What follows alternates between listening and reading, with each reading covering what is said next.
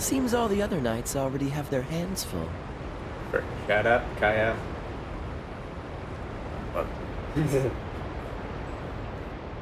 Alright, let's look at the volume. A lot of sound from the waves, but supposedly that should be okay anyways. Well, anyways, oops. Alright, guys, welcome back to Genshin Impact. I am Shadow Bowser, and I'm here today to actually... Well, Fontaine has just come out, which is awesome. Now, the thing about it is I actually teleported Come here. on, let's get moving. And a slight cutscene has played. Whoa.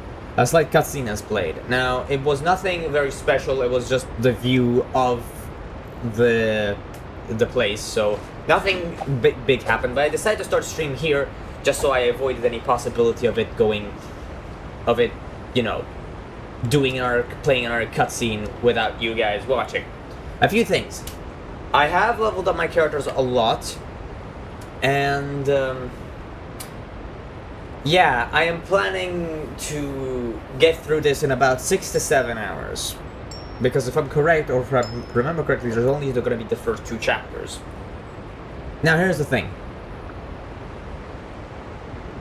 I will try to... First things first, I am at world level 6. Even though I have some level 90 characters, I'm still world level 6.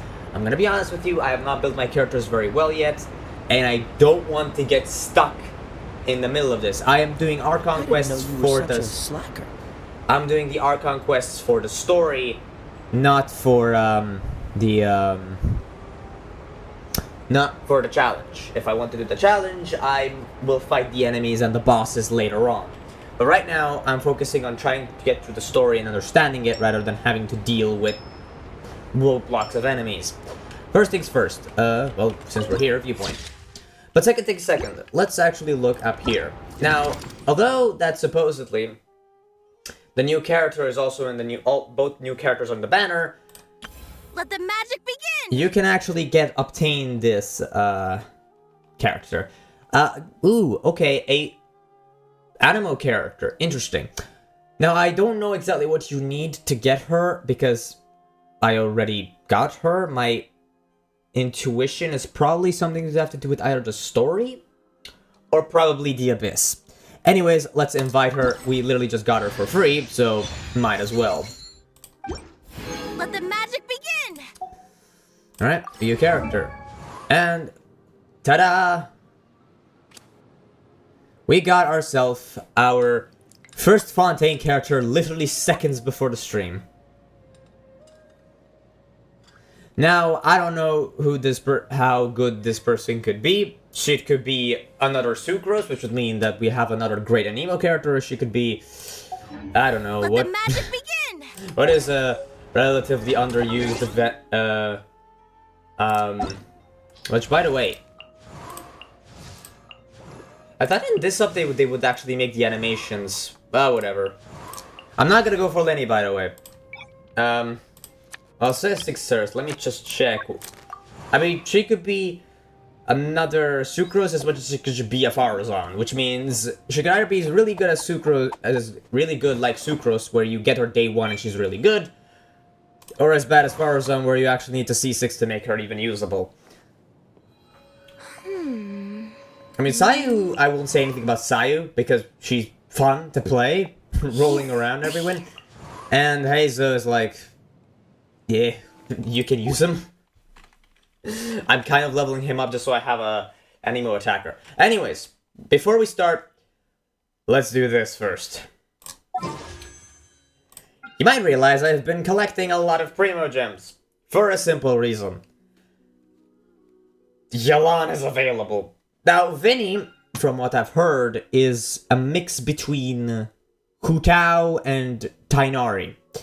Now, although I'm leveling up Tainari, and I don't have Hu Tao, which I've heard Hu Tao is a pretty good one, he's a very high-risk, high-reward character. Now, it is not guaranteed yet, but even so, he's competing against Yelan. And, by the way, I don't have Shinsho. So, it even is a bigger incentive for me to try to get it. Now, if I'm correct, supposedly and hopefully, I still should have my pity. So, if I check correctly, I have like 34 pity. So that's 10. This is 15, 20, 25, 30, and there 34 pity. Now, if you remember, I was pretty lucky because I managed to get Tainari and Kazuya in the first 2 10 pulls, which is pretty nice. Now I have a 34 pity. Now I'm almost basically guaranteed to getting a 5-star here. Whether or not I get Yelan is whether or not I can win the 50-50. Now the question is, if I get her early and get lucky at one point, if I get an early 5-star at one point, there's a very big chance I might get Yelan, because even if I fail the 50-50, I can still have enough Primo Gems to rerun. Still, this is not a lot of Primo Gems, and it is scaring me. Not gonna lie. Yeah, it's 10,000, and this is just all free to play, by the way. I have not spent a penny on this game, and I won't spend a penny on this game. But still, it's terrifying. I've been saving up for an entire update this amount of Primo Gems. Just in case. I actually wanted to spend some on Kokomi, but when I found out that Yelan was in the banner, I have to. Alright, let's see. First 10 pull. Will I get lucky or not? No, 4-star. Also, I really wish to get Benneth if it's possible. So, nothing. Slingshot. Harbinger. Slingshot. Bloodstained Greatsword. Slingshot. My gosh, so many slingshots. Debate Club. Well, you ask for the devil, you get the horns. I got Benneth first try. Honestly, even if I don't get Yelan, I'm not gonna be that upset. Now, if I get a C1 Benneth, that would just be golden. If I manage to get a C1 Benneth. But, I don't know if I am that lucky, not gonna lie. Let's go for it and see how this goes. Temple. Bron, okay. We're at 50-something pity. 54 pity, yeah. Emerald. Bloodstained. Harbinger. Magic. Trilling. Sharp. Harbinger. I got C1 Ben.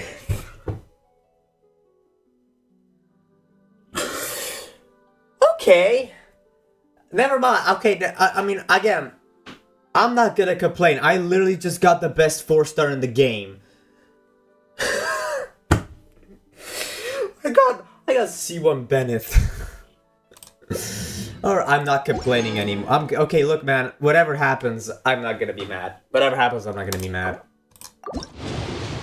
Honestly, I was worried that I would get like Barber or something. Oof. Bro, I'm actually gonna get C6 Bennett, which is not good. I don't want C6 Bennett. Oh my gosh. How many Bennetts am I gonna get? I was like, okay, Bennett, I would like Bennett, but okay, now give me Yelan, please.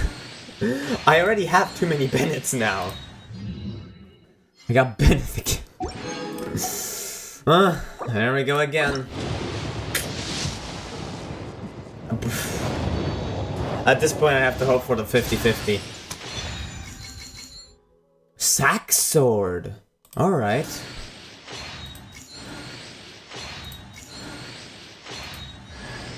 I got...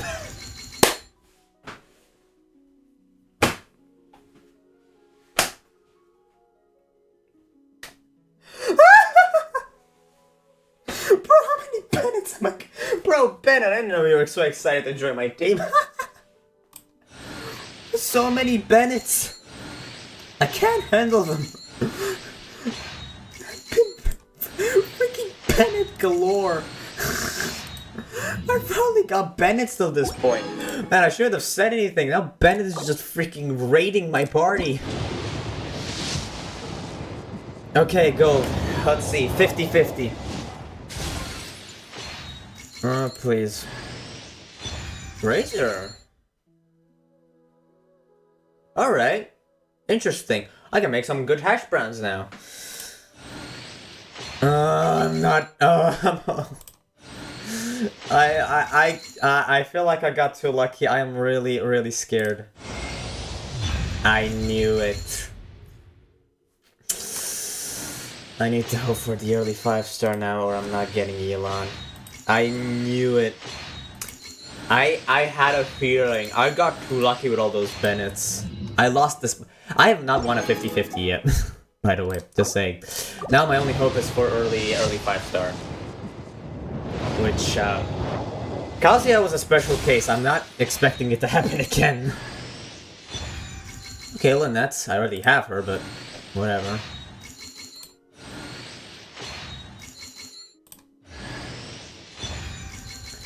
Not really excited for that, but I got a character anyways.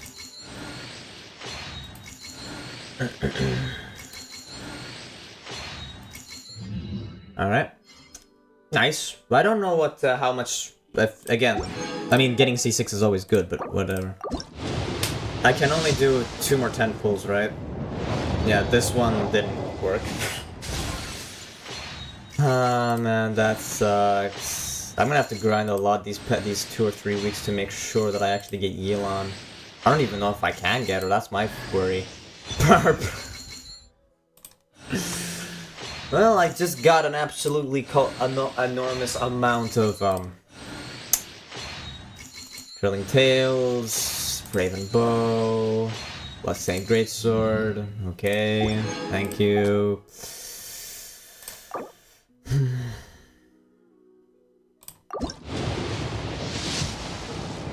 Yeah, I wouldn't get that lucky. I lost all my luck with Bennett. Yikes.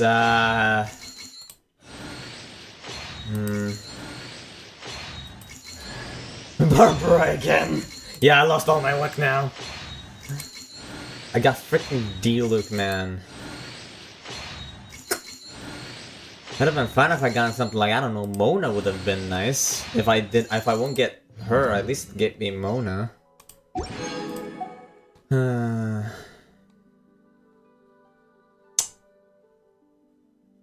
Well, I'm not complaining. I did just get, I think, C3 Bennett, which is pretty crazy. I mean, let's be honest. So we got Lynette, we got Bennett, and we got D-Luke.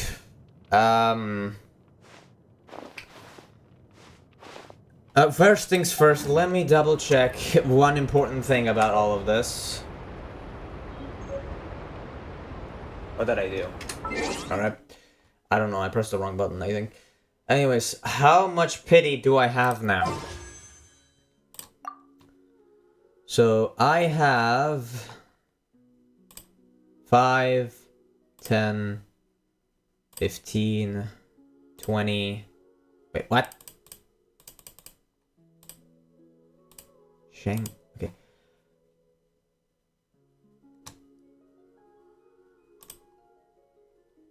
What?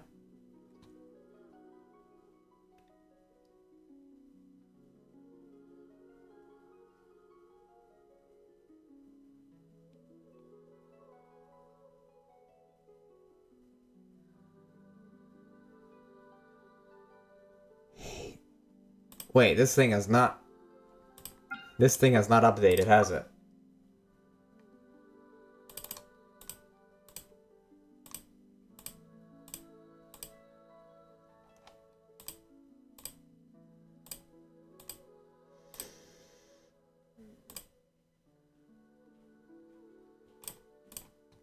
I don't know. Why does it not update?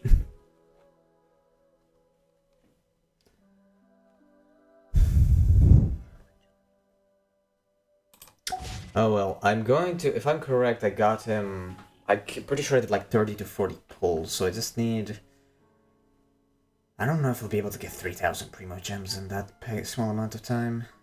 I could give it a shot, I have a lot of achievements yet to do. But, with that out of the way, let's get moving. We got... We're not frozen in place after I'm gonna all. have to start leveling up Bennett, by the way. And do I even have a good sword to give him? I don't think I got... I got Sack's Greatsword, if I remember correctly. Not Sack's Sword, which might be a problem. Alright, let's see how I'm gonna get there. Now, supposedly, there should be a boat spawn somewhere around here. This first 15 minutes, I haven't even begun the story. 10 pulls galore. I did, okay, it seems. But I didn't get Yelan, which really scares me.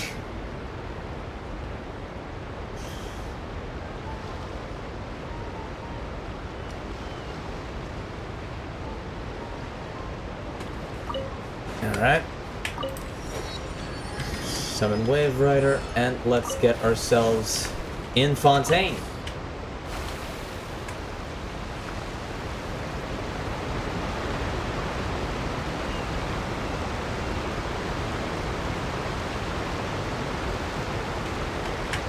How big is this place anyway? So first things first, I need to get to a waypoint. And there is... well, why not get it, right? Right there.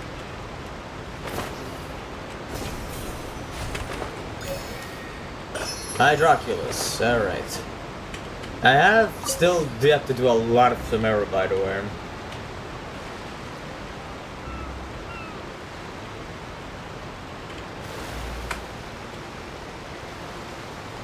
Where? Oh, it's on top. Well, how do I get up there? I guess I'll just...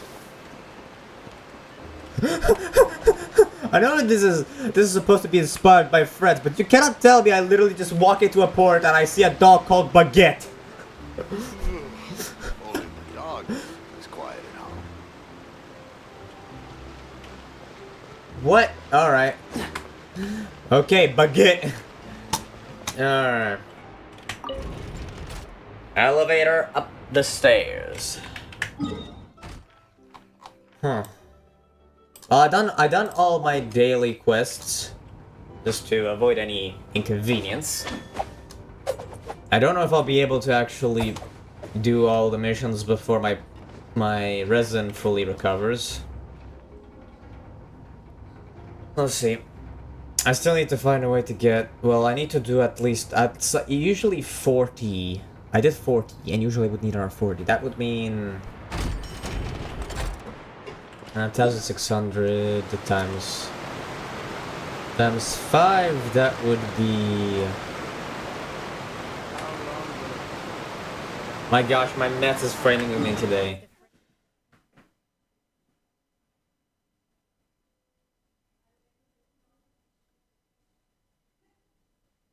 Like 6,400. I need like 6,400 Primo Gems to almost guarantee myself a Yelan.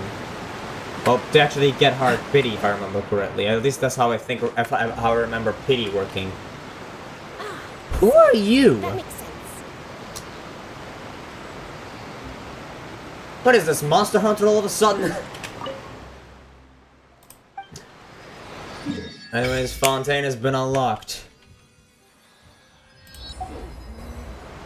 Alright.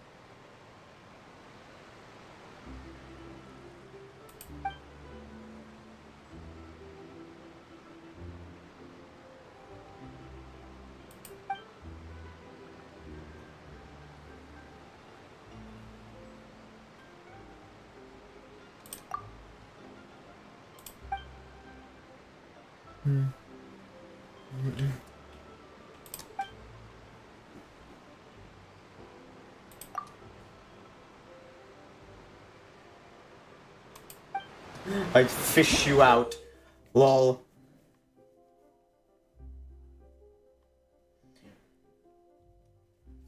Moving through the lakes of Fontaine. What you expand while moving underwater is not stamina but aquatic stamina. As much when your aquatic stamina is spent, you will not drown.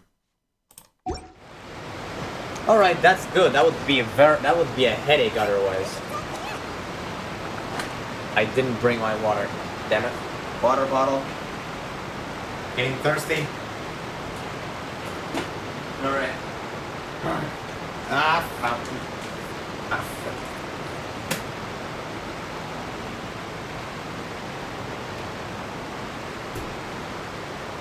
I didn't know you were such a slacker. Alright. Oh, there's one right here. Well, that's convenient.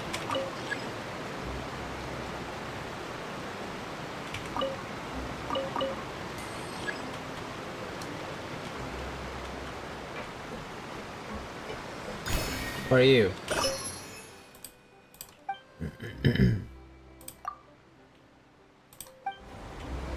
What?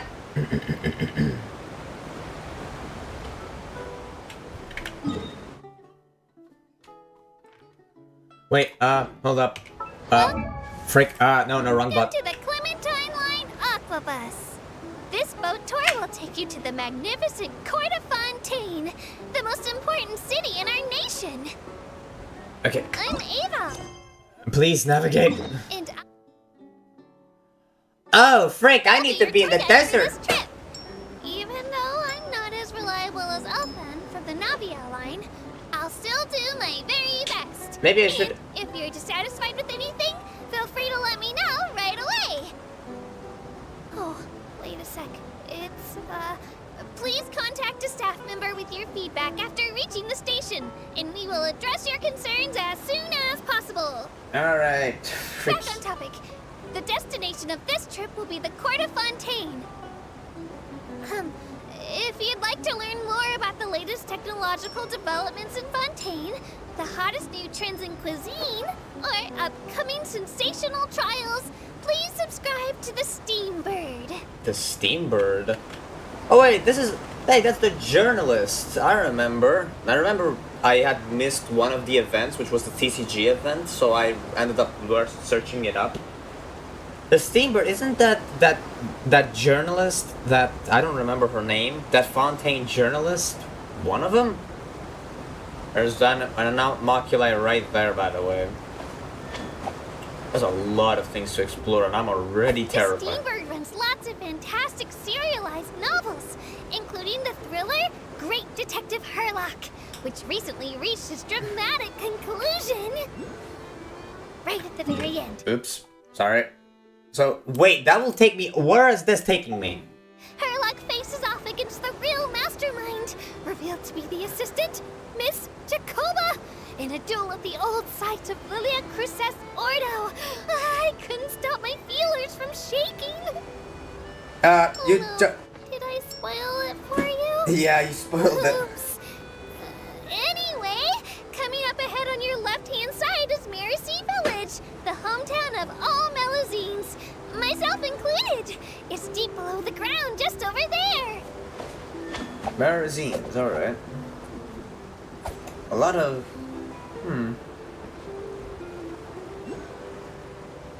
There's an Macula right there. Birds. We will now pass through Poisson Tunnel.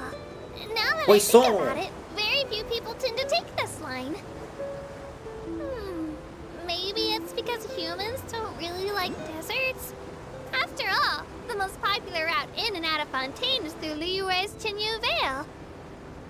I've heard that in places with lots of sand, even clockwork mecha will start to malfunction.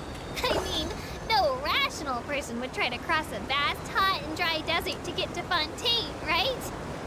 I'm so sorry. I didn't mean to imply that you were irrational. Man. Alright, man. Okay, we're getting close. Oh my gosh. Please don't tell me. Oh my gosh. This is... Seems all the other knights already have their hands full. Oh no. Alright. I didn't... I should have probably looked at the... I should have probably looked at the Archon quest before doing something as stupid as just going immediately to Fontaine. Yeah, whatever. If I manage to get to the Statue of the Seven, I can see the waypoints, so if I need to get there quickly, I can just do that. I just hope this trip is not in vain.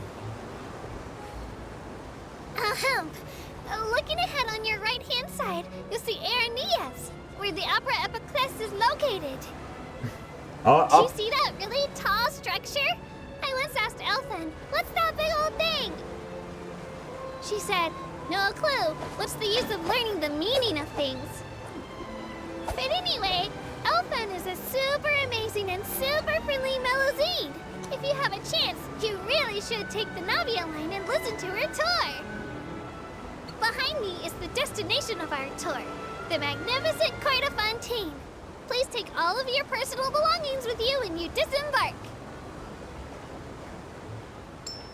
Okay, so I'll be able to get to this point and probably be able to see the region.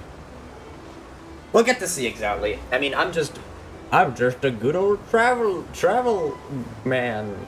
Not here to speak with the Archon at all. Come on, let's get moving. We're not frozen in place after all. Can I sit down? Yes, I can. I was standing up the entire time. Lol. Just staring at the cat. That's not a cat, probably. But I don't know what it is yet. Oh no, I almost forgot. Ahem. While aboard the Aquabus, please keep your head, hands, and other body parts, as well as your canes, swords, cameras, and other personal items inside the boat at all times. The Aquabus operator bears no responsibility whatsoever for any injury or loss incurred as a result of disobeying the rules. Nice. Maybe it's a bit late for the disclaimer. Yeah. Anyway, I'm happy you've had an incident-free journey today, and it was my pleasure to serve as your tour guide for this trip. Thank you! Alright, now how do I get to the... Welcome to Fontaine! Yeah! Alright. Up and up and... Wait, what? Oh, I need to get to this. Maybe floor 1, I assume? What? I'm going down? Oh. I'm on the second floor. Idiot. Well,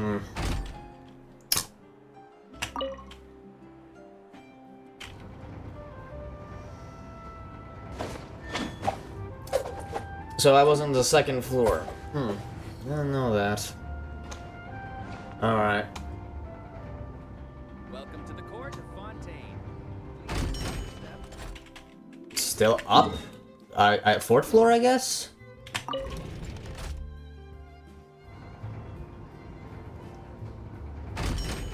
Alright. Well. Okay, yeah, there we go. Fourth floor it is. Boy, the elevator is gonna be a headache. Welcome to Palais Mermoni. Side quest, not now, because side quests lock main quest, and I hate when that happens. Actually, before I forget, I need to get the keys. Leave. I need to get the keys, because, I did my dailies and I forgot to do it. Which one did I have to do? I have to do Act 2. Understandable. Have a nice day. Anyways, let's go all the way back to Caravan Rebot.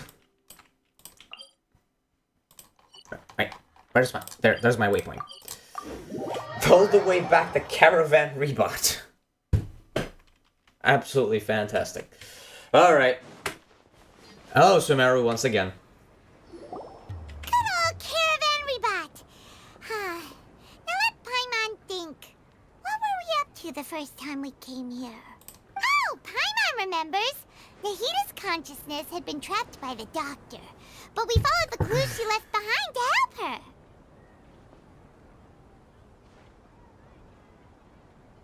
Yeah. So much time has already passed since then. And it seems Sumeru's changing for the better now that Nahita's in charge, right? Paimon just hopes this peace will last a long time. And then Nahita won't have any more new problems to deal with.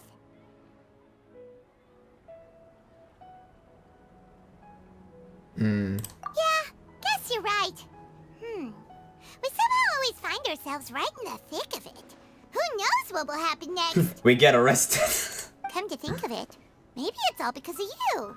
Maybe you're just a magnet for trouble. Wow, Paimon. Huh? Me? Before Paimon ran into you, Paimon never ran into any trouble. At most, when she was super tired, Paimon got caught in some strange whirlpool and sucked out into sea. And even then, you fished Paimon out. Anyway, for Nahita's sake, maybe we should think about heading to our next destination for now. Next stop, Fontaine. Ah, look who it is. Running into you in a place like this? I can see you two still love wandering around. Oh, it's Dia! Since when are we just wandering around?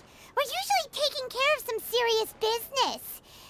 Even though it may have nothing to do with our journey. But never mind that. What brings you here? I just finished a commission in the desert for a usual client of mine. Nothing too interesting. Just escorting a shipment of goods. I'm on my way to report back. That's when I saw you two all the way over there, chatting away. What were you two talking about anyway? Huh? You serious? Can't say I saw that coming.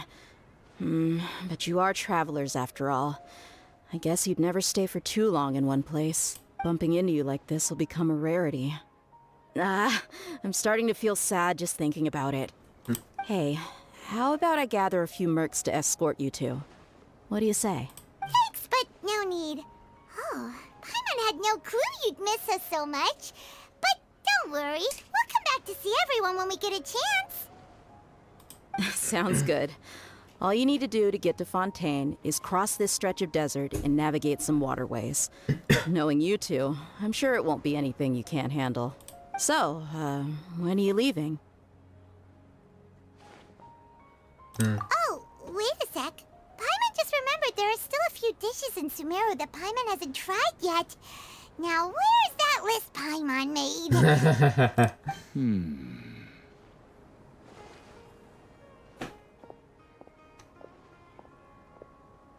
I see. Guess you won't be needing a going-away party or anything. It's sad enough to see you go like this. Though, now that I think about it, Sumeru wouldn't be what it is today without you. Seems true heroes always prefer leaving quietly. By the way, should we go say bye to Nahita? Oh, good point. Then there's no need to bother her in the real world. Then, I guess this is goodbye for now, Traveler in Paimon. Whether as a client or a friend, you're always welcome to come find me. Goodbye, Dia. Bye-bye, Sumeru. Aw. So it's a farewell in Sumeru before leaving.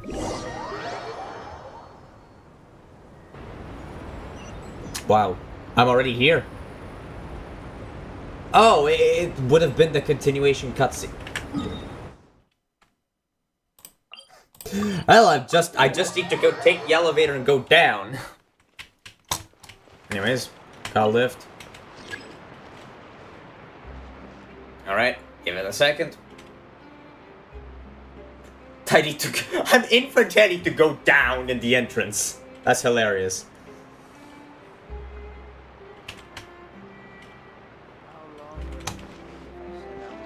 How long will it take? Yes, how long is this elevator gonna take? Hello? Finally, my god, the lift actually takes quite a while. Actually, do I need the lift or can I just jump down? Doesn't seem like a good idea. But I'll do it anyway! Whee! Actually, I should probably do it here so I don't accidentally start a cutscene and fall to my death. Let's just go like this. No. Okay, there we go. And we're at the entrance. Quest area reached. There we go.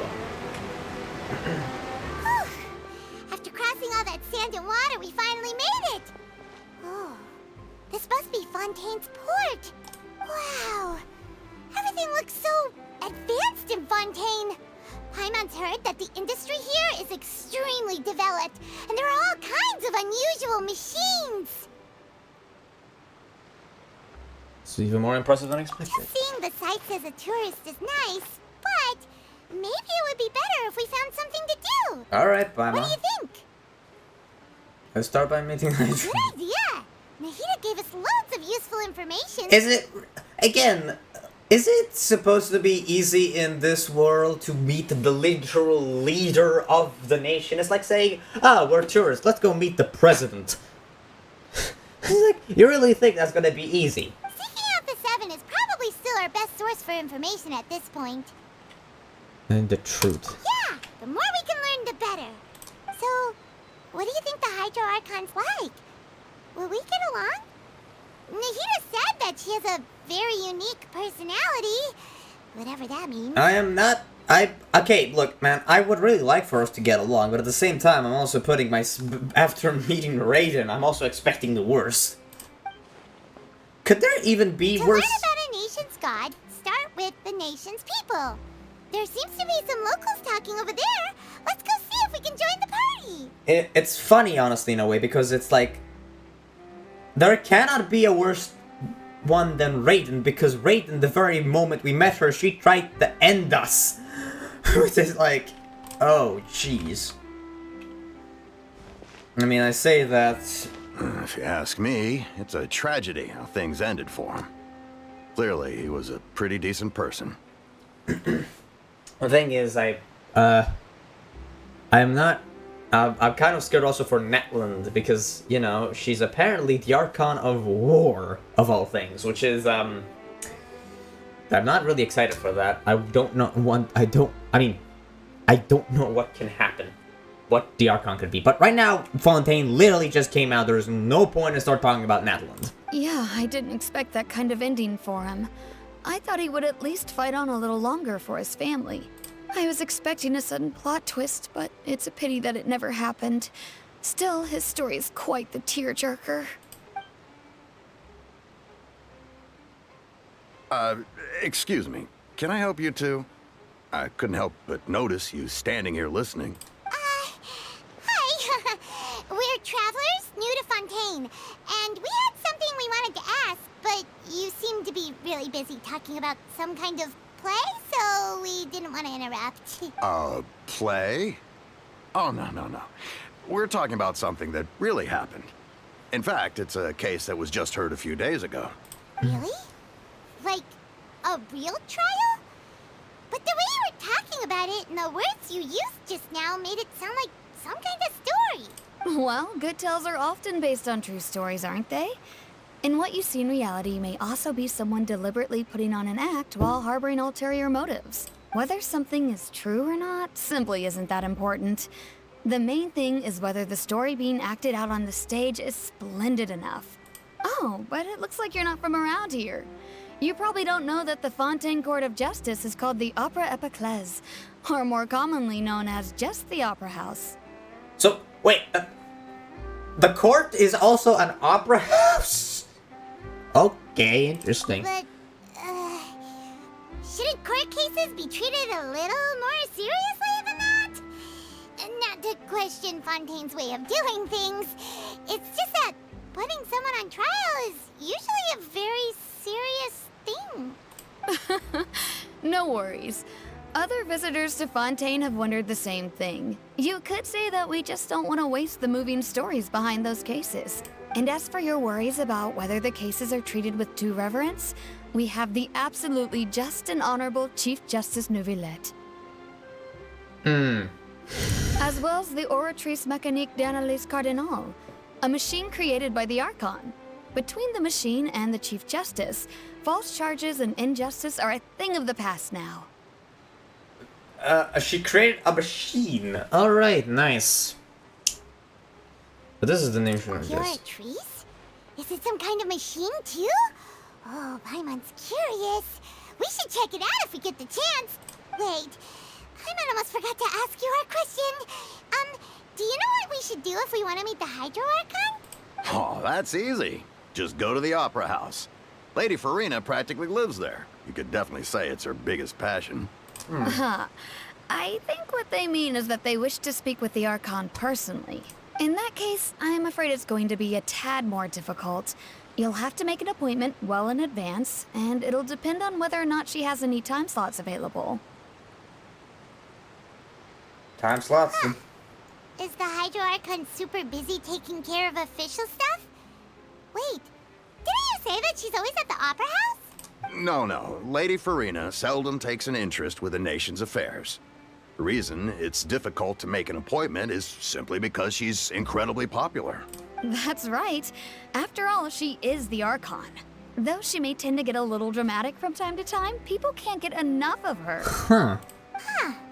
First time Paimon's ever heard of an Archon being described that way before. Wait! Paimon gets now! The Hydro Archon is kinda like a big celebrity here, right? Yeah, I suppose you could say that. Perhaps you could even say our mascot. Mascot? Hang on. This is still Fontaine's Archon you're talking about. You should show some more respect. Yes, you're right. I guess I should at least try to be a little more respectful in front of visitors. Otherwise, I might get arrested and find myself face to face with Monsieur Neuvillette. Come on. Sure, there's a lot of laws here, but nobody's going to be arrested for saying something disrespectful about the Hydro Archon. Alright, I think we get it. Thank you! At least we now know that we can find the Hydro Archon at the Opera House. But who knows how long making an appointment will take? Guess we could have a look around the city in the meantime. Hey! What are you looking over there for? Huh. Maybe something's the matter. She isn't going to jump into the water, is she? Maybe we better go check on her.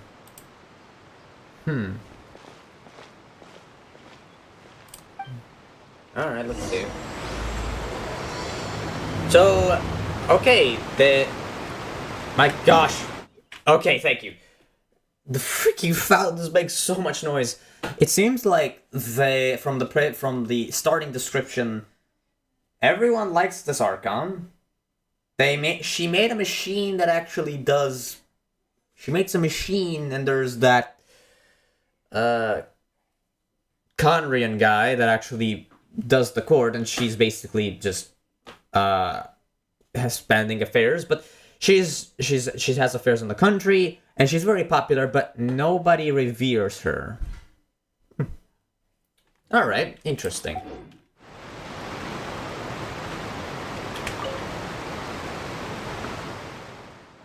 Hello there. Excuse me. Are you alright? Huh? I'm fine. Thanks.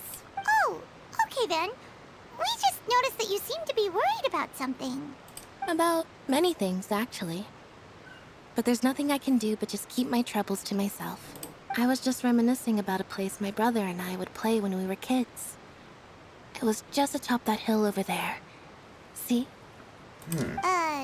You're pointing at the sea. Wait, are you saying that you and your brother lived in the water? No people call the waters around Fontaine a sea. It's actually just an inland lake that's filled with fresh water. And no, I can still see that hill clearly in my memories. Now, it's been completely submerged. He would skip and jump, tossing sand in the wind. The sun shone brightly, and the air was filled with the scent of the sea. But now, the water is gradually swallowing our memories. It won't be long before it swallows us. Sorry. Paimon doesn't really get what you mean. This is sad. I don't believe we've had the pleasure of meeting. Are you Lynette's new friends? Oh, and you are? Thanks for looking after my sister. She often comes here to reminisce about our childhood, that's all. There's no need for any concern. Lenny. Allow me to introduce myself. I'm Linny, and this is my sister Lynette. If I had to guess, I'd say you must be travelers from abroad. Nice to meet you. Paimon is Paimon, and this is the Traveler. We just arrived in Fontaine. We were just talking with your sister. Even even though we didn't really get what she was saying. I see. It's unusual for Lynette to be so willing to talk with anyone. In fact, she seldom speaks at all. I'm usually the only one she ever talks to. Oh, really? Then you two are just like us! Paimon's always the one talking for some reason. Thing left for me to say. So that's how you think it is? I also think my brother can be too talkative at times. Seems you were right, Paimon. We are quite similar. So, what did Lynette mean just now when she said that the water is engulfing your memories? And that it won't be long before it engulfs you too? Oh, that. It's from a prophecy that's been circulating in Fontaine for some time now. Well, I suppose prophecy isn't exactly the right word, because that implies a certain amount of uncertainty. There's no doubt about what's happening in Fontaine now. What's happening? Where to begin?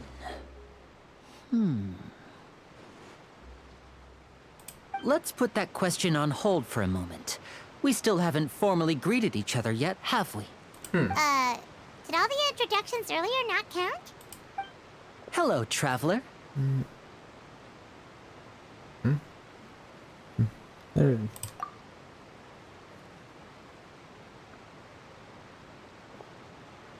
And hello, Paimon. Hey! Why didn't Paimon get a handshake? You're not poking fun at Paimon, are you? Please, don't take offense. Just consider it a sort of etiquette we have here in Fontaine when making new friends. You should remember it. It might prove useful. Oh, all right then. Well, Paimon's just happy to have a local friend now. By the way, we were just getting ready to go to the Opera House to meet the Hydro Archon. Would you be able to show us the way? So you're going to see Lady Farina? No problem at all. In fact, I was planning to go to the Opera House later myself. I'll gladly take you once I finish things here. Please, follow me. All right. Let's go. So we were introduced to Linny and Lynette. I can't pronounce her name yet. Funny, since I actually freaking unlocked her already.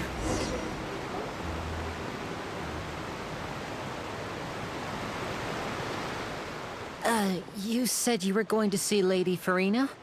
Well, it seems Lady Farina has come to see you. What?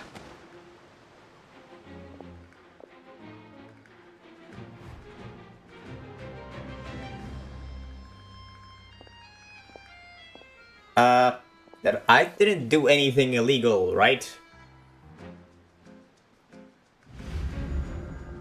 Yes? So, she's the Hydro Archon? But how did she know we were looking for her? My dear people, rich and poor, those with cup in hand and those with nothing at all, raise your glasses in celebration. If you don't have one, then just raise your hand in lieu.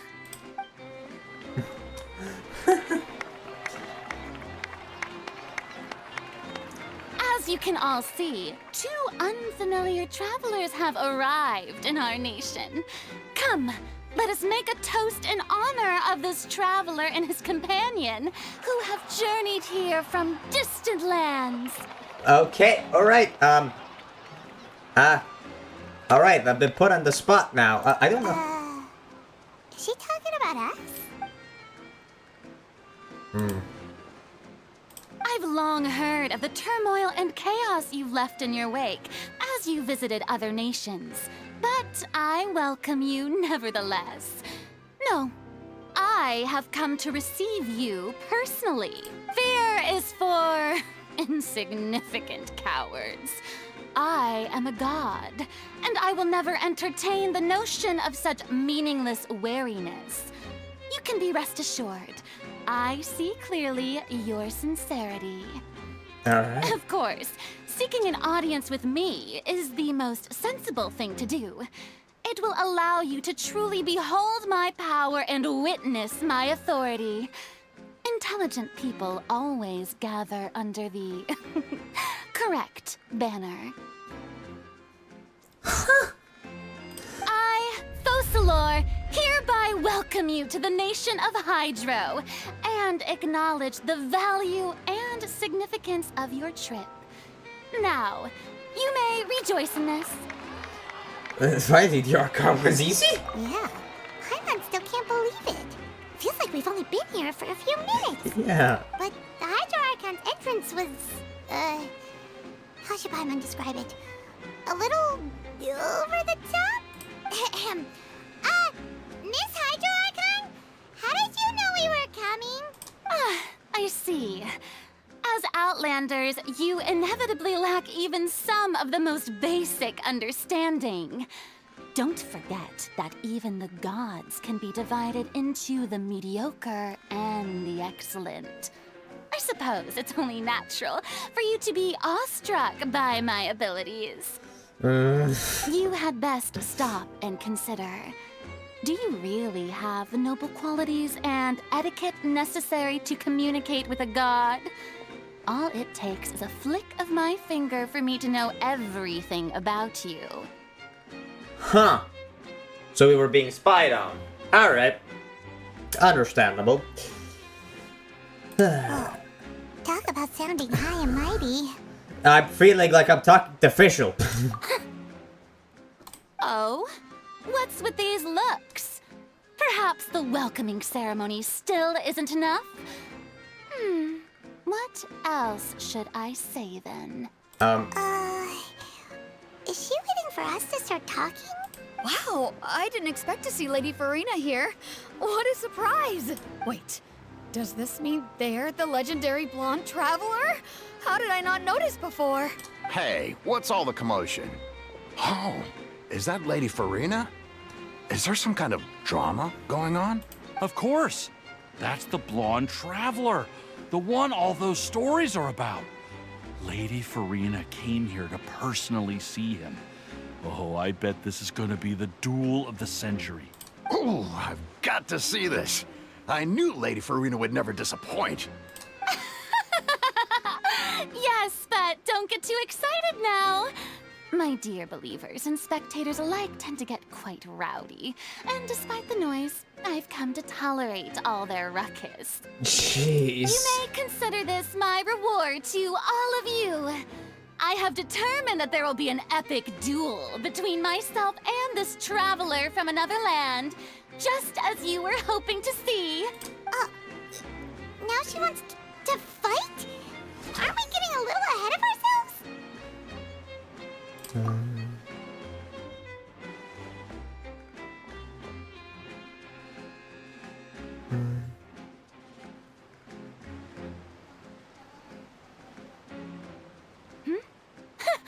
Are you not afraid?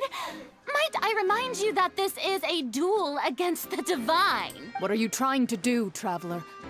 Provoking a god in front of her people? Stand down, Clorend. I admire his bravery. Few have the courage to draw their sword against a god. He is obviously a true warrior.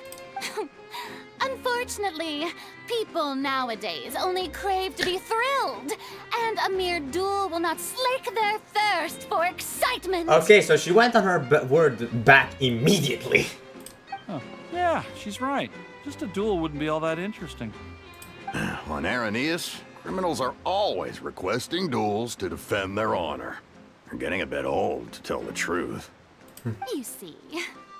Then, as the god of justice, I shall face this traveler in another kind of duel.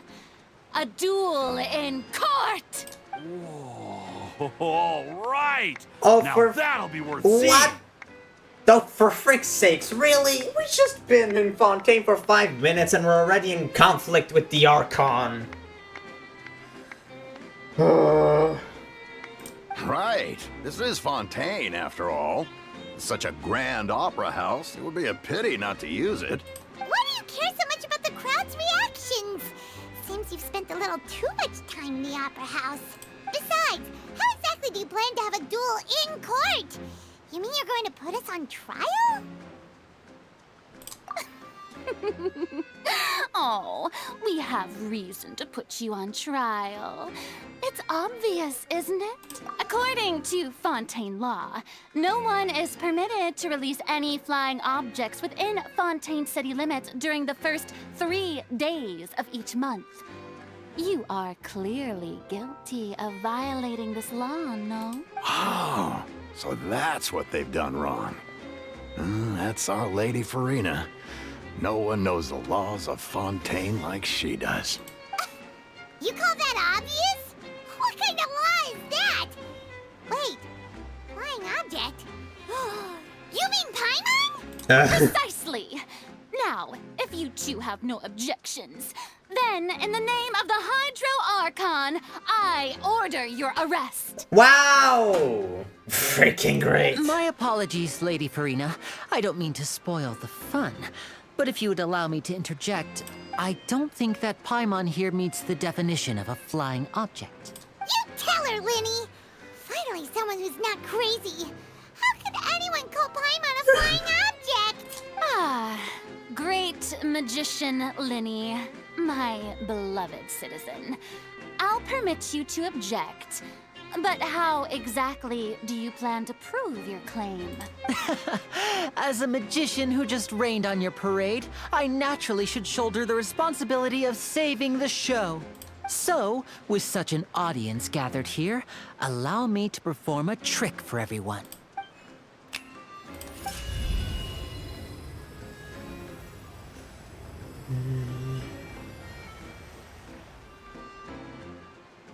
Ta-da! What's that on Paimon's back? Hey, when did you do that? The back. Oh. Oh, Linny, yes it. Oh, bravo, Linny. Bravo. There. As you can all clearly see, Paimon should be classified as, well, something like a balloon. This rope has been in the Traveler's hand all along. It was just that no one could see it before. Huh? You call that magic? You've got to be joking. I thought it was pretty good. Nice one. Huh. I'm not sure what to think. It seems Lady Farina's charges no longer hold water. Uh-oh.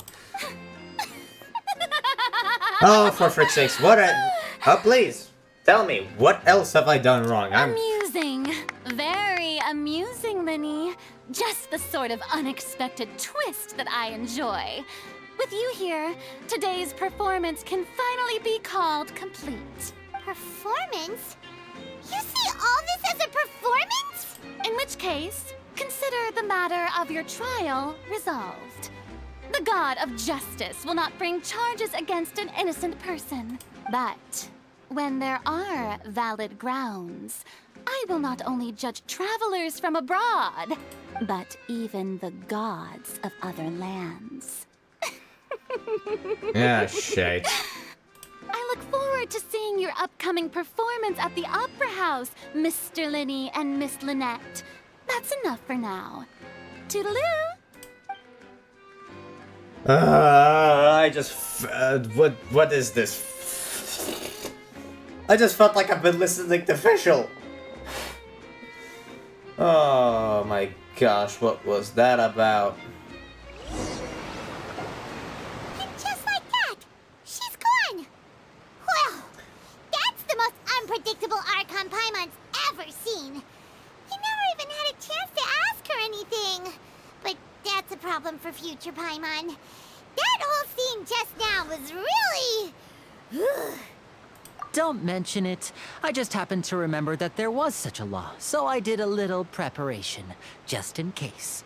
I didn't think it would actually come in handy.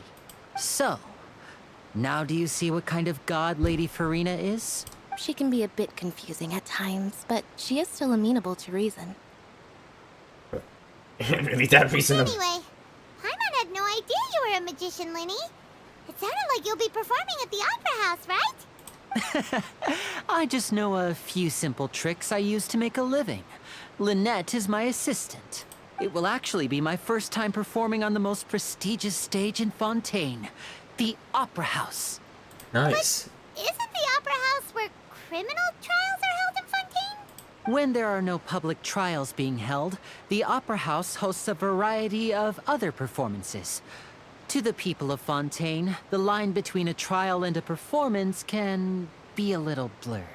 And speaking of performances, I would be remiss to forego this opportunity gifted by fate. Might I invite the two of you to see my performance? Sure. My brother's always excited to make new friends. Oh, sure. We don't really have anything to do now, and we wanted to go to the Opera House anyway. We would be delighted. Splendid. In that case, why don't we go together? I'll show you the way. I just have something to take care of first. Any way I can help? You really mean it? Then I'll take you up on your offer. This is a magical item known as a magic pocket. Perhaps you can help me distribute them to the people here. Huh. Huh? What are they going to use it for? About that... You asked me before about the prophecy, right? Let me start by telling you a little more about what it entails. I'm not sure exactly when it began, but a prophecy has been circulating around Fontaine. It says that every person in Fontaine is born with sin. No matter how the nation of justice holds trial after trial, this sin cannot be absolved. Until one day, the water levels in Fontaine will rise, and the sinful people will slowly be drowned. In the end, the people will all be dissolved into the waters, and only the Hydro Archon will remain, weeping on her throne. Only then will the sins of the people of Fontaine be washed away. That sounds pretty gloomy. Why are people in Fontaine born with sin? What is that supposed to mean? There are lots of guesses. Some say that the ancestors of Fontaine stole the power of the seas and stirred its wrath. Others say that the people of Fontaine never heeded the first Hydro Archon's warnings and offended Celestia. But here in Fontaine, evidence is what matters. There hasn't been concrete evidence for any of these claims, so they can only be regarded as conjecture. If even the people in Fontaine don't know what sin they committed, wouldn't it be better just to ignore the prophecy completely? Why bother feeling guilty all the time? That's exactly what the people did at first. But in the last few years, the water levels in Fontaine have actually started rising. Oh no. Many places have already been completely submerged, and now lie beneath the sea. Many people carry on with their lives as before and shrug it off as a natural phenomenon. But my family and I think that the people of Fontaine shouldn't ignore the possibility, which would end up sentencing them to death.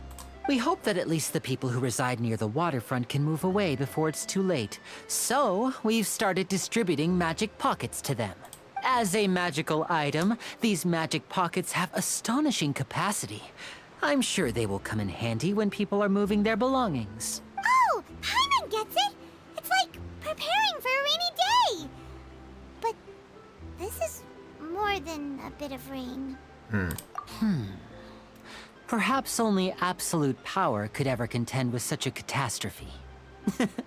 But who knows? We're just tiny specks in the grand scheme of things. Now, if you'd like to help, then please give these magic pockets to anyone nearby. Be sure to convince them to take it, regardless of what they say. Alright. Interesting. Now, I need to go to the bathroom very quickly. I'll be back in seconds.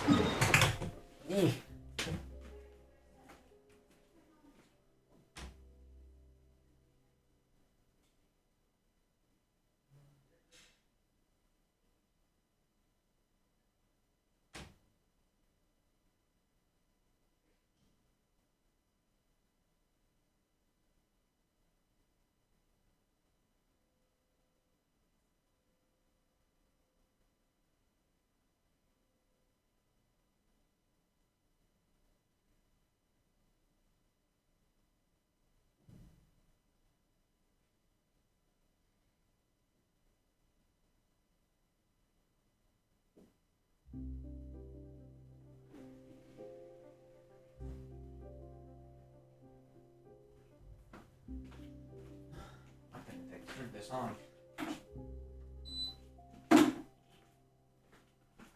Alright. Let's go. Nope.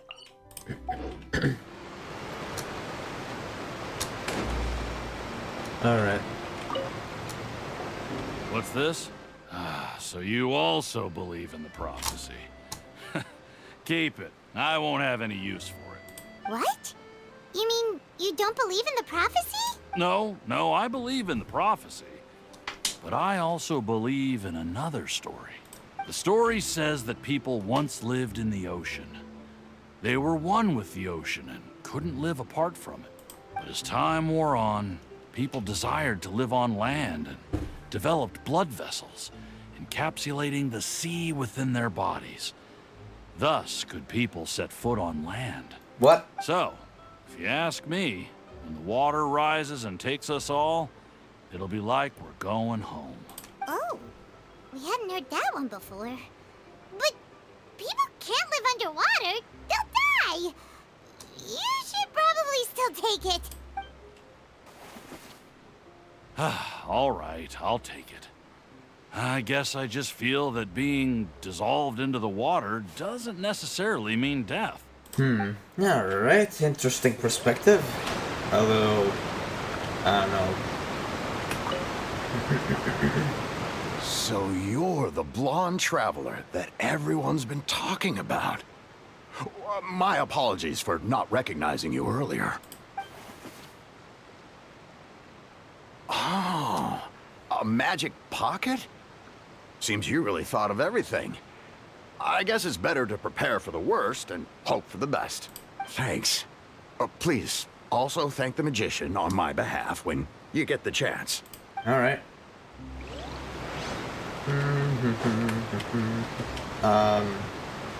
Heh. Ah, frick. Eh.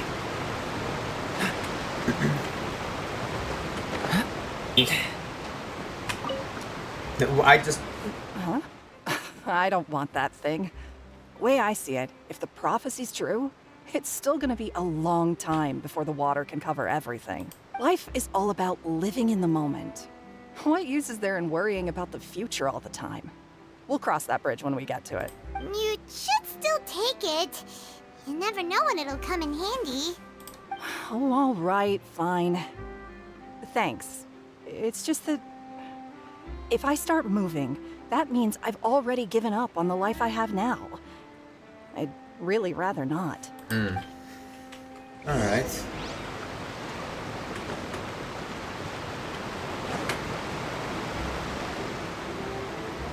Oh? You already handed out all of the magic pockets?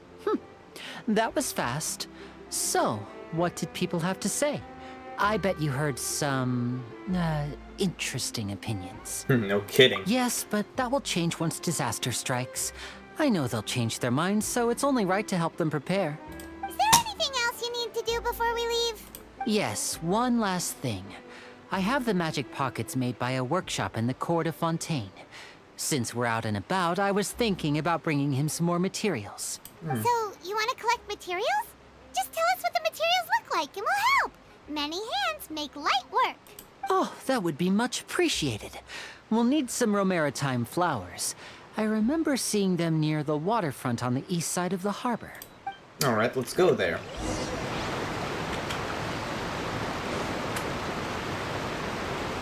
Wait, no, this way, I guess? Shite. Nope. Wait, no, the waterfall is over here. No, never mind. It's right over here.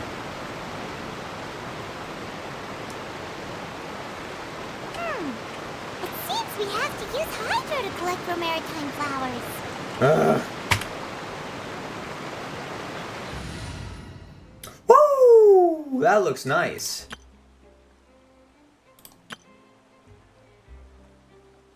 Yeah, my first two teams are ones that I changed. I make to make them actual viable teams. Anyways, Barbara, help me out here. 1, 2, 3, I'll get more because, you know, Go, Barbara, go! I just want to get Yelan so I can also always have Hydra with me, but that might not be a possibility. Although I do really like this. Looks really nice. Wonder. Wait, hold up. No, actually, no. I'll when I'm moving, when I have to use a waypoint, I'll go check the other nations. See what happens if I go to other nations. You made quick work of that. I can tell you're an experienced traveler. I've also finished collecting a few here. Maybe next time you'll feel like helping too, Lynette. No way. I'm in power-saving mode today. Otherwise, I fear I may not have any energy left for the performance at the Opera House. Fine. Though the performance is still a long way off. Now that we're finished here, we should get ready to head back to the court of Fontaine. So, we're going to the court of Fontaine before we head to the Opera House? Good. Paimon wants a tour of Fontaine's largest city and try... Bye? Wait, shh. Have you noticed that person over there? The young girl. Huh? What's wrong with her? Paimon didn't notice anything. She's obviously a thief. Magicians and thieves practice similar methods. We divert attention, and a distracted audience is one that won't discover what you're really doing. Watch her movements carefully.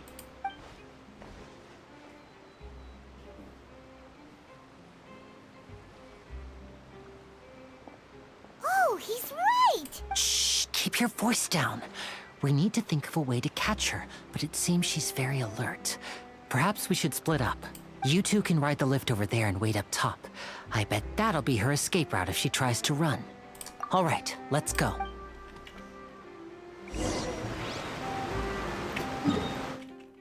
Oh, since it's so serious, I'm gonna do this first, and then I'm gonna do that. Alright. This is the spot where Linny wanted us to wait. Oh, look! Isn't that her?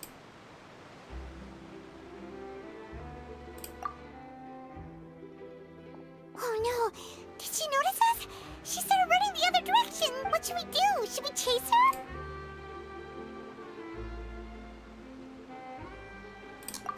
You're right. She might also be trying to lure us away. Nothing's happened for a while now. Paimon wonders if Linny caught the thief. Yeah, let's go.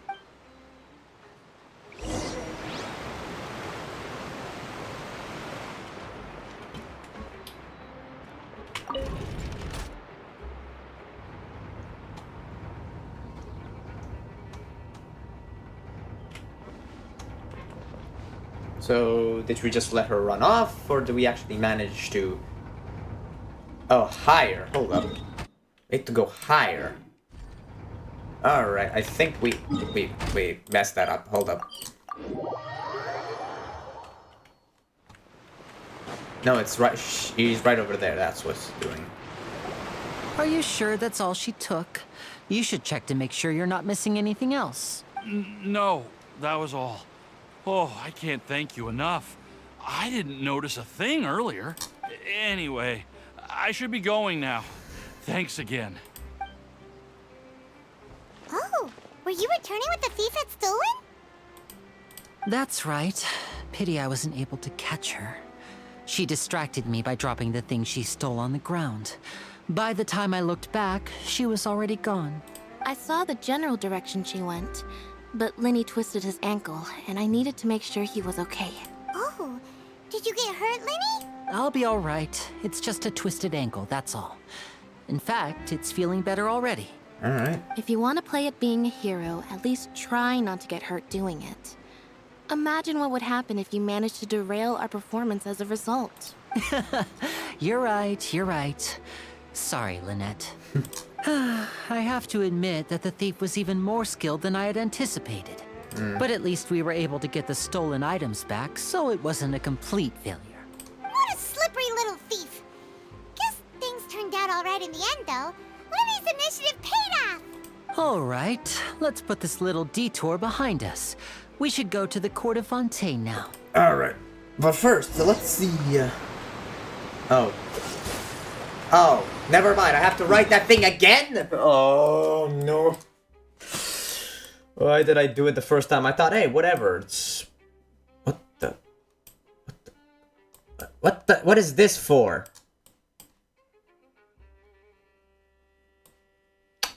Alright, first things first. Sumeru. What happens if I do that in Sumeru? I want to know, okay? It's really interesting. Alright.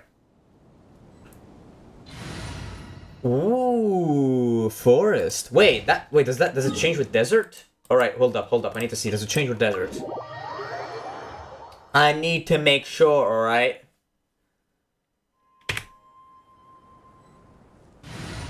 Oh, it does. That looks interesting. Let's try leeway. Wait, what about the chasm?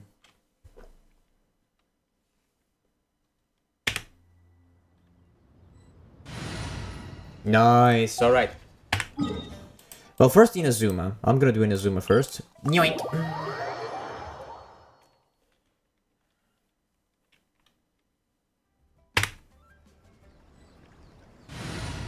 Ho ho ho ho ho. They all look so good. I need to do the chasm. And obviously I'm leaving Mondstadt for last because I love Mondstadt. Alright. Let's see. Oh, it's still just leeway. Oh, I would have been... They made the desert for Sumeru, but they didn't do the chasm? Alright, I'm a bit disappointed. Mondstadt, show us what you've got. Oh, I love this. The City of Wind. I have to do that all over again. Ugh. Just wasted like 5 minutes for nothing.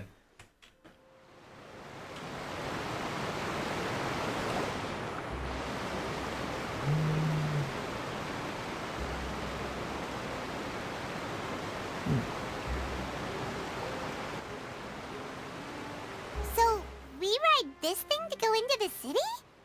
What an ingenious way to get around! People in Fontaine really know how to use water! This is an aqua bus.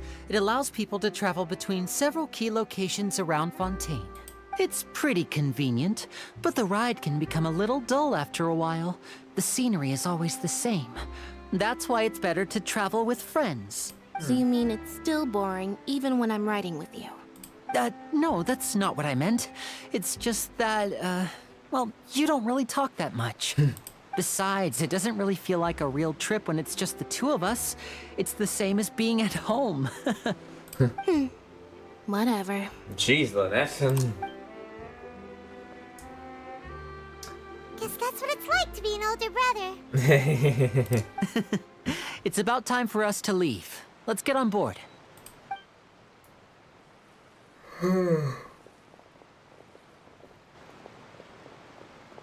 Yanfei! No, fucking not Yanfei. I'm sorry about the jokes of lines. I just immediately clicked on Yanfei. But Charlotte, that's the one from the thing. Oh, excuse me. Aren't you the great magician Linny and his assistant Lynette? Hello. I don't believe we've... I wonder when she will be available. I'm Charlotte, a reporter for the Steambird. Charlotte, there we go. I remember you from the first event that I didn't do. Because I didn't have quick meet you. Whoa, From the Steambird, I didn't press anything. We've often relied on your paper to promote our performances. Oh, it's forced It's an honor because... to meet you. Wait, could that be the legendary traveler who's been making headline after headline in their journey across Tibet? Is it? Amazing! You recognize everybody almost immediately! I wouldn't be much of a reporter if I didn't know who's who, would I? Wow, today must be my day. Who knew I would end up on the same boat as so many VIPs? Could my vision finally be showing me some favor? So, Charlotte, what do you usually report on? Well, when there isn't any breaking news, I mainly cover the trials at the Opera House. You can still manage to keep readers' attention as long as you tell things from a clever enough angle, even if it's the same old topics. For example, reporting on how a scammer once deceived vulnerable girls into relationships, or how a financial criminal was once so poor that they ate a single piece of bread for 5 days. That would definitely get my attention. That's fine and all, but what I'm really after is exclusive, sensational news pieces that could shake the country. These smaller stories are a waste of my talents. Huh. Oh, I just remembered. I've been following a case lately. Well, a series of cases, actually. You mean the serial disappearances of young women case? That's right. These stories are the talk of the town right now, and it's probably the most mysterious case we've ever seen.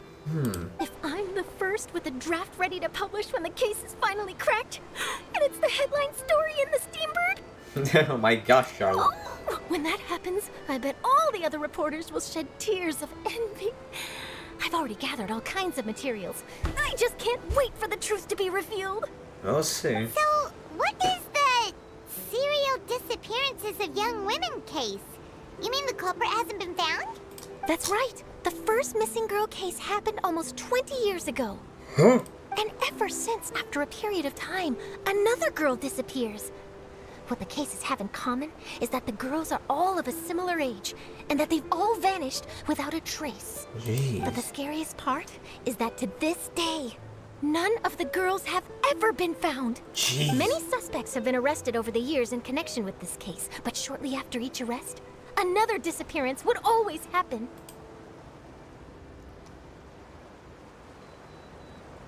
There must be more than one criminal at work. Yes, it's possible. But either way, I believe that every case has some precise truth behind it, waiting to be exposed. But that is just outright a criminal organization. I think it's just an outright criminal organization has been formed. Yes, I agree.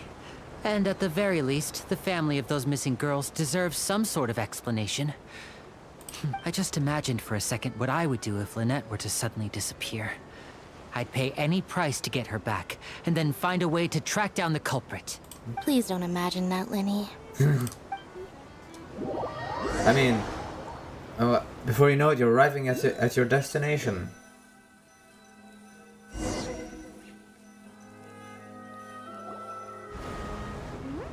Hey, we're almost there! Look!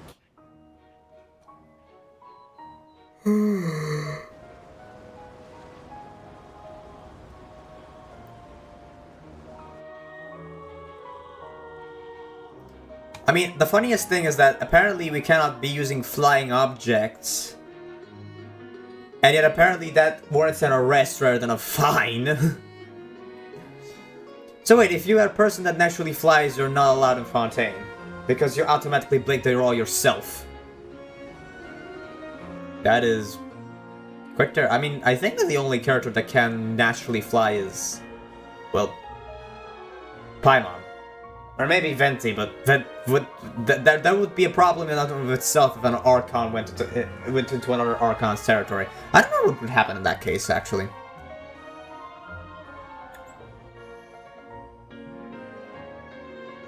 Well, I really enjoyed chatting with you.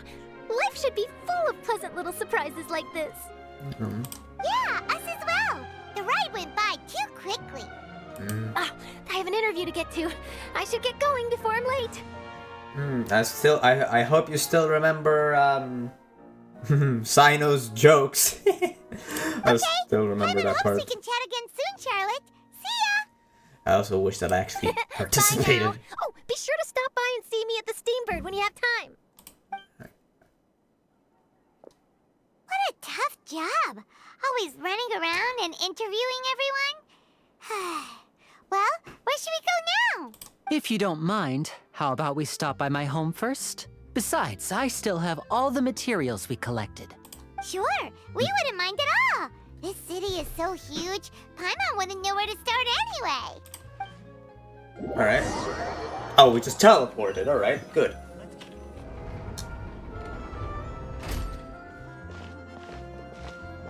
Oof.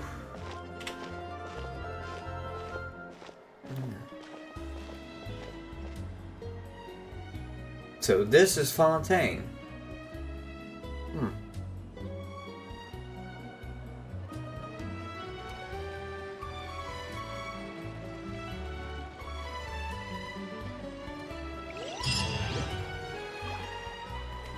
What? Oh, this way.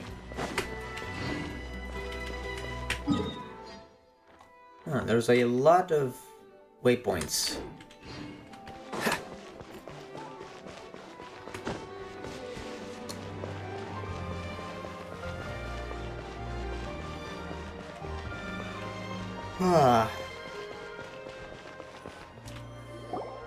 This is our current abode. Fremine, you're home. Where did everyone else go? I have some new friends that I would like to introduce. Oh, they all just went out a moment ago. I see. Everyone is getting busier now that Father will be returning soon. I suppose that can't be helped. Allow me to introduce you to my little brother, Fremine. He is a phenomenal diver. Hello. A bit on the shy side, it seems. Nice to meet you. Paimon is Paimon, and this is the Traveler. Oh, you sound very proud to have a diver as a brother, Linny. Linny, could you come here for a moment? What is it, Fremine? Do you have something to tell me? Alright, you go ahead.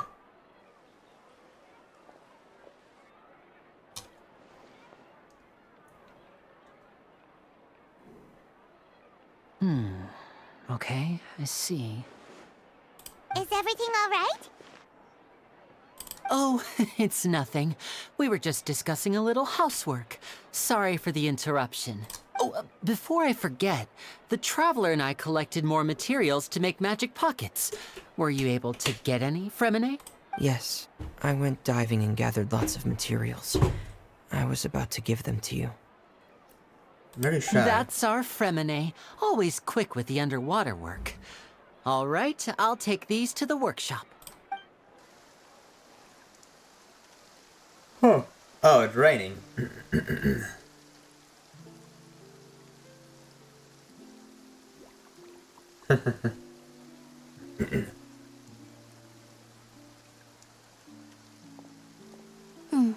Looks like rain. Oh, you're right. But wasn't it clear and sunny just a moment ago? Fontaine's weather sure is weird. I'm afraid that's just how it is here. It often rains on days where there are trials being held in the Opera House, but don't worry, it'll clear up soon enough. That's how it works. What's wrong, Fremine? There's a legend about the rain that I tend to believe. It's said that a dragon of water once resided in Fontaine. Though we don't know where the dragon went, every time it weeps, the skies will cloud up and pour out rain. When I was a child, my mother told me that if I wanted to go outside and play, I should yell toward the sky at the top of my lungs. Hydro Dragon! Hydro Dragon! Don't cry! If it's an elemental dragon, then having the power to make it rain wouldn't be very unusual. Let Paimon try something. Hydro Dragon, don't cry! See? Nothing. Doesn't seem to be of any use. It is just a legend after all. You know, you might be a more popular magician if you understood the concept of romanticism. Or could at least play along. Sorry. It might be because we've never met the Hydro Dragon. Perhaps it can't be comforted by the words of strangers. Alright, that's interesting. It rained for longer than I suspected. Oh, it's already getting late. Was there something you needed to do, Linny? Yeah, some preparations for the show at the Opera House. I need to find a way to catch the last aqua bus of the day. On the day of the performance, just ride the aqua bus to the island of Araneus. I'll have Lynette meet you at the fountain in front of the Opera House. Sounds good. You go ahead, Lenny. Oh, are you leaving now? What is it, Fremine? I'm in a hurry. Oh, I get it. You feel nervous delivering the materials for the magic pockets, is that it? Perhaps we could trouble the Traveler to help us take these materials to the Beaumont workshop and deliver them to the owner there? I'm afraid that Fremine can be quite introverted, and the boss there tends to be pretty talkative. Fremine has always been a little afraid of her. No trouble at all. Don't worry, we're on the case. Okay. Sorry for the inconvenience. I'm quite useless when it comes to such tasks. I'll think of a way to make it up to you. Oh, No worries. No need. This will be a walk in the park for us. Should probably... Well, how do I get up there? I guess I'll just climb the wall.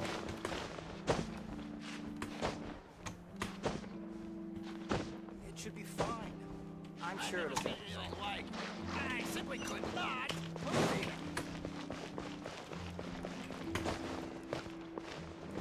Alright, boom. Is that? That's the food place.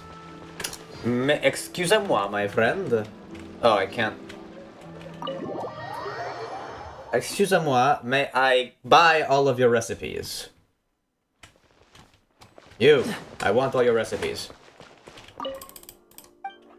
You. There you are. Give me all the recipes. Purchase, yes. Purchase, yes. Purchase, yes. Purchase, yes. Lasagna?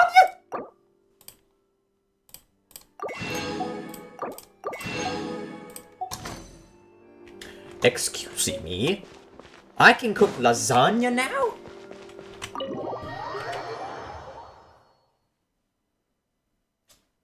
Damn. Alright. Give me a second. I need to bathroom. Very quickly. There's another restaurant.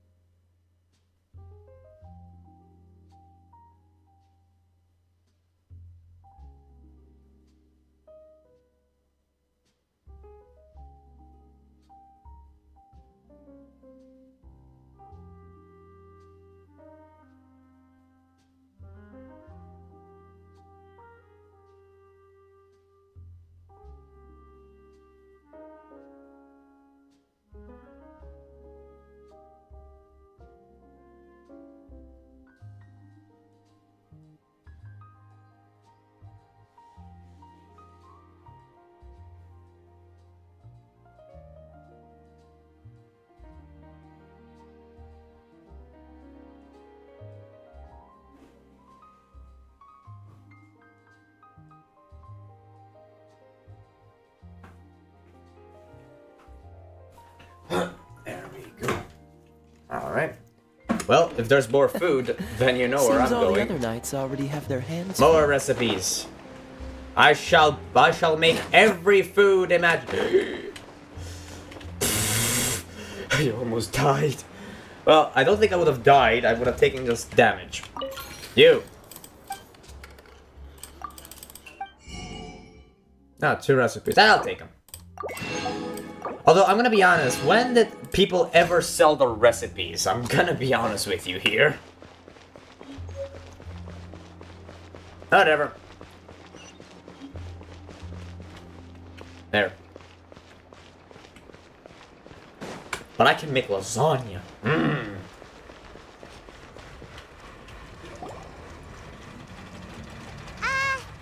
Hello? Is there anyone here? Oh, hello there. New customers? Looking to buy, or do you need something made? Or perhaps you're just looking for a chat with me. Oh no, we're just here to deliver some materials. Here they are.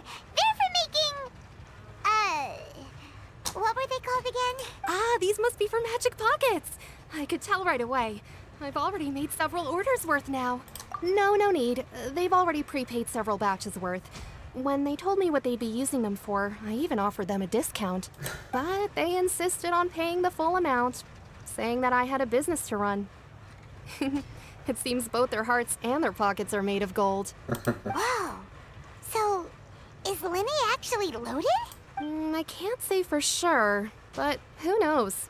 Maybe there's good money to be made being a magician in Fontaine. Hey, is this machine what you use to make stuff here? It looks really advanced. Damn. Why use your hands when a machine can do the work? It would be a waste not to use the latest technology. And wasting is a kind of crime.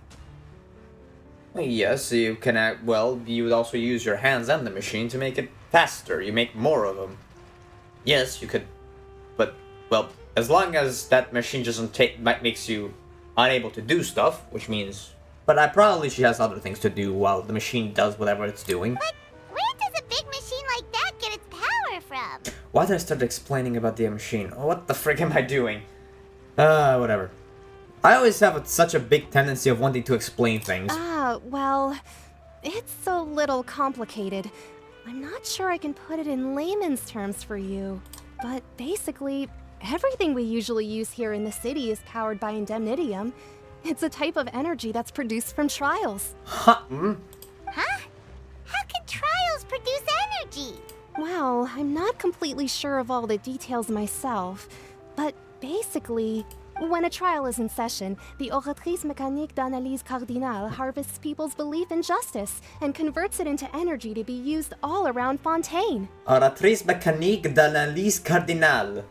My gosh, I guess I can. My gosh. Isn't there a shortened, like, OMAC?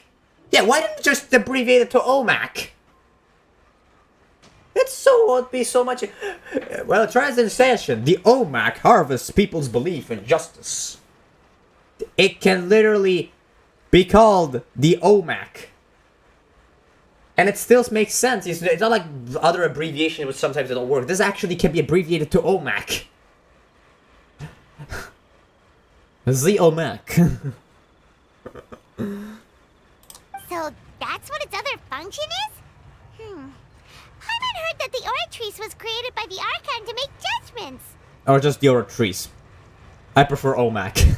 But Paimon still doesn't get it. How could something unreliable like people's beliefs be turned into a stable power source for these machines? Oh, yeah! So that means the Hydro Archon relies on the machine to take the energy created by belief and turn it into power for all of Fontaine, right? Even though I've never heard anyone really put it that way before, it sounds like it makes sense. Besides indemnitium, we have another type of energy called pneumosia. It isn't produced by the power of the Archon, but it is unstable by nature. Even now, it still cannot be widely used by civilians. I thought I'd find you hard at work, but here you are chatting the day away. Since you're already talking, I'm sure you wouldn't mind a few words with me. You again? Didn't I already promise you that I'd have the more I owe to Confrérie of Cabriere by next month? Why are you hounding me now? Yeah, but how do we know that you won't go running off by the end of this month? I want 50% today. Wait, no, 70%. Huh? Seems business isn't so great for the workshop. We've already finished our job and delivered the materials. Maybe now's a good time to leave? Sounds like a usual case of someone owing somebody else money. Hey, hold on. Before you go around trying to collect payments, why don't you settle your own debts first? If Confrérie of Cabriere wants to poach clients from Northland Bank, that's fine. But I'm afraid you still owe the bank a hefty sum of mora. So why don't we work things out between us first, before you get back to your little conversation here? You're from Northland Bank. But we said we'll pay everything we owe next month. Why are you hounding me now? Traveler, Paimon! I didn't think I'd run into you here in Fontaine. What are the chances? Hello. We're surprised to see you too. What are you doing here in Fontaine? You didn't want to stay in Snezhnaya? I ran into a lot of friends today. Long story short, I've already been in Fontaine for some time now, and honestly, things have been pretty boring. But it seems that fate brought our paths together today. Not only will I have some good friends here now, but ones who always seem to find trouble. Either way you look at it, it seems things are going to get a lot more interesting now. Pretty sure we'd want to avoid anything that you'd find interesting. Besides, our trip here has gone pretty well so far, right, Traveler? I think we've already weathered enough storms for now. Hey, you, Northland Bank boy. Aren't you forgetting something? Don't interrupt. It's not often I run into the Traveler like this. Why don't you wait for me over there for a while? You kidding? Aren't you the one looking for us? You really expect us to sit and twiddle our thumbs while you catch up with your friends? Listen to me, boy. If you want your Mora, fine. Why don't you come and take it? Paimon's face! Paimon's face!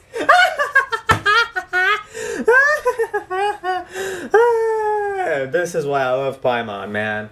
Freaking Paimon always makes the funniest faces. Man, I don't know why people hate Paimon. Probably because some people find her a bit of annoying. I sometimes find her annoying, but I live for moments like this. Alright. You want to take it from... You want to just ask it for taking. Alright. Child, you do you. Hey, I just said not to interrupt. Oh, by the way, Traveler, the last time I took Tonya and Tusser ice fishing, Tusser said... Hey! That's way over the line! All right, boys, let's see who has to pay up now! Can you at least let me finish one sentence? Fine. Though the bank told me not to get rough with our clients, you're the ones who started it. This is an act of self-defense. You two will have to be my witnesses, okay? Go ahead, they're all yours. I'm sure this won't take long.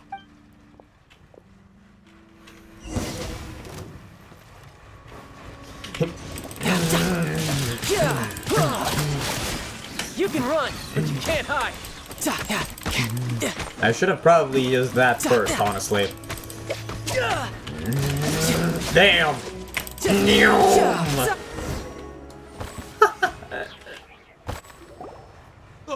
What's your deal, Brad? How are you so strong if you're just a staffer from Snezhnaya's Northland Bank? Wait, don't tell me you're... Oh, now you notice. It's a little late, don't you think? Just make sure you understand that you don't mess with Northland Bank. Got it?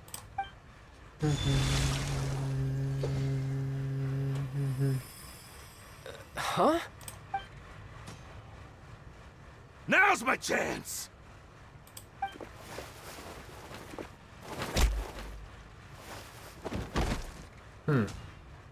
Huh. That was weird. What just happened? I'm not sure. It's as if I suddenly lost control of my hydropowers when I needed them. Maybe there's something wrong with my vision? Strange. How could that happen? First time Paimon's ever heard of someone losing control of their vision. Never mind. It doesn't matter. If I want to stay sharp, I shouldn't be relying too much on my vision anyway. Besides, I always have my delusion in case I need it. Better not use your delusion too often. So what are you doing in Fontaine, child? I don't see its work for Northland Bank.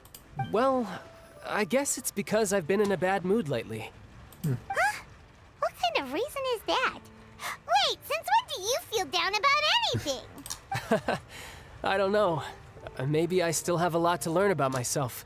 But recently, there seems to be some sort of restless power stirring inside of me. And I don't know why, but every now and then I feel like I'm in a terrible mood. Effects from the delusion, maybe? Maybe you losing control of your vision just now is connected with that power you're feeling inside. That is a possibility. I can't remember if I ever mentioned it before, but when I was 14, I fell into some unknown abyss. It was during that time I learned nearly all of my abilities. The one who took me under her wing and taught me was named Skirk. She was always quiet and very mysterious. Nobody knew where she came from or what she had been through, and she was always very strict when teaching me combat techniques. By the way, thank goodness I did Child's Quest yesterday. Because honestly speaking, I did Child's Quest yesterday. So I think I would have been locked out of it if I didn't do it. One time, I asked her why she was willing to take me on as an apprentice. From what I could make of her answer, it was because I had awakened it, and traces of it remained on me. She said that all my combat training would be useful in the future. But what is it? What did you awaken? She never explained that. But my guess is that it's related to a dream I saw when I had just fallen into that abyss. In my dream, I was in the deepest depths of the sea, and the boundless seabed was all around me. But in front of me appeared a whale that was so massive, I felt like I couldn't breathe. A whale? Oh, that sounds familiar! When we fought against you before, you summoned a huge whale that seemed to leap at us. Is that the one? That's just an abstract form of a whale that I create using my elemental powers. It takes that shape because the scene I dreamt of the whale has always been stuck in my mind. I'll never forget it. Huh. So you used the whale as inspiration for one of your moves? Huh. Seems a little twisted to Paimon. The incident in the abyss. So why don't you just go ask your master? Maybe she knows the answer. You make it sound so easy. Ever since the incident I experienced there, I've never stopped searching for Master Skirk and that unknown abyss. But it's been years now, and I've still found nothing. There isn't even a trace of the place where I remember falling into the abyss. Oh, it sounds like some kind of ghost story. I find it kind of interesting that in the quest, which by the way I did yesterday, we always were so like how can I say, so wary of Child. Like, we always suspected of him and everything. We weren't trusting him. And now all of a sudden we're in Fontaine. I mean, I don't know how many events there were after his story quest, but it really feels like we started to become more friends. We start to talk to him normally, and we don't consider him an enemy anymore. Yeah, I'm out of leads at this point, but there's nothing more I can do. It seems that strange encounters in this world tend to be elusive like that. Oh, seems the time really flies when I'm talking with you. I just remembered I have somewhere else I need to be, so I should get going. What? More work for the Northland Bank? No, it's more of a personal appointment. Lately, I've been sparring with some of Fontaine's official champion duelists whenever I'm feeling bored. Official champion duelists? You mean it's their job to duel? Yep. In Fontaine, before a criminal goes to court, they're given one chance to defend their honor by requesting a duel with an official champion duelist. The champion duelists are all-powerful fighters selected from among the nation's best. And the duel itself is a no-holds-barred fight with no specified stopping point. So engaging in such a duel is regarded as a symbol of defending your honor. If a criminal manages to win the duel, they'll be acquitted. But if they lose, they'll have no choice but to stand trial. And the worst-case scenario is that you're simply killed in the duel. Though it's rumored that Fontaine has a death penalty, from what I can tell, no one has ever been officially sentenced to death. That will be a point, wouldn't it? That will be a point at one point that we would get a death penalty for doing something, won't we? So really, the only people who opt to duel are those who have suffered a grave injustice in being accused, or those who greatly value their honor. Otherwise, why gamble with your life? So, do many people actually get out of their trials by winning the duel? Apparently, it's exceedingly rare for anyone to actually win. Fontaine probably enacted this system as a way to show that the nation respects the honor of its citizens. Besides, none of the champion duelists are to be trifled with, which is exactly why I was itching to face them as soon as I got to Fontaine. Apparently, the one I'm meeting today, Clorinde, is the strongest of the champion duelists. I had been asking her for some time before she finally agreed to face me today. Well, that's Child for ya. Paimon feels like we heard that name somewhere before. Clorinde. Huh. Oh, before I forget, I want you to have this. Huh? Your vision? You're seriously just giving it away? I'm just worried that it could become uncontrollable again. I'd be pretty upset if it got in the way of my duel, so I think I'll be better off without it for now. Besides, I just need you to hold on to it for a short while. I'll come retrieve it when I have some time later. Paimon knows what you're up to. You just want an excuse to come talk to us again, don't you? Whatever gave you that idea? I'll be in touch later. We're not gonna lose it, are we? That sneaky guy. He said he's been feeling down lately, but he seemed the same as ever to Paimon. Well, Since we don't have much to do for now, we might as well walk around and see the city before Lenny's performance. Alright. You walk all around the court of Fontaine. Pretty sure the court is not the entire city. Wow! Who could have seen that coming? The reporter who was barely around for most of the story was the murderer all along! You spoiled the mystery for everyone else. Sorry. Paimon was just surprised, that's all. Whew. Paimon never saw that twist coming.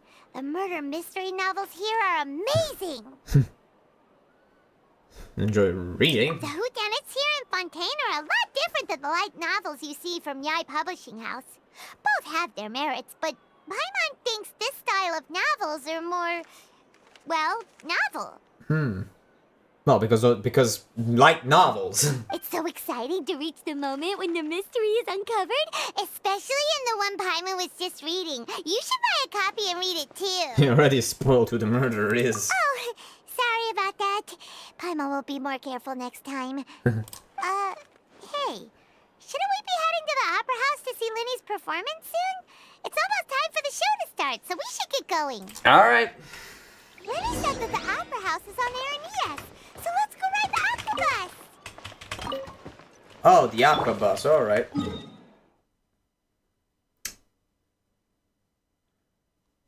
Well, I feel like just going from here would be quicker. There's a world quest over there. I don't give a shite. I'm not doing it now. I haven't done Sumeru's world quest yet either. I guess they would be a good source for Primo gems if I really needed it. Can't I just jump? I don't think I can. I feel like that would be the 3rd floor. It's very, very early. Okay. So I'm waiting. Okay, I think that is 3rd floor, right? Let's go 3rd floor first. There we go. 3rd floor it is.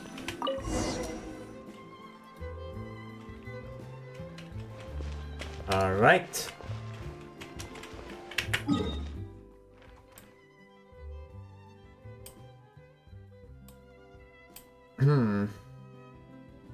Well, not like I have much of a choice. There's a fishing spot over here. Oh. Okay, go. I'm sorry.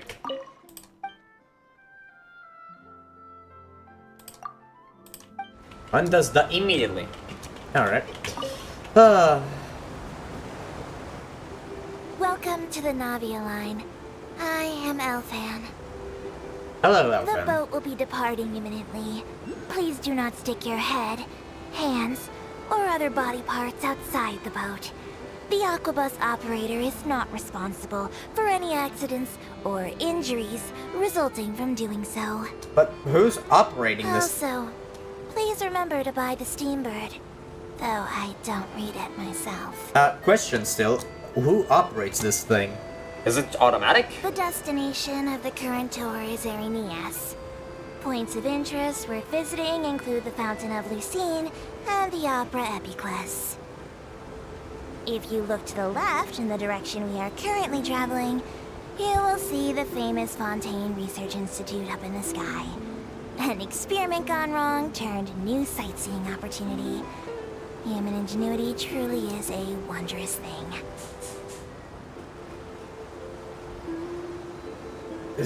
Well, how bad is that? That's the question. Anyways, Never thought that they would actually go into a nation that has public transport. But why am I alone?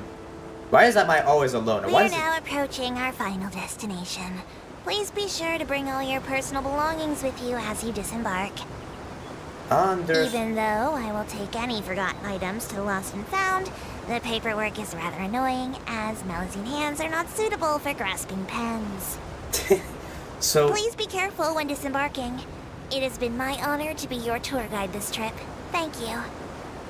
Alright.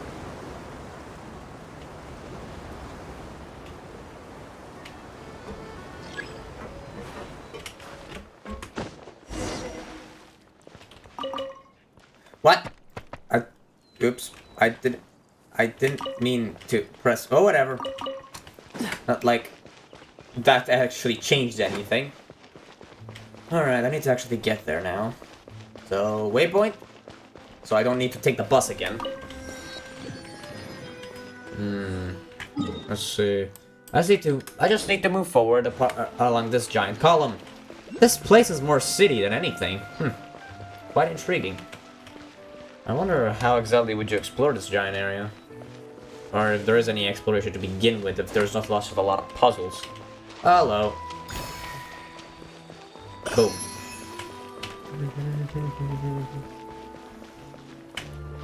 Alright. Sumerukaya on the way to, My gosh, this place is... There's hilly churls right there. The pad is so close to hilly churl... Okay. Alright. I'm not gonna do much of exploration because, again, I'm gonna do mostly the story. I don't know how much exploration I'm actually gonna end up doing. Alright. Who are you? Oh, the guy the first dog I met in Fontaine was called Baguette.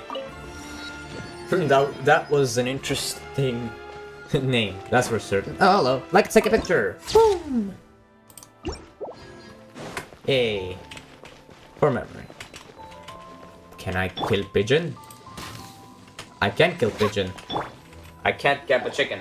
Whoa! There's now this is fancy! The Opera Epiclese. What a place to hold a performance! No wonder Linny and Lynette were looking forward to it. Huh. Looks like there's a lot of people standing around the fountain up ahead. Oh, Archon, please bless us with a bright and healthy child. We pray. I don't know why you always feel the need to ask so much. I'll be happy as long as our child is healthy and lives a peaceful life. I guess if they're our kid, then there's no doubt they'll turn out smart. Don't hope on it. Maybe this is one of the customs in Fontaine. There sure are a lot of couples here. Vache. Vashu? Huh? What's wrong? Vache. Vache. No, Paimon didn't say anything. Are you hearing things? Welcome to the Fountain of Lucine. All the water flowing through Fontaine converges here. It's customary for newlyweds to come here and wish for children. Huh. Lynette! You scared Paimon! Why did you get How here? could you be scared by... I'm not gonna ask. Lenny asked me to wait here for you, remember? Right. What do you mean? There are a lot of people here right now. Hey, you're not trying to scare Paimon, are you? Besides, it's the middle of the day. It's not the time for eerie things. I see. I might be able to tell you something that could help explain the voice you heard. In fact, you might not be imagining things at all. I suspect that what you heard is a result of your hypersensitivity to the hydro element. Others in my family have had similar experiences. It's because of his sensitivity to the hydro element? But what would hearing a voice have to do with elemental power? When do you cry, Paimon? Wait, what? What does that have to do with anything? Just answer me. When do you cry? When Paimon's really sad? Oh, and when Paimon's super happy. Oh, and also when Paimon's really, really scared. Then you should understand that tears contain your most intense emotions. Like I just mentioned, the Fountain of Lucine is where all the flowing water in Fontaine converges. Even the tears that fall to the ground will eventually gather here.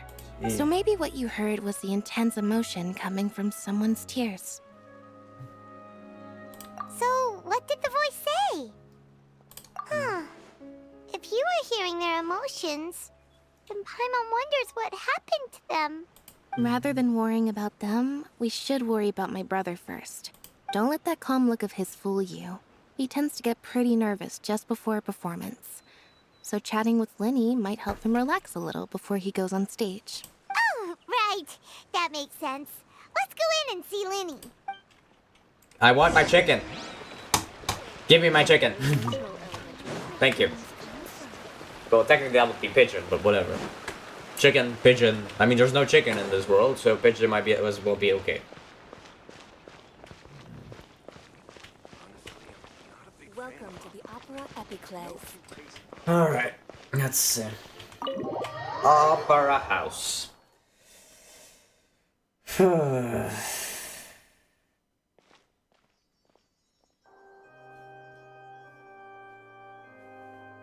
Traveler and Paimon, good to see you. I knew you two would come. Are you kidding? We wouldn't miss it for the world. We've been looking forward to it. I can tell, judging by how early you've arrived. But you're actually right on time. The audience still hasn't started entering the venue yet, which means now is the perfect chance for us to take you to the best seats in the house. Wait just a moment, I'll fetch the tickets.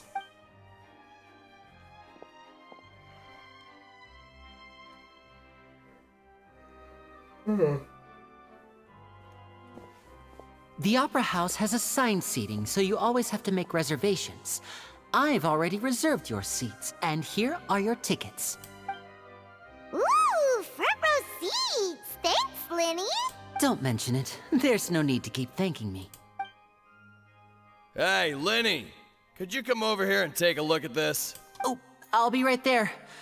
Seems there's an issue with the stage props over there. That's Cal, my assistant, calling me. I'll go lend him a hand. Sure. Yeah, we'll just go to our seats. You go ahead, Linny.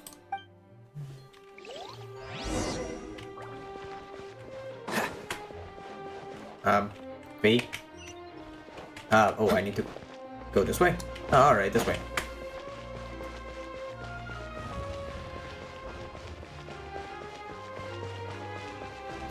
Front row seats, nice.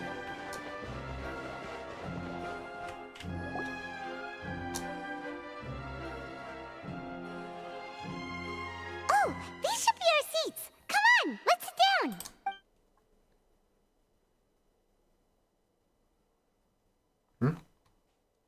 Who is that? Hey,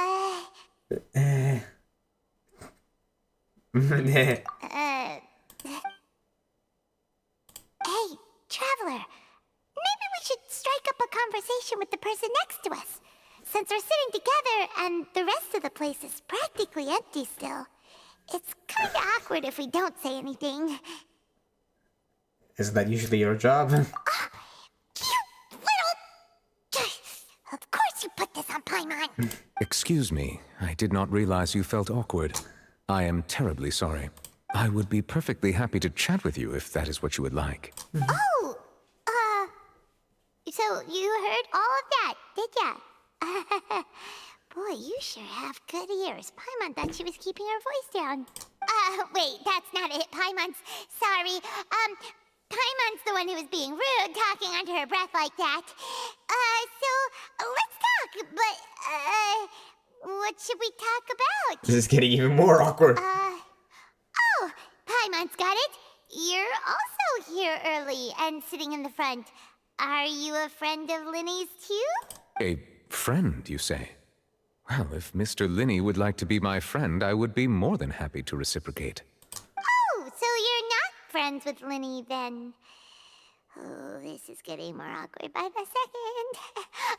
Paimon nearly forgot to make her introduction. Nice to meet you. Paimon is Paimon, and this is the Traveler. We just arrived in Fontaine. It is an honor to meet you two. I have heard of your deeds across Tevat, and as required by proper etiquette, I will also introduce myself.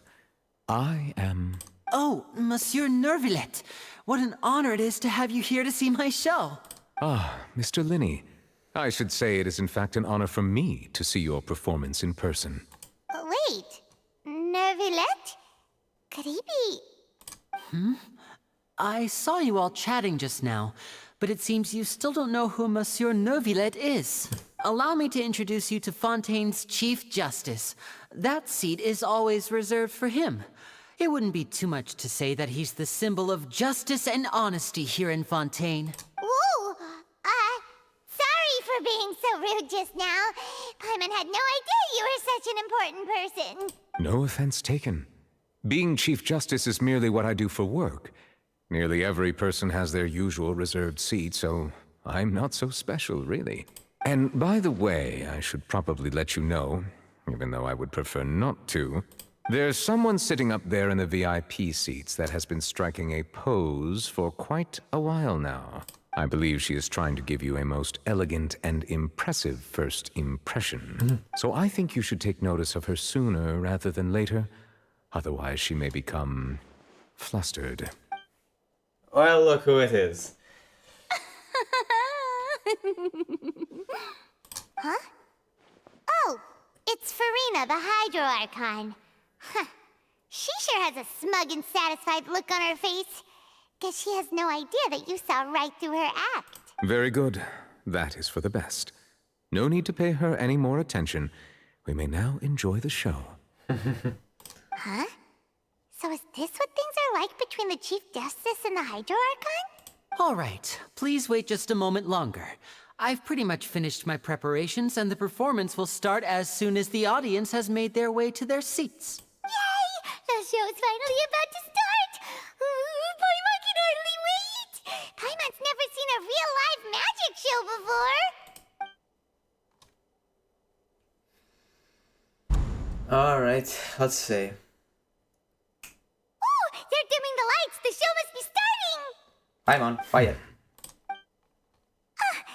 Sorry. Paimon will try to stay quiet.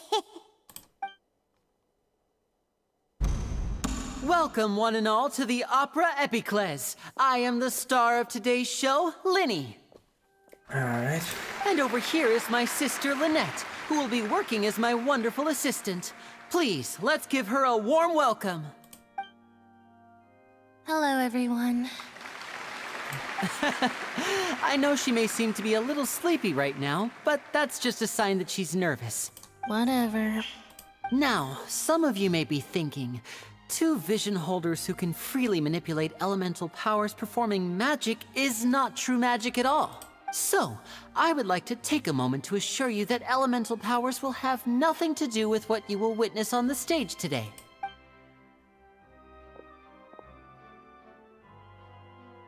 Both Lynette and myself have removed our visions for the show. That way, even the gods won't be able to help us. Oh, good point. That's what makes the show real magic. Now, without further ado, let the show begin. Lynette will now exit the stage to make some preparations. I'm getting nervous. I know you might miss her, but don't worry. She'll be coming right back on stage momentarily. Perhaps in an unexpected way. I'm sure she'll be stealing the spotlight soon enough. Oh, and before I forget, there's one more thing I should say. You never know what can happen in the blink of an eye. A magician's greatest skill is making things disappear or appear. The possibilities are endless.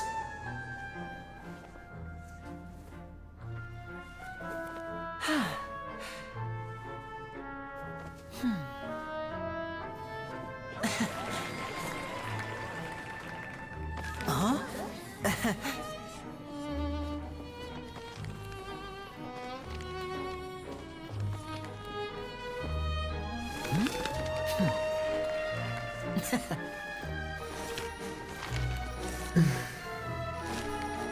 But this isn't what you came for. These little tricks, you've seen them all before. So it's time for something truly extraordinary, don't you think? This one's a little tricky.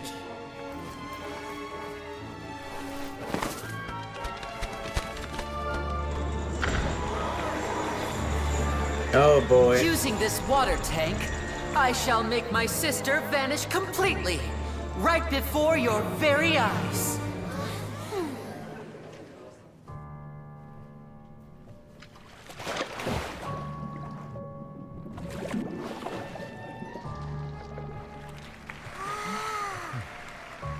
It's actually quite simple. She'll just turn into air bubbles and float right out of the top.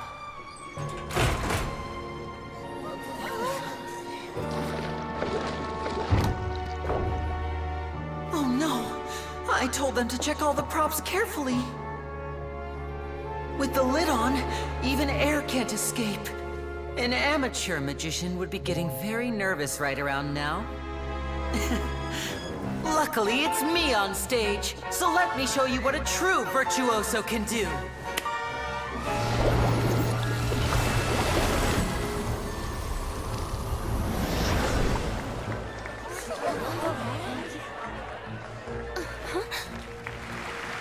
Lynette, are you still there? Don't go too far. We don't want to use up all our magic. Hi, I'm back. Uh-huh.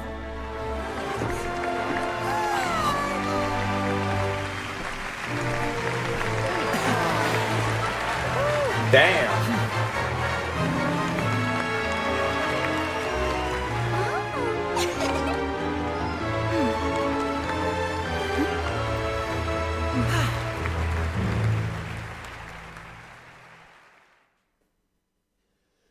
That was fire. Whoa! What in the world just happened? How did he do that? Paimon didn't see him do anything. Wasn't Lynette inside the water tank? How did she disappear and then reappear out of nowhere? What a show. If we could see easily through his tricks, then that would mean that his skills are still lacking. To appreciate magic, you should focus on the show happening on stage, rather than getting caught up in trying to see that which has been intentionally hidden. Guess you're right. Paimon couldn't believe her eyes when Lynette reappeared. Amazing! Thank you everyone. I'm glad you enjoyed that performance. But our magical journey has only just begun. I've prepared even more astonishing surprises for everyone here. The magic of transformation and disappearance can go far beyond what you've just seen. I'm sure many of you are thinking that escaping the water tank was impressive enough. But Lynette is still my assistant after all. In which case, I have ample time to make all necessary preparations. So, for my next trick, I will require the participation of one lucky audience member. Please, if my assistants could bring out the magical boxes now. There are 2 boxes and only 2 boxes. One is here, and one is there in the aisle among the audience. I'm sure many of our clever audience members have already guessed our next magic trick. A swap! Our lucky audience member and I will each enter a magic box.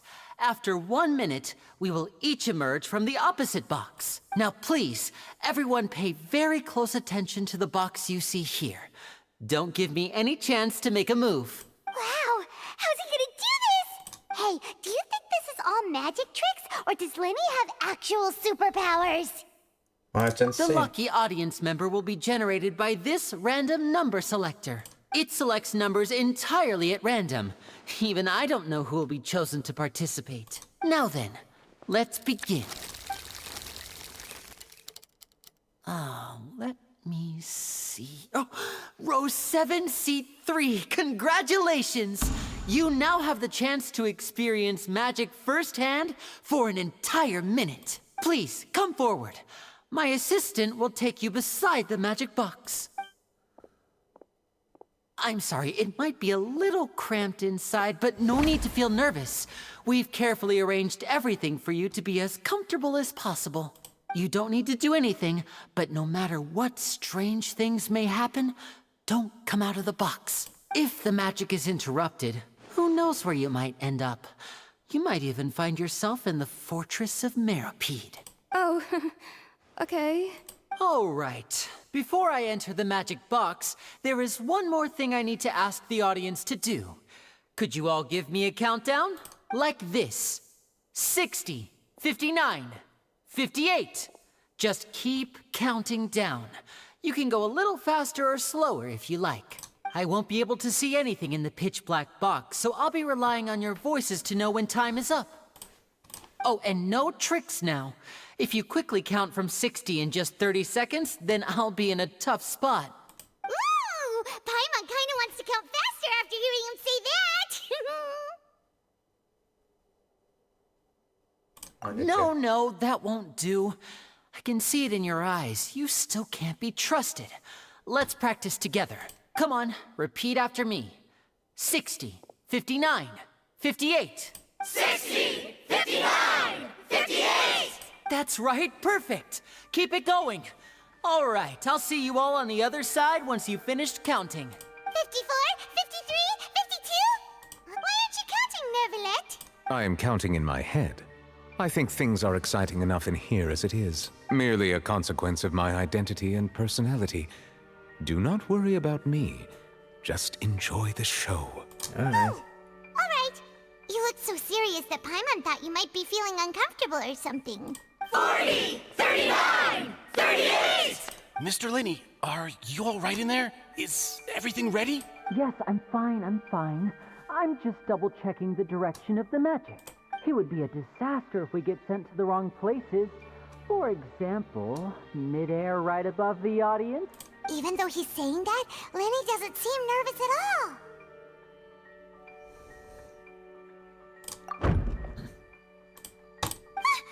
What was that noise? Did you hear it too? Not sure. Anyway, it doesn't seem like anyone's worried about it. 25, 24, 23! What's wrong, Mr. Linney? I can still hear you moving in there. I seem to have accidentally knocked over a decoration. I'm trying to fix it, but it's pitch black in here. Never mind the decorations. There's no time for that. The show is what's important. No, that's unacceptable. I want my show to be perfect. Don't worry, we still have 20 seconds. Hear them counting? 19, 18, 17! It seems things aren't quite going as planned. It feels like you're all starting to count faster, but that's all right. I know it can be tiring to do such a long countdown. 10 seconds and change is still plenty of time. 10! Almost there now. Whew. Swapping two people is harder work than you might think. Even a master magician like me can't guarantee I'll get it right the first time. Hey, wait! Is this the back one? I can't tell. They both look the same inside. Huh? No, that's not it.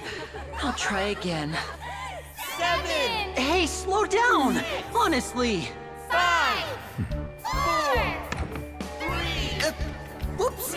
That doesn't count! 0!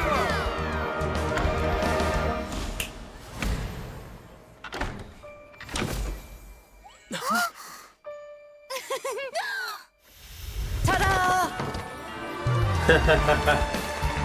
Well, he's also a comedian. Nice one.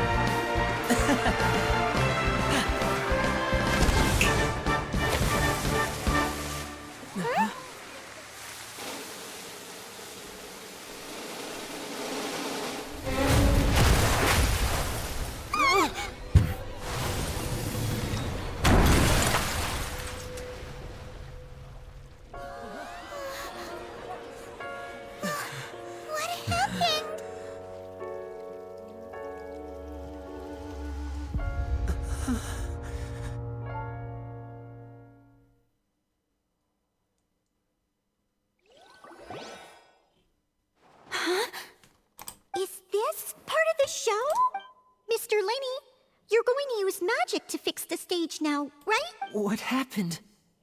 Oh no. Maybe this isn't part of the show. The girl was still in that box, right? This performance is over.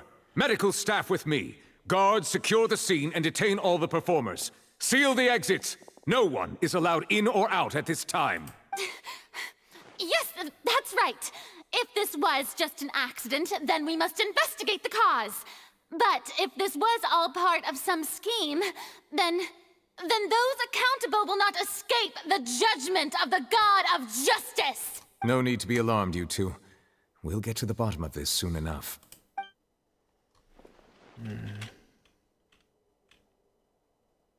Unfortunately, the person who is in the magic box has been pronounced dead.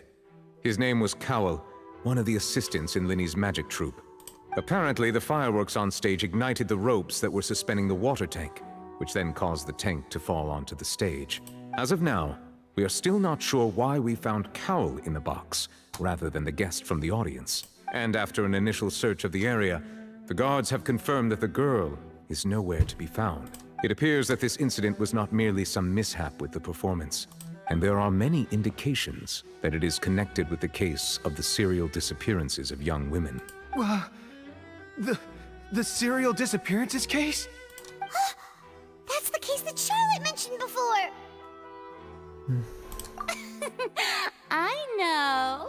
I know the truth. I can see through the whole thing. Really, using such a shallow and obvious mystery as his finale. Did he really underestimate us that badly? I say that our powerful magician, Mr. Linney, is now the prime suspect for the serial disappearances case. Huh? Why me? This whole thing was an accident. No, this all occurred during your magic show, did it not? The missing girl disappeared after being chosen, did she not?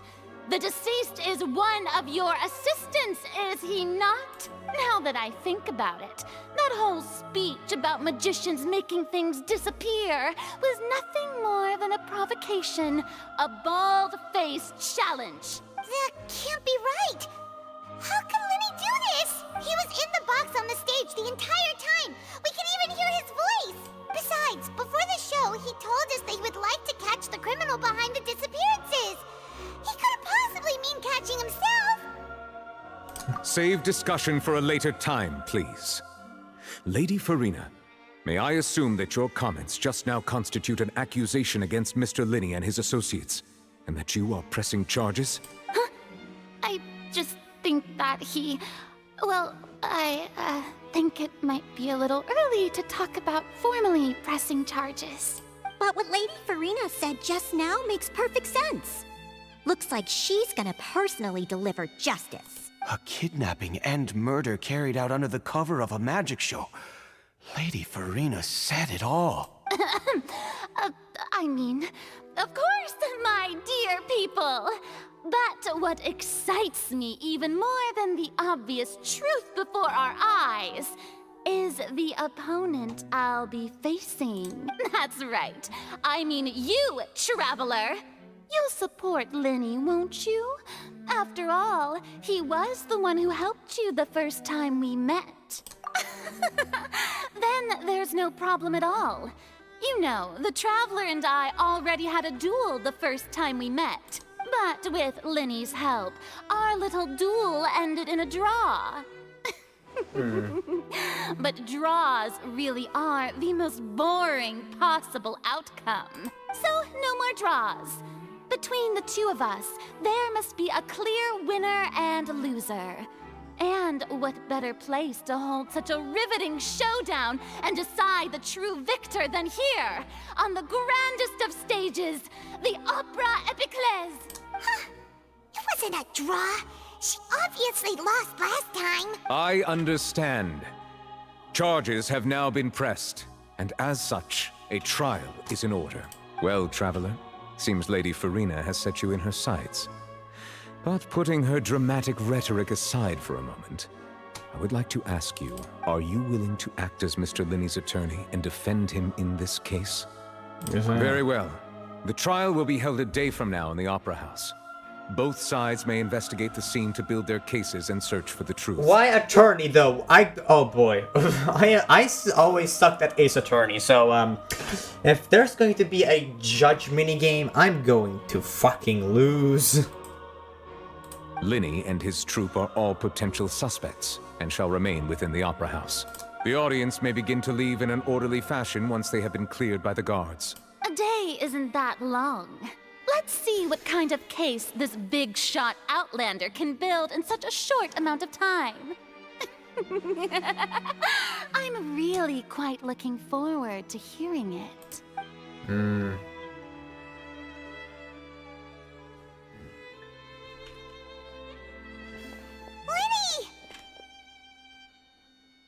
Sorry about everything that happened just now. Were you frightened? Of course! Who wouldn't be scared after witnessing an accident like that? Yeah, I'm a little shaken up myself. How could this happen? And poor Cal. I know you already claimed that you would defend me, but now it's just us talking. Tell me, do you think I could possibly be the murderer? Good to hear. Thank you so much for trusting me. I'm sure everyone sees me as the biggest suspect at this point. But if you ask me, the whole thing is mysteries layered upon mysteries, such that all that's left is confusion. I don't know whether what happened there on the stage was purely an accident or not. And I don't know why poor Cal was in the box. As for how that girl chosen from the audience could suddenly disappear, I'm afraid I don't have any answers either. If someone tampered with my performance, then we need to figure out what they did. Even a skilled and knowledgeable magician like myself couldn't pull all that off in just 1 minute. Which is precisely why we need to investigate. As this book says, the impossible could not have happened. Whatever happened must have been that which is possible. You get these. Paimon bought them when we were reading at the bookshop in the city earlier. Pretty cool, huh? Don't worry, Paimon used her own savings to buy them. It wasn't from our travel funds. I think they look cute on you, Paimon. You have good taste, Lynette. That's the right attitude. Feeling depressed isn't going to help me now. I need to get back to my normal self. But with the guards watching our every move, it's going to be especially difficult for Lynette and I to prove our own innocence. Good thing you agreed to be our attorneys. Thanks for that. We'll be counting on you. Yes, thank you so much. Let's you down. Yeah, just leave it to us. Oh, since we're going to start investigating, Paimon has a question first. Where did Lynette go during the performance? Ah, well, I'm afraid that would involve some of our essential trade secrets as magicians. The secrets behind our magic are past saving, Linny. I suppose you're right. The truth behind our tricks is going to be important evidence that will be weighted during the trial. 'Tis truly a pity. As a magician, our magic show is a work of art. We've poured countless hours and spared no effort in perfecting it. But if revealing our secrets will help you uncover the truth behind what happened, then it will be well worth it. We should go somewhere else if we're going to discuss our magic tricks. We'll go speak with the guards, and in the meantime, you can go investigate the stage and the seating areas. Alright, let's go have a look while the investigation teams are still here. Detective Paimon is on the case!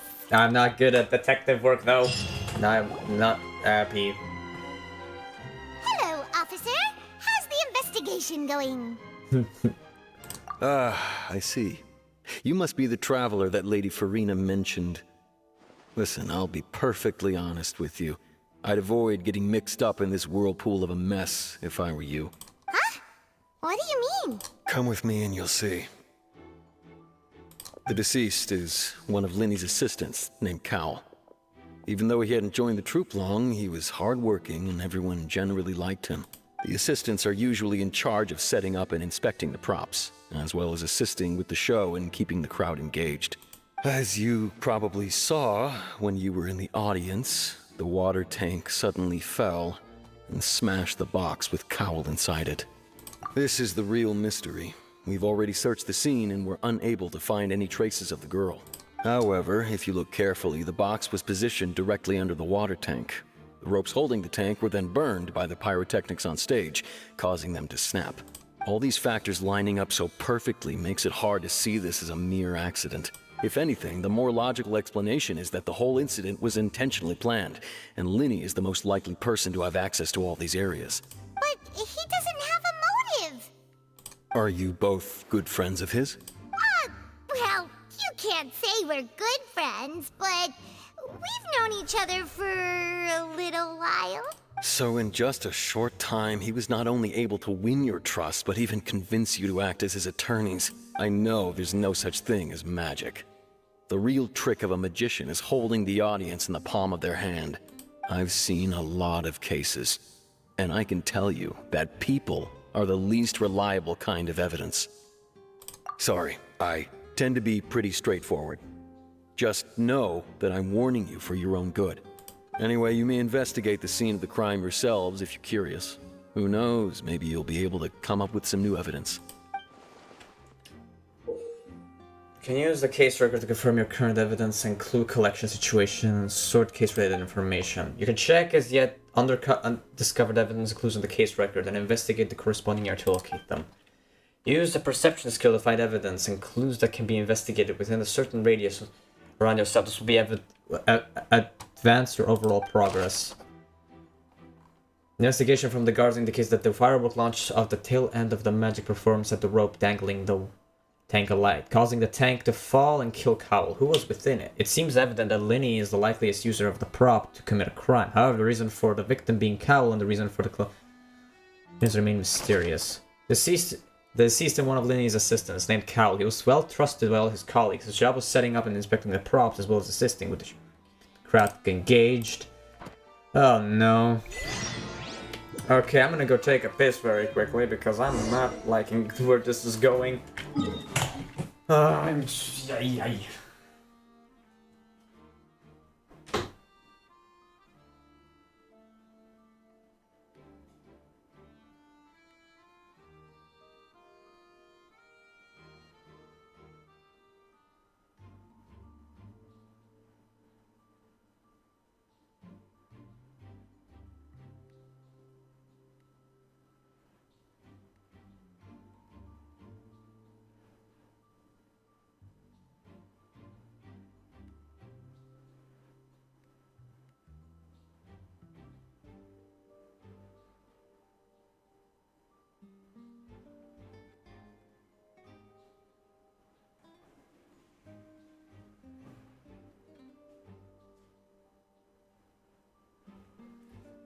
Alright, so someone has something to do with this.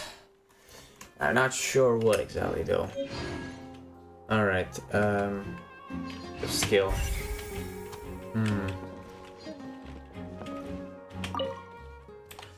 Struck. If Cal went inside the box at that moment, he might have dodged the falling water tank.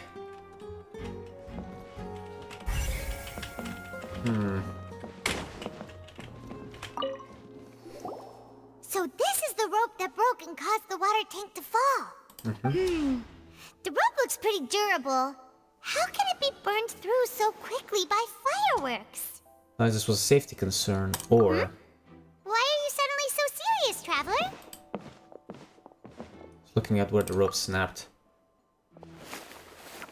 Whoa. Look! This bit is made from different material. Most of it was burned away, but there's still a little bit of it left. It seems to be flammable. So if a rope meant to hold something was made with that kind of material in it, then that means... Wait, why don't you write all this down? Let's take notes. Was you suspend... It suddenly broke when the firework was being launched. The investigation has shown that the location where the rope snapped was made of flammable material. Not good. Alright, sir, tell us, what do you know? Hello there. What are you investigating? Oh, this location has also been cordoned off because the Magic Troop members are currently considered prime suspects. The investigation team is still collecting evidence. The seats were all booked in advance, so we were able to deduce the missing woman's identity by checking the guest list. Sure, it's not like this is confidential information. We will publish it later anyway when we petition the public to help us find the missing person. Her name is Halsey. She's a painter from Fontaine who's made a bit of a name for herself. Ugh, even the disappeared woman is the problem. Apparently, she wasn't a regular at the Opera House, but she'd been feeling some pressure with her work lately, which made her decide to come see the magic show. The Magic Troop members all claim not to know her. We have looked into her social connections. It seems that she has no personal grievances or conflicts of interest with the suspects. Simply put, she wasn't related to the Magic Troop at all, which matches the features of the previous serial disappearances. Were the victims of previous cases also chosen at random? That's how it seems to us, in any case. Apart from the fact that they were all young women of around the same age range, there really weren't any other connections between them. Okay then. Thanks for letting us know. No need to be so formal. If you do happen to see the missing girl, please be sure to contact us. It is of utmost importance that we get to the bottom of these disappearances. Alright. Halsey is the missing person. She's a famous painter and came to watch the magic show in order to take a break from her own creative work. She isn't known to have been entangled in quarrels with any of the members of Linny's magic troupe. Alright. Okay, the next one is over there. Broken magic boxes left to the scene was after the The broken magic box was left on the scene after the guards completed their investigation. Looking at it now, the water tank must have struck it really hard.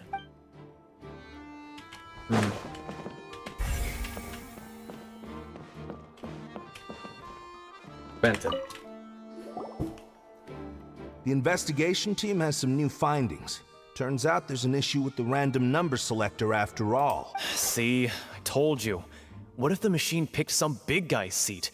You think the murderer would have still made his move then? Sorry to interrupt, but we're helping Linny and Lynette with their side of the investigation.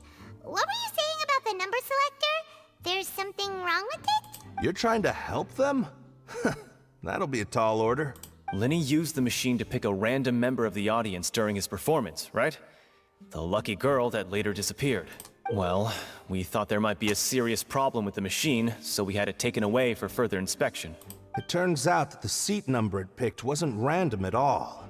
The machine picks that same number every time. I'm sure you already know that you have to make a reservation in advance to get a seat, regardless of whether it's a trial or some performance. In other words, Linny knew who would be sitting where from the very beginning. That much checks out. Linny reserved our seats for us too. Bet you see why I was saying it'd be tough to make a case for Linny. Sorry to bother you. Even though it's bad for Linny's case, Paimon had better write it down. This device was used during Lily's magic performance, which was a lucky member of the audience. However, the guards have found that it will generate the exact same number no matter what. Clearly someone has tampered with it. Alright. Any more clues?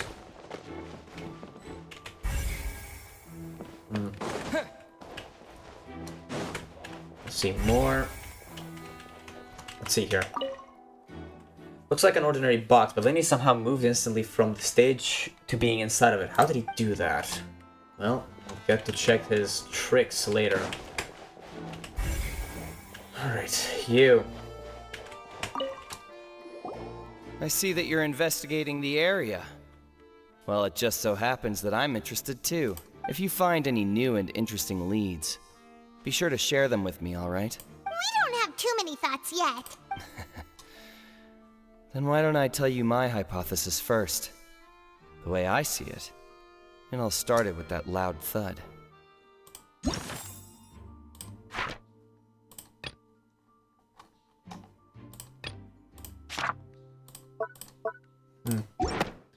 The thud? Oh, you mean the sound that happened during the countdown? Yes, exactly. It wasn't terribly loud, but I suspect that most people heard it. It's just that everyone was awaiting the results of Linny's trick with bated breath, so no one paid it much mind. But now that the incident has happened, the thud has become an important clue. That makes sense. So, what do you make of it? I'm of the opinion that it may have been the sound of Linny's accomplice. Lynette, perhaps. Jumping atop the water tank, or something like that. And when the pyrotechnics went off, she cut the rope, sending the water tank crashing down. But wasn't the noise we heard too loud for that? Perhaps the balance wasn't right, leading to a particularly rough And landing. wouldn't the water tank have started to swing a bit in that case? That's true. I suppose I must reconsider. Plus the rope was burnt, not cut. That does remind Paimon, though. What was with that sound? Sure. During the switching performance, there was an audible thump that many audiences members heard. Alright. It's one clue. E again. Nothing here, apparently. Let me look at the other side to make certain that there's nothing here. E. Well, doesn't seem like it. Alright, let's just go here. Make sure there's no one here. Alright, investigation goes from this. Alright. Lenny's still talking to the guard. I think someone will be assigned to monitor us later. I want to talk to the guard. Lenny's still talking to the guard. I What? think How someone... did I accidentally click Lynette again? Lenny? Lenny's still talking to the guard. I think someone will be assigned to monitor... What? Oh, E here? Side of the opera house. Oh, there's still this entire place. Hey, Hey, you! Yes, both of you! Over here! I've been keeping an eye on you for a while now. Huh? You mean us? That's right. If I'm not mistaken, you're also among those who wish to cut down the thorns and pursue the truth. No? And by the looks of it, you're not from Fontaine. Well, you're right on the more about that one, but who are you? Have you never heard of the Spina di Rosula? I've seen you in the trailer. From mediating disputes and providing protection to solving conundrums, you name it, Spina di Rosula does it. And I, Navia, have the honor of being its renowned president. A Geo. Alright. Though those who play by our rules call me boss. I'm Silver, her attendant. Pleased to meet you. And I'm Melus. Demoiselle's various daily needs and affairs are under my purview. Huh? Boss? Demoiselle? What gives with the names? Well, I am the second generation president. Malus and the others are still used to my previous title. My apologies, Demoiselle. Should you prefer, boss, I will endeavor to use that instead. No, no need. You don't have to call me boss. Just Navia is fine. Okay, if you say so. Not that we're members of Spina di Rosula anyway. All merely trifling details. Never mind. Now, back to the situation at hand. Does he want to investigate as well? That's right. I've always kept an eye on the serial disappearance cases. My interest stems from a matter back from my father's time. Judging from the look of things, I find Linny an unlikely mastermind. Really? We think so too! That's why we're looking for clues now. But how did you come to that conclusion? Intuition, naturally. My unparalleled intuition. Ah, okay. Farina sure was quick to point the finger at Linny without any decisive evidence whatsoever, wasn't she? But that's not uncommon for her. If you remember, the justice had to interrupt her and ask if she was pressing charges just to keep her from getting carried away. Anyway, a trial begins the moment someone levels charges. And, of course, there was no way Farina was going to back down in that situation. Sounds more like you just don't trust the Hydro Archon. Well, what's your opinion? I must admit that she can be interesting at times, but liking her doesn't mean that I'll blindly agree with her. Well, when you put it like that. All right, I've answered your question.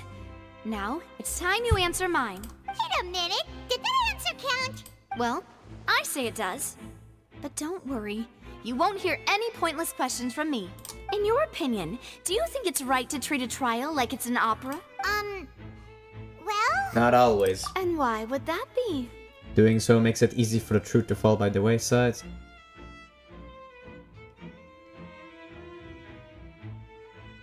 By the wayside.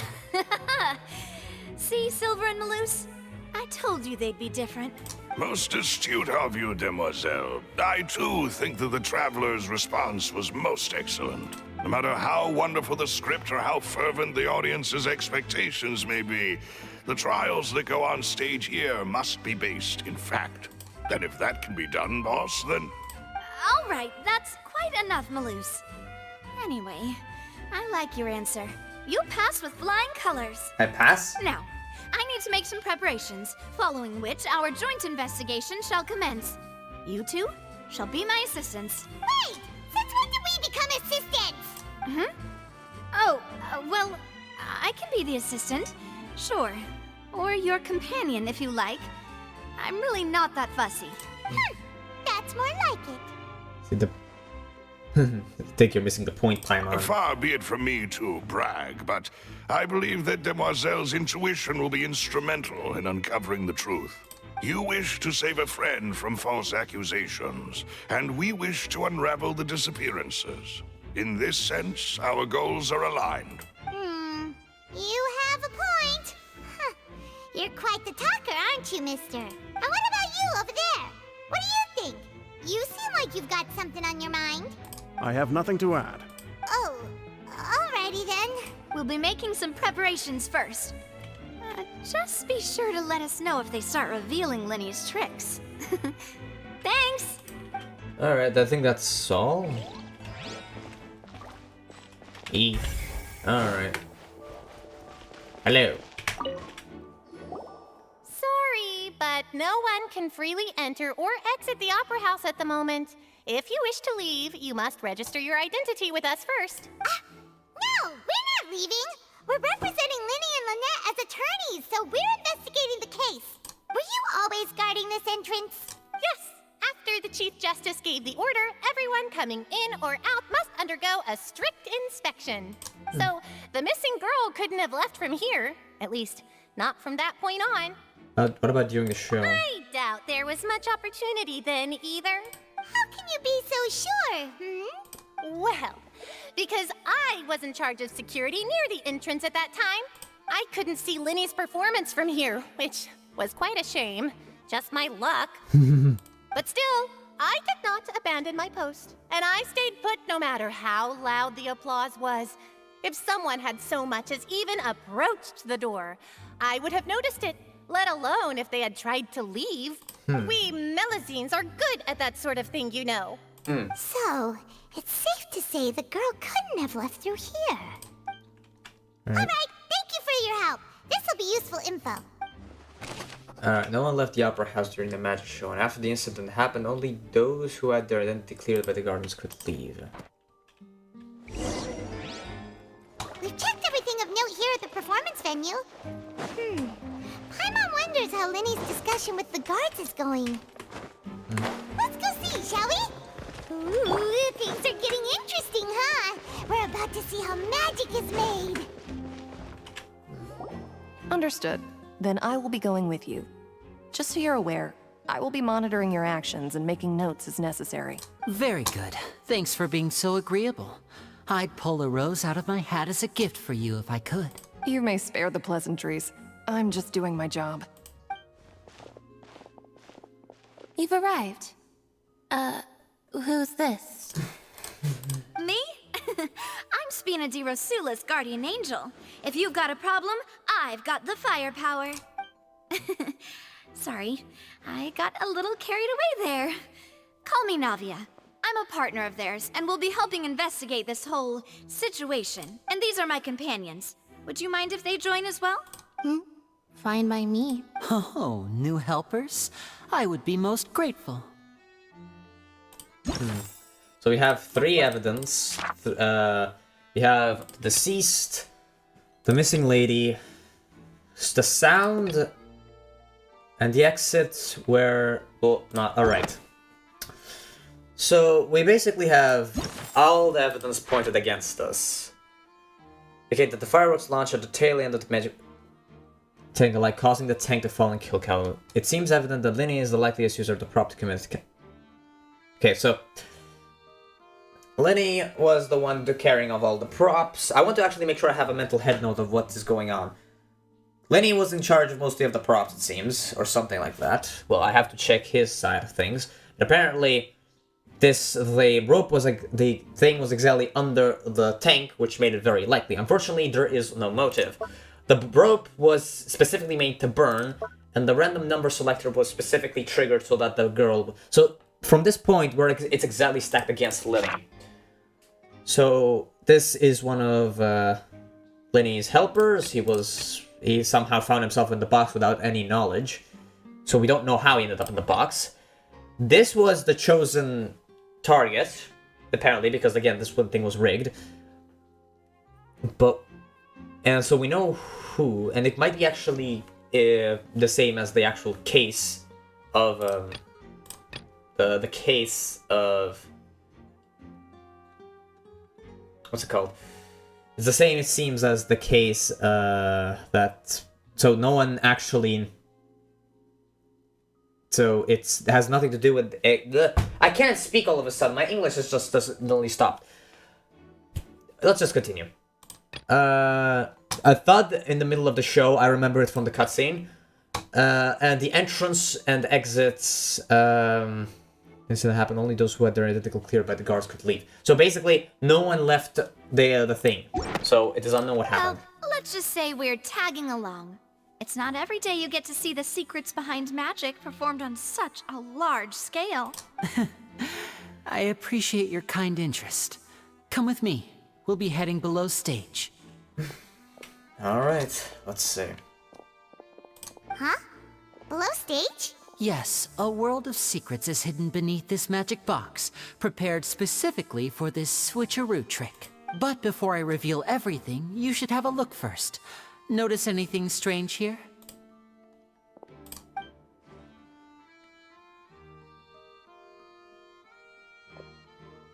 I'm not trying to be dramatic. Remembering the details of a trick will help you understand the methods used to perform it more easily. Huh. Weren't there balloons and other decorations here? Where did all that go? Ah, good eye. That said, you're still far from discovering the answer. The back of the door isn't the same? The back? You mean the inside of the door? What's different about it? Paimon didn't notice anything. Very good indeed. I thought you might not be able to catch that, given that you were sitting in the first row. The back of this door was patterned.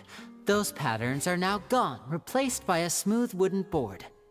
So, if you put 2 and 2 together, what do you get? There's another box inside this one. Exactly.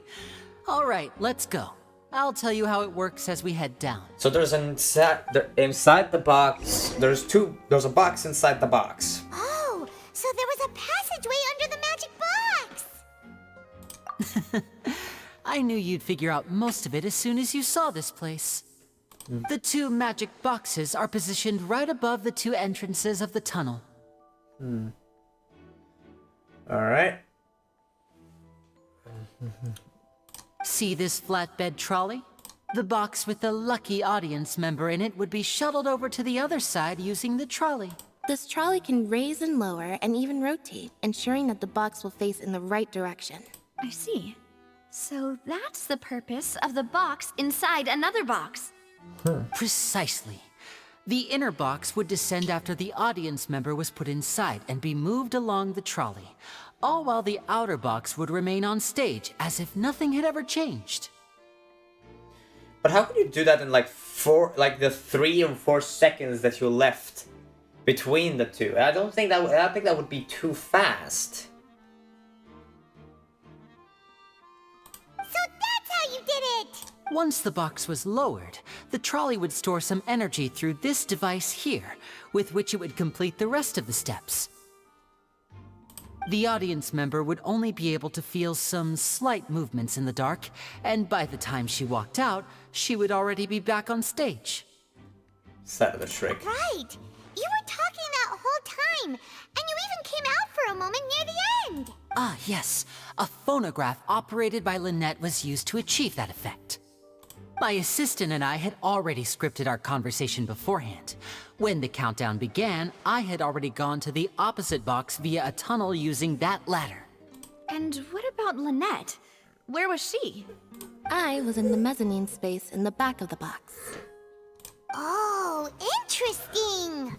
That's how we were able to coordinate Linny's lines with the assistant. And, by the way, I was the one who walked out of the box at the end. I mean, we are twins. All it takes is a change of clothes and no one can tell who's who. And that's my favorite part of this trick.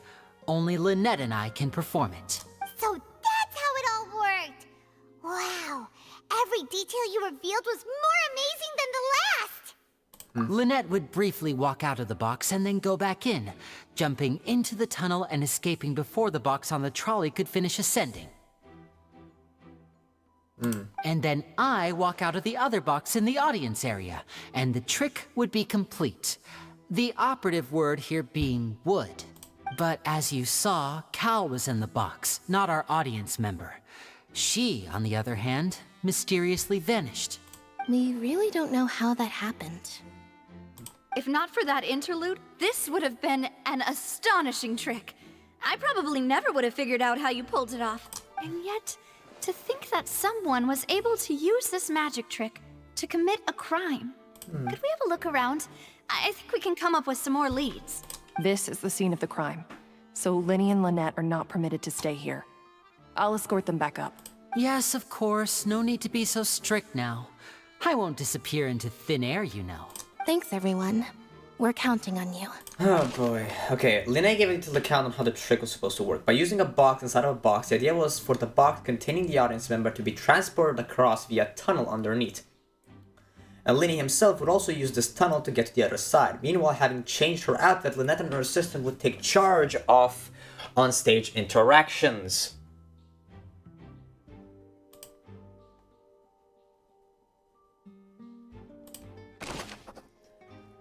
The magic box on stage was an additional layer to its rear, in which Lynette, in Linny's clothes, remained hidden. She would appear at the end of the magic trick and lead people to believe that Linny had been able to instantly move to the box on the other side. Audience side magic box structure. The magic box at the center of the audience stands has 2 layers, and beneath it is an entrance to an underground tunnel. This was how the lucky audience member was meant to have been transported without the audience noticing.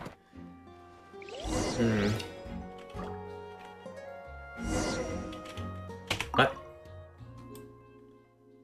Oh, it seems to be able to operate automatically. Alright.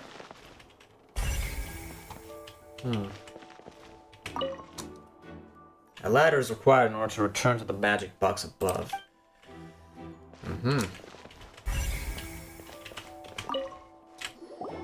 Huh. What's this?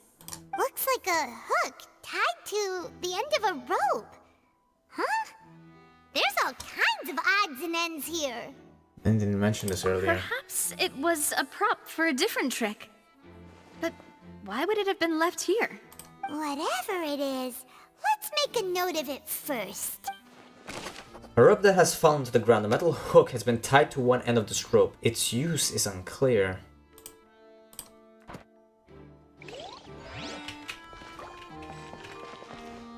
E. Not Z, E. The floor is wet. Please be careful not to slip. Speaking of which, why would there be water here? Oh, Paimon knows! It's one of those tricks where you pour water into a jug and then flip the jug over only for the water to disappear?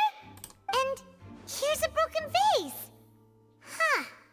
Did the trolley knock it down while moving? That can't be. The trolley moves along tracks from start to finish. It couldn't have hit the vase at this distance.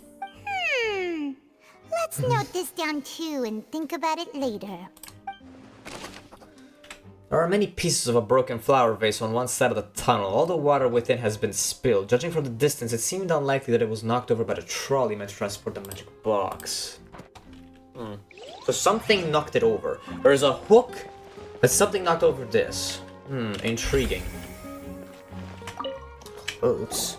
Oh, these are the clothes that the lady chosen from the audience was wearing, right? Her clothes are here, but she's nowhere to be found. Oh, change? Right. And do you really need to do that if you're kidnapping them? What's with the... What? Ugh, this is so confusing. Paimon doesn't want to be a detective anymore. According to Halsey, the lady who went missing were found in the tunnel. The reason for this remains unknown. So the clothing is also here. Wait, wasn't she the... Could she have been the thief we seen in the beginning of the freaking chapter? Mysterious. Undesigned course. So, on this side, everything has been checked. Now let's check on this side of the room. Storage boxes. And the props and costumes are haphazardly stuffed inside. Okay, not much of a... Wait, is that a trolley? There's a vent there. Trolley is crucial for transporting the magic box to the other side. The culprit must have used this to execute their plan. There is a vent here. What is this place? Looks like a vent. It seems someone could fit through here. Could this have been the suspect's escape route? Alone, perhaps. But if they had to pull another person with them, the space would be too narrow. Does she have... is the victim part of the conspiracy?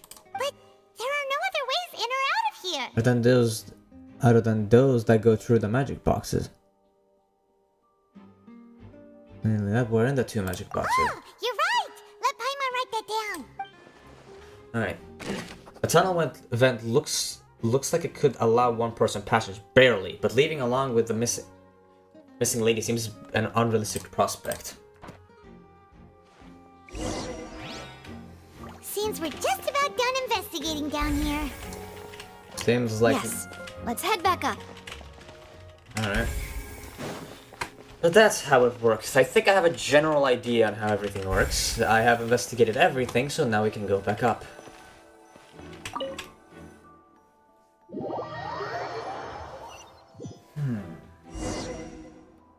Well, we've ascertained the state of the crime scene. The question now remains, if she was a culprit instead of a victim, why was the other guy in the box? Let's find a place to sort out our findings once Malus returns. It seems to me that there are several things that don't add up here. The biggest question is still, how did the assistant end up in the box? Apologies for the wait, demoiselle. So, what did the guards say? Did the criminal escape through the vent? They believe the odds of that are very low, since the vent leads to the Opera House's basement. The guards have checked the area carefully. No one left through the basement during the performance or after the incident, and no one was found hiding there. So the tunnels become like a secret chamber then. You know, like the kind you usually see in novels. It seems so. The plot thickens. Halsey's disappearance and Cowell's death are both quite inexplicable. No wonder Farina was so confident in her accusation. All the current evidence points toward Linny and Lynette. In other words, the charges are very likely to be upheld unless we make some considerable progress. Charges and then trial. So if the charges are upheld, they'll announce a sentence? That's right. This is how a trial goes in the Opera House. During the proceedings, the Chief Justice and the Oratrice will hear statements from both sides. That's right. This is how indemnitium is produced. The statements from both sides, the defenses from attorneys, witness testimonies, and even the audience's emotions will all be projected on the Oratrice.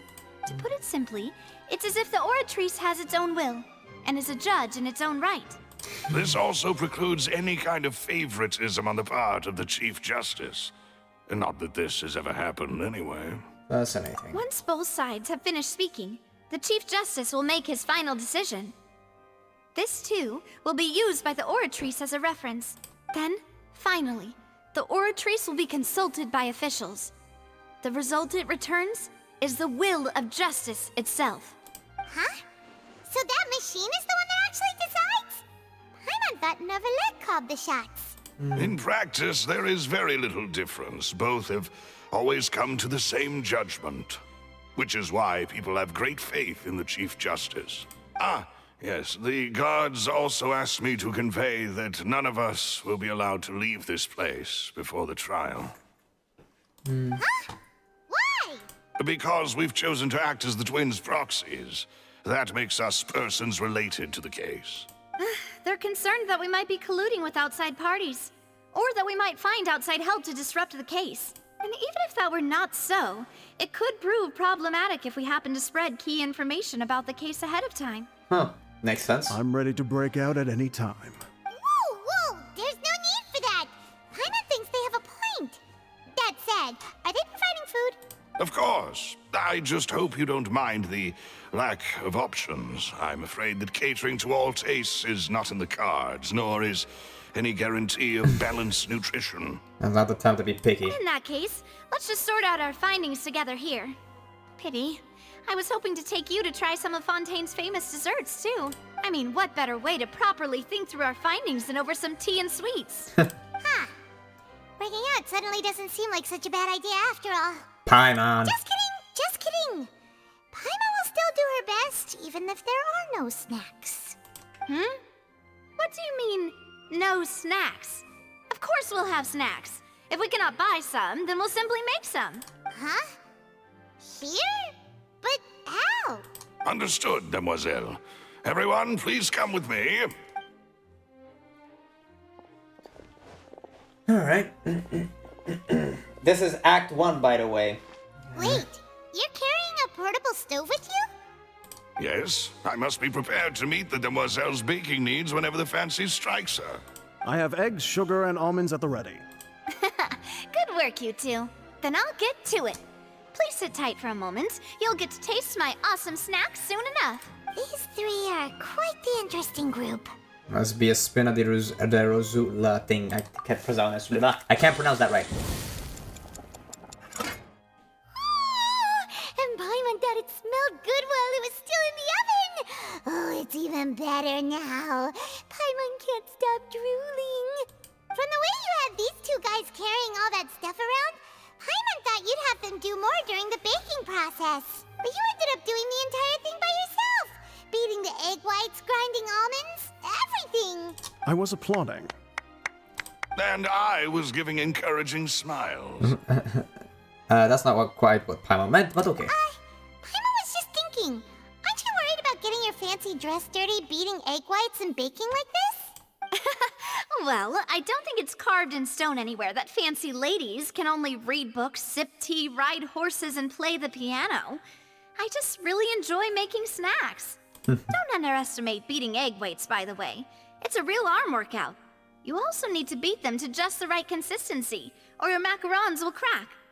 Anyway, give these a try, fresh out of the oven. There's 3 for each of us. Only 3? Well, eating too many sweet treats might send all that sugar to your head.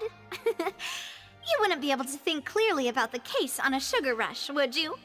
Tea is ready to be served as well. This is Demoiselle's favorite, strong black tea with a floral fragrance that clears the mind and lifts the spirit. No need for concern. I'm merely doing as I should.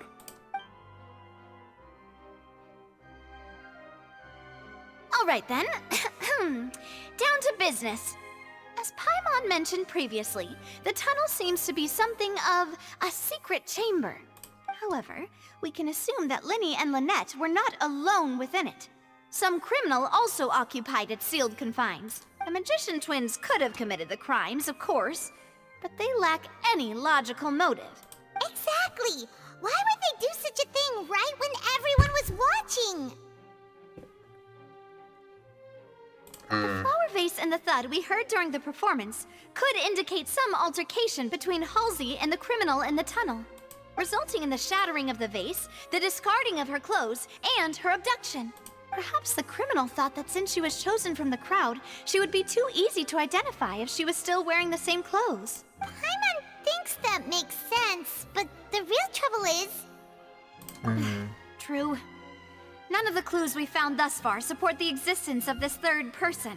But the only people left to consider are both technically victims, whether it's the missing girl, Halsey, or poor Cowell. Huh. Could Halsey have secretly made modifications to the magic props in order to murder Cowell before making her escape? She had no way of knowing how the magic trick worked. That's right. And even if she had tampered with the setup, she would need to understand the entire trick to pull it off. Nor does she have any motive. The guards said that she has never had any dealings with the magic troop's members. Were we not thorough enough in our search? From the sound of things, this is turning into an impossible case. Your macarons are amazing though, Navia. They smell great! They're nice and crisp and super sweet! They are my specialty after all. And I see you've already had 5 of them. What? 5? Oh, that can't be right. Paimon only counted 3, honest! Please don't worry about it. At my age, a few less sweets might actually be a good thing. No. Being greedy is one thing, but Paimon knows how to count. Besides, Paimon knows that if she ate too many, then others wouldn't have enough. Ate them, you ate them. Wait, even you don't believe Paimon? How could you? If Paimon ate those 2 extra macarons, then may they turn into stone in her stomach! All right, we get it. Well, I suppose one of us might have gotten too engrossed in our chat and eaten them by mistake. No big deal. Lelouch, set up the stove again if you would. Huh? what are you doing? Making sure everyone gets 3 macarons, of course. Exactly. We don't want to trouble you. As you wish, demoiselle. And I have the egg, sugar, and almonds. Well, this really is your hobby, huh?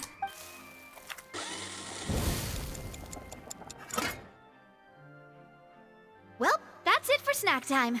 I'm going to have another look around the area. I don't know what we're looking for yet, but we've still got some time. As attorneys, I suggest the 2 of you think the case over again. It would be awkward if you got all tongue-tied on stage during the trial. All right, thanks for your help and for the snacks. It was nothing. A small task for the Spina di Rosula. Silver, Malus, it's time to go. I'll be back if I find anything new. Neither Cal nor Heresy had a motive, but after having talked to Navia, the likelihood of a third person being involved seems very low too. Alright, it's time to put our heads together. We've got to get our defense ready for the trial. I don't like this. Oh, it's... Confirm. This.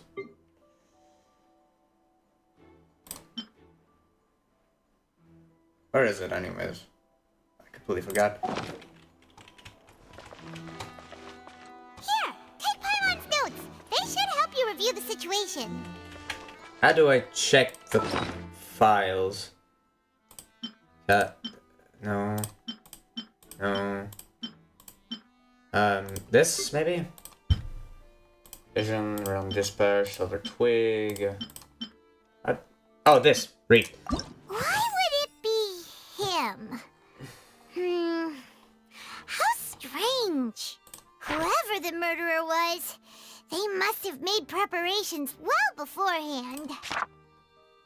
We're missing something in the opera house.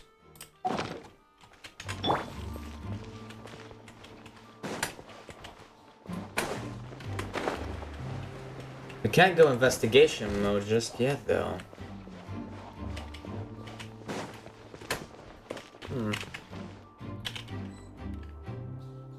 I have to go in the bag again. Why would it be him?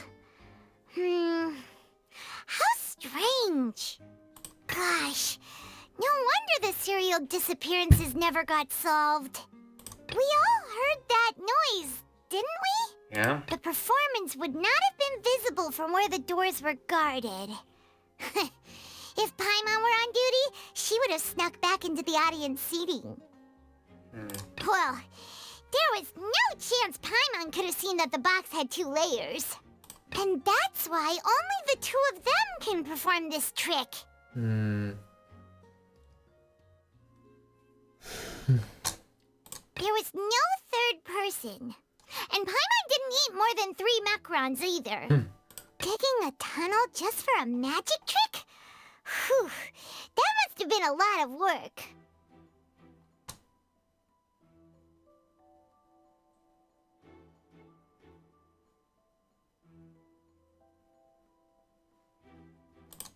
Wait. Whoever the murderer was, they must have made preparations well beforehand.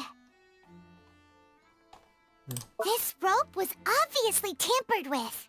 People needed to register and reserve a seat for the show. That, combined with this number selector, could allow you to pick a young lady instead of some old fogey. This is probably a prop, too. Oh, looks like it could hook onto a lot of things. Like the Traveler's fishing rod! This flower vase is probably a prop for the show. But it also could have been used in the crime. Paimon doesn't get this at all. You think about it for a bit, Traveler. That size wouldn't have been a problem for Paimon. Something doesn't add up. And what's the fact that there's 2 enter?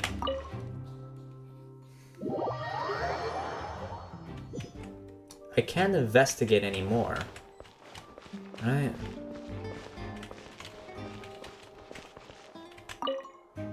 That's the hook. That's still the hook. Is Search mode only allowed. One second, let me just double check that search mode is only allowed. Oh. Doesn't even tell me about search mode.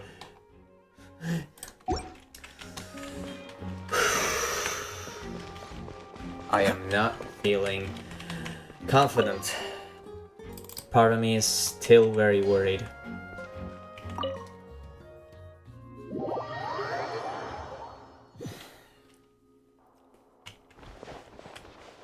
Alright. So, from the evidence we have occurred, the box is dropped on that. The victim was a person part of the show, Cowl, which, Cowl? Hold up. That's how he's called, right? Come on, let's get moving.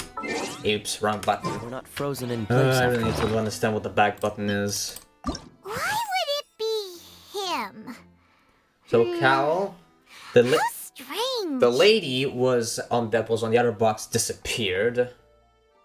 There was a strange sound during the actual performance. The entrance and the exits were all guarded. The audience side's magic box had 2 layers. Well, there was no chance Paimon could have seen that the box had 2 layers.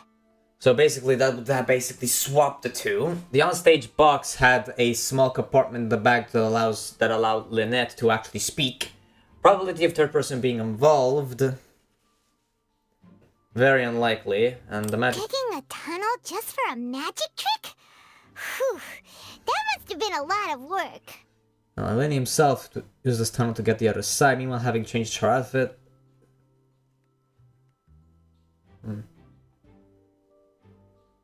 And that's why only the 2 of them can perform this trick. That size wouldn't have been a problem for Paimon. Alright. 8 o'clock.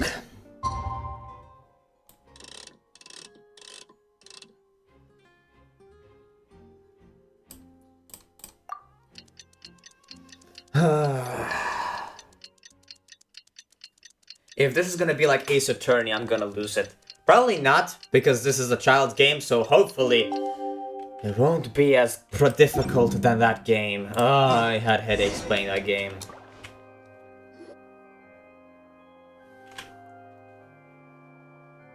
What do we do?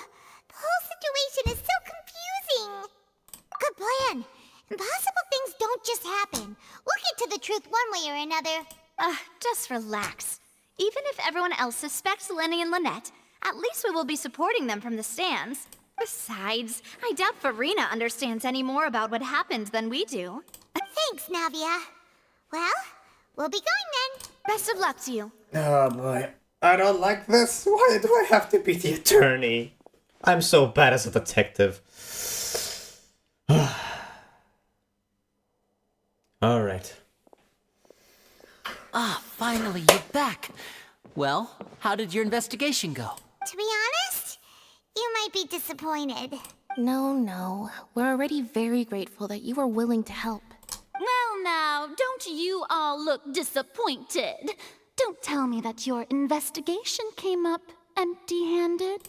That was to be expected, of course. The guilty can never produce proof of their innocence. But don't let that stop you. I shall be terribly disappointed should you, my most anticipated foe, concede so easily. Just you wait. Since both parties are present, I declare that the trial regarding the magic show incident is now in session. Alright. Firstly, in order for the audience to understand the causes and results of the incident, could we please have Mr. Linney explain the trick? Yes, of course. I will explain while Lynette demonstrates on stage. All the necessary items have been prepared. Thank you, Mr. Linney.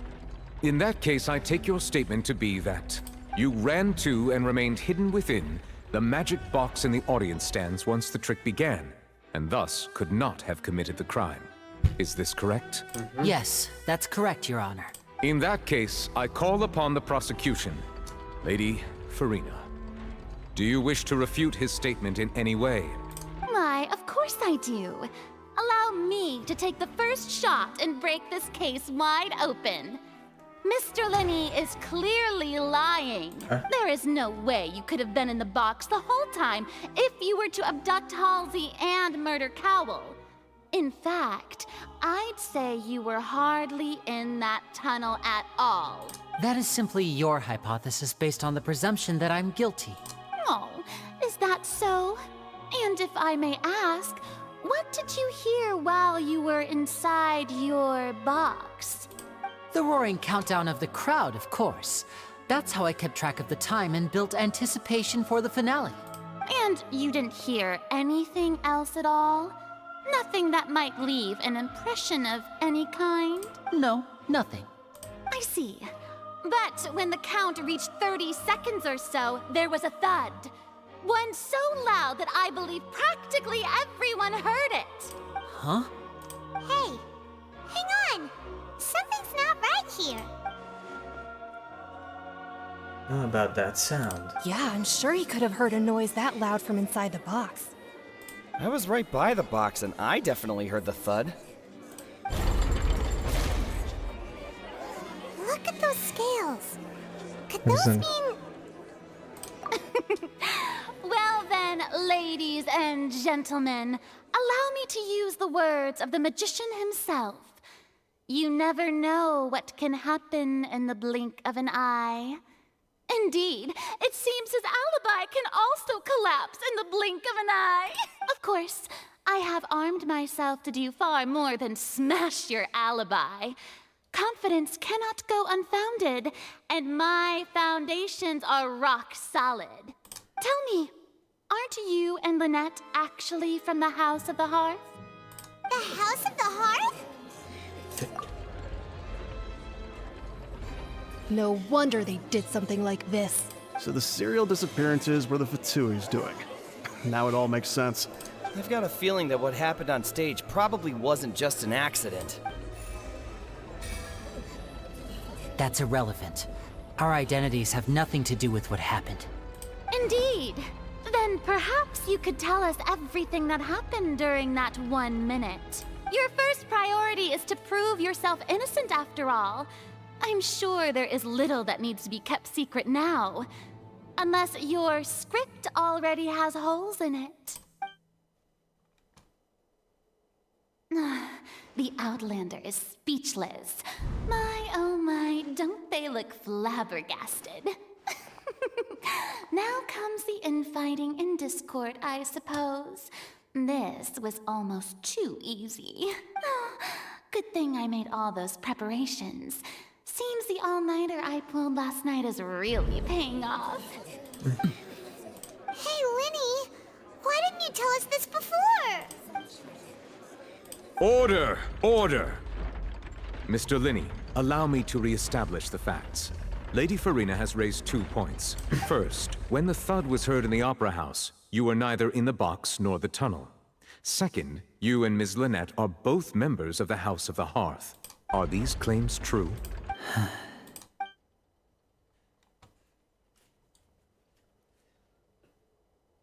And this could have all been set up beforehand. Plus, Child is here in Fontaine along with other house operatives. There must be some scheme at work here.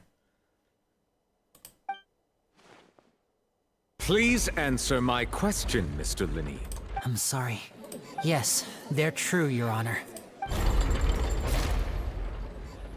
I knew it! Well, that's it. We might as well move on to the sentencing already. What should we do now? Thank you, Granted. In that case, what is your request? Is that really necessary? They're already as good as guilty. The defendant deceived their own attorneys. What is there left to discuss? Order! Order, I say! Your request is reasonable, and we shall adjourn. This trial will reconvene in 1 hour. So you would stick to Mr. Linney's defense even after knowing what you do now? You certainly have more professionalism than I thought. In that case, my dear audience, let's allow the joy of victory to steep for a little while longer.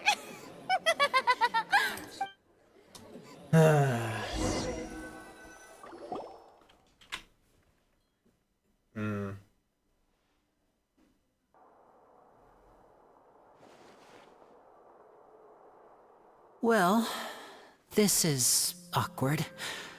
I didn't think the Hydro Archon would dig all that up. I'm sorry, Traveler and Paimon. Yeah, sorry. Paimon doesn't know where to start. We trusted you two. We based our entire reasoning on the assumption that you weren't bad guys. Not to set the wrong tone or anything, but Paimon's really mad! I'm very sorry. I know you're angry, and reasonably so, but please, let me explain. I know you've clashed with the Fatui several times before. I wouldn't be surprised if just hearing the word is enough to make you upset. But our organization is very, very large, and the Harbingers have very different personalities and goals. Right now, we want to save people. As many as we can. That's right. I'm sure we're on the same page when it comes to this nation and the disaster that its people might face.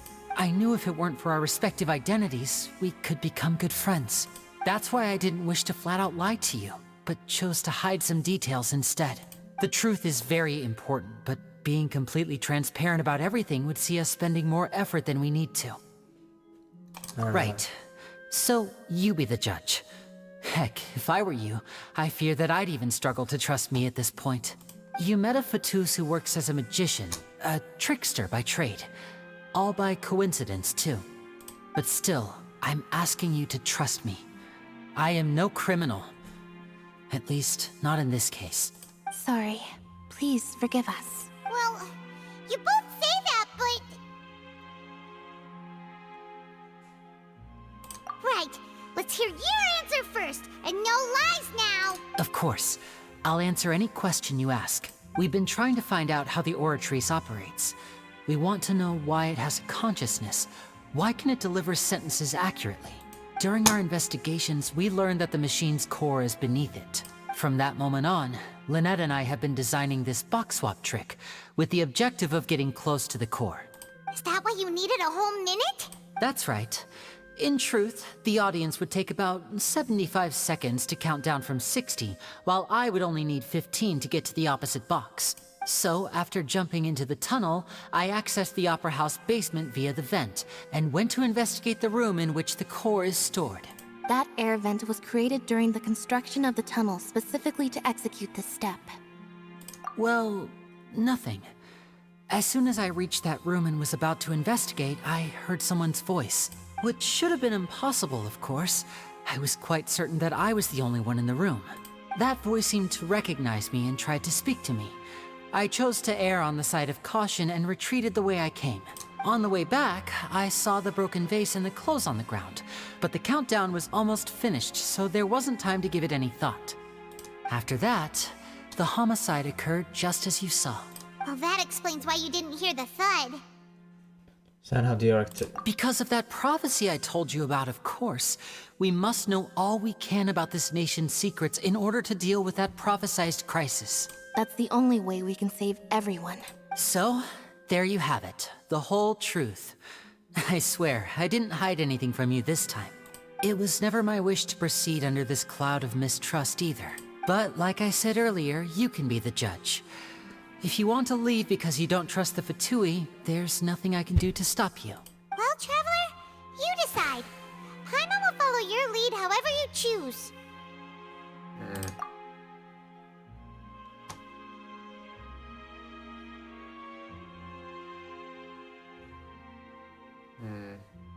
Okay, thank you. Thanks for giving us a chance. The current problem is that the scales are tipped pretty badly against you two. If we want to refute the Hydro Archon's accusations, we're gonna need a seriously watertight defense. Huh? Oh, Paimon thinks she gets what you mean. Containing the Oratrice core upon entering the tunnel did not witness the crime taking place and thus did not hear the thud. Lenny claims to have heard a mysterious voice within the chamber that houses the Oratrice core within the Opera House underground structures.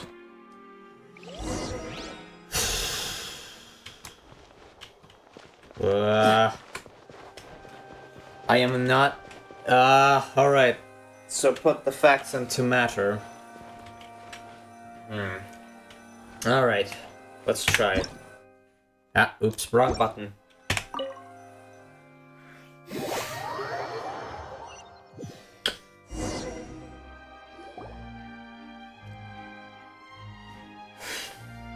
Both parties have returned to their positions. Let us continue the trial. When last we left off, Mr. Linney acknowledged the new evidence presented by Lady Farina as fact. Therefore, Lady Farina may continue stating her reconstruction of the events. Ugh, that took long enough. Now then, if everyone would lend me their attention, at this stage, let's revisit that scene from Linney's perspective. Based on opposition's account of events, you can identify loopholes in their statement. Evidence and clues obtained during the investigation to refute any erroneous assertions of fact and replace them with newer evidences. Use the refutations to convince the audience and obtain more support from the people. The orators will display such shifts clearly. When you find and refute all incorrect content, you may complete the cycle of and unveil the truth. As the countdown began, he entered the tunnel. When the flatbed trolley passed, he opened the box and got into an altercation with Halsey, which caused the loud thud. He did not realize that this sound could be heard by everyone in the opera house, which is why he claimed earlier that he could not hear the sound. Finally, he used the vase to knock her out, before making her change clothes to prevent others from recognizing her. At this time, Cowell arrived in the tunnel, having heard that strange noise, and caught Linney red-handed. So Linney proceeded to knock him out too before stuffing him into that box. Afterward, Linney passed the unconscious Halsey to his accomplice through the magic box in the audience stands, before operating the devices such that Cowell's death would be ruled an accident. And there you have it. That's the truth behind what happened. Does the defendant's side have any objections to Lady Farina's description of the events? The key to refuting Lady Farina is the order of events, what Linney experienced and what he saw.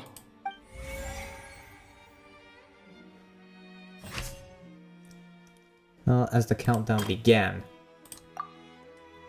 many claims they had did not witness the crime taking place and thus did not hear the thud. No one left the opera house during... Okay, 1 second. Linney entered the tunnel. Linney entered the tunnel as the countdown began. Alright. Linney claims he headed towards the chamber containing the...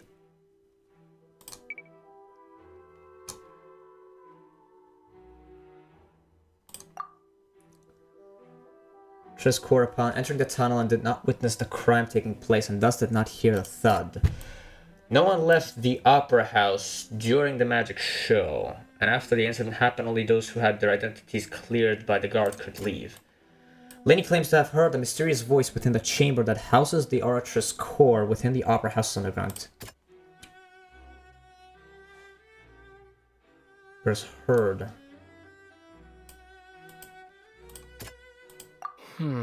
Seems this won't... Alright, no, so he did already enter the tunnel. One left the opera house during the magic show, and as this had happened, only those who had their identity cleared by the guards could leave. That's nothing to do with that. Claims to have heard the mysterious voice within the chamber of the houses. Alright.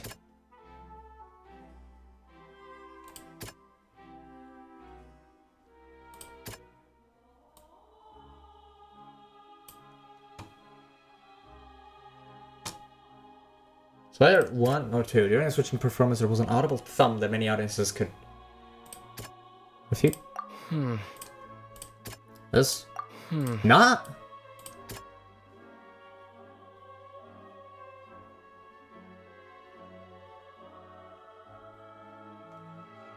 What does the dress have to do with this?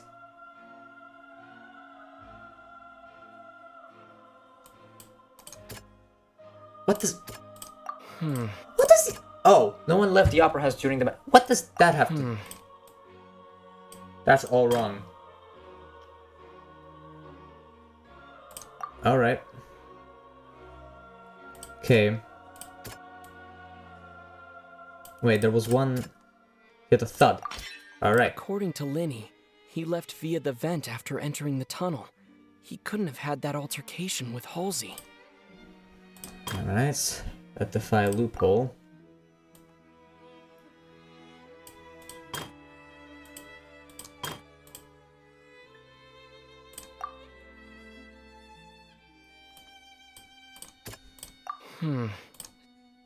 Wait.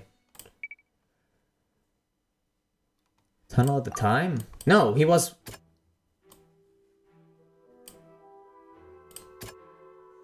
No one left. This one. Linny went to the room that contains the Oratrice's core. This is the actual truth. So the ladder knocked him out with the vase. The existing evidence indicates that when Linny returned to that tunnel, the crime had already taken place, and all Linny saw was... Linny did not take part in the underground altercation. He only witnessed traces of the aftermath. Attention! Ace Detective Paimon has something to say! When the countdown started, Linny did indeed go into the tunnel. But he immediately used a vent to access the Opera House basement, which is where the underground core of the Oratrice is stored. Once he reached that area, he heard a voice in what should have been an empty room. Since he felt something was amiss, he returned immediately. The crime scene had already developed by the time he reached the tunnel again, and in order to complete the magic trick, he did not remain there for any length of time. Finally, he reached the surface, and that was when the accident happened from his point of view. Therefore, he's innocent! Alright, that stabilized it.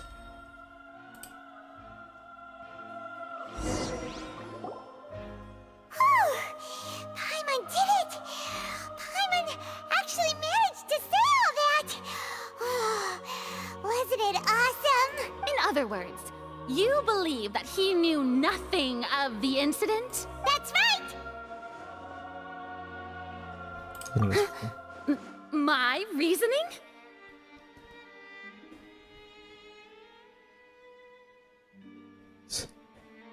If that's the case, then if Carol hadn't entered the tunnel, who was the entire setup meant to kill? Assuming that what you say is true, Linny only needed to kidnap the young girl to cause a new disappearance case. What would the point of killing someone on stage be? Oh, they have a point. That's right, you tell him! And that's why they're partners of mine. They've managed to turn things around. Oh, well, your denial is very strident. I'll give you that. But what proof do you have to back your claims? Of course I do. If he had been in the magic box the whole time, how could he have not heard that sound? Why do you ask? You're saying that he wasn't?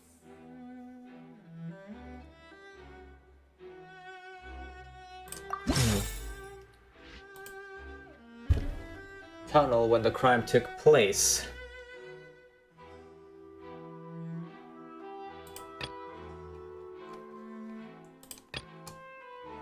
Relevant, irrelevant, irrelevant. So there's 3.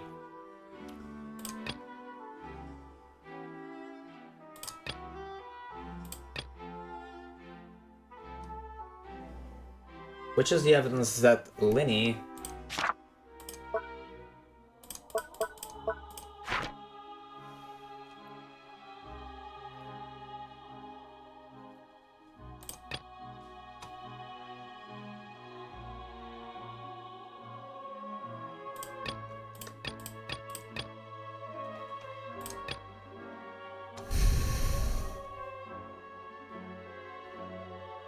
That's right! Linny wasn't in the box or in the tunnel. That's why he didn't hear anything strange during the performance. Yes, okay. This means that when the crime happened, Linny had already entered the basement via the vent. The same clue you used to disprove his alibi has now become the best proof! How do you like that? Well played. To think you'd use such logic. Well then, if it wasn't Linny who committed the crimes, then who was it? Let's check the corresponding case questions. Select answers and fill out the empty gears to verify the correctness of your deduction. If you have made mistakes, you must make another selection from the remaining options. Questions correctly can complete this logic chain. Guard investigator report indicates that the firework releases near the end of the show ignited and burned through the rope suspending the water tank above the stage. This caused the water tank to fall and kill Cowell in the box. If Lenny is no longer under suspicion, only the other members of the troupe would have been able to tamper with the group. Lenny gave a detailed account of how the trick was supposed to work, but using a box inside a box. The idea was for the box containing the audience member to be transported across via a tunnel underneath. And Lenny himself would also use this tunnel to get to the other side. Having changed her outfit, Lynette and her assistant would take charge of onstage interactions. The clothes belonged to Horsley. The lady who was missing were found in the tunnel. The reason for this remains unknown. Crime. Trick was supposed to work, but the idea was for the box containing the audience member to be transported across via a tunnel underneath. And Lenny himself would use this tunnel to get to the other side. Alright.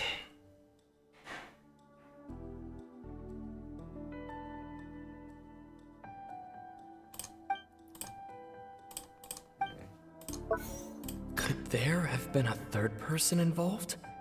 Is that really a possibility? Halsey is the missing person and an ordinary audience member. Or did she have her own scheme all along? The deceased's name is Cowell, Lenny's assistant. He would have been able to tamper with the equipment. Yeah, but that doesn't make sense. It wouldn't be him, because why would he tamper the equipment that would lead to his own death? Halsey is the missing person and an ordinary audience. Alright. Hey, Elsie, the lady who went missing were found in the tunnel. The reason for this remains unknown. The Guardian's investigation report indicates that the firework released near the end of the session ignited. Suspicion, only the other members of the troupe would have been able to tamper with the props. Alright. And he gave a little account of how the trick was supposed to work by using a box inside a box. The idea was for the box containing the audience member to transport across via a tunnel underneath. Lenny himself. Could there have been a third person? Let's say that there was the crime had already occurred. The dress was there after he entered. I feel like there's a third person involved. Could there have been a third? Oh, this is incorrect. So there was no third person.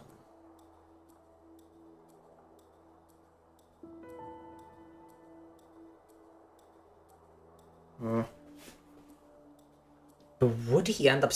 If he knew what was gonna happen, that would lead to his own death. That would have been stupid. Halsey is the missing person. It was him? How would the victim is the... The deceased's name is... Really? That was weird. Huh? That can't be right. Are you serious? The killer was, in fact, Cowell, the deceased! Oh, is that so? How interesting! Let's hear your reasoning then. What I must do next is recreate the truth. What Cowell did, and how he went from would-be perpetrator to victim. How can we envisage Lenny as having been unable to interfere with the crime? No one entered or left the Opera House through its entrances. So where would the criminal have wanted to take Halsey? The deceased's name is Cowell, Lenny's assistant. Alright. Halsey's clothing was in the tunnel, so there must have been some fear that she would attract attention. The sound we heard may have come from a clash between the missing Halsey and the criminal.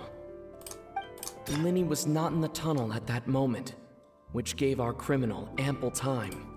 It would have been tough for both people to fit into that vent. They would likely have bumped into Lenny as well.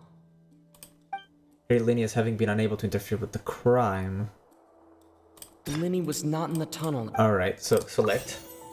When I prove that there was an altercation in the tunnel, the bump. The sound we heard may have come from... Who is the prime suspect currently? Linny was not in the tunnel at... Also, it's not this. Linny was not in the tunnel at that moment. It would have been tough for both people to fit into that vent. They would likely have bumped into Linny as well. Switch. Well, who is the prime suspect currently? Linny was not in the tunnel. Where did the missing Halsey go? No one entered or left the opera. All of them are wrong. Alright, let's just try Lenny here. Lenny was not in the tunnel. It would have been tough for both people. The deceased's name is Cap. Okay. And here, where did the missing Halsey go? It would have been tough for both. No, okay, I got this right. Oh. Halsey's clothing was in the tunnel.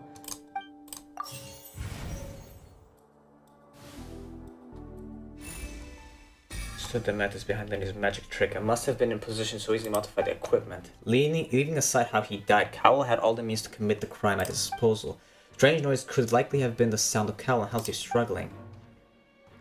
1 minute. This would have given time for Cowell to bring Halsey out of the magic box in the other stands. But according to the guard's testimony, no one entered the house, so even if they had taken her, there would be no means of exiting. Exiting from the box would have been in full view of the audience, pretty much guaranteed that they would...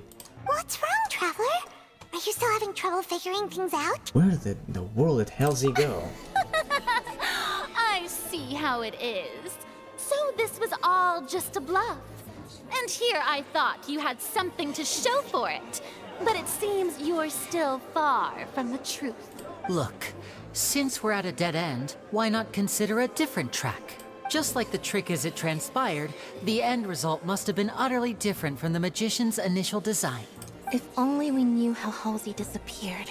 Well, that would be nice, but the tunnel only has 3 exits, and none of them seem very likely. And it's not like this is a magic trick where you can just make a real live person disappear. You know, like you did from that water tank, Lynette. Wait.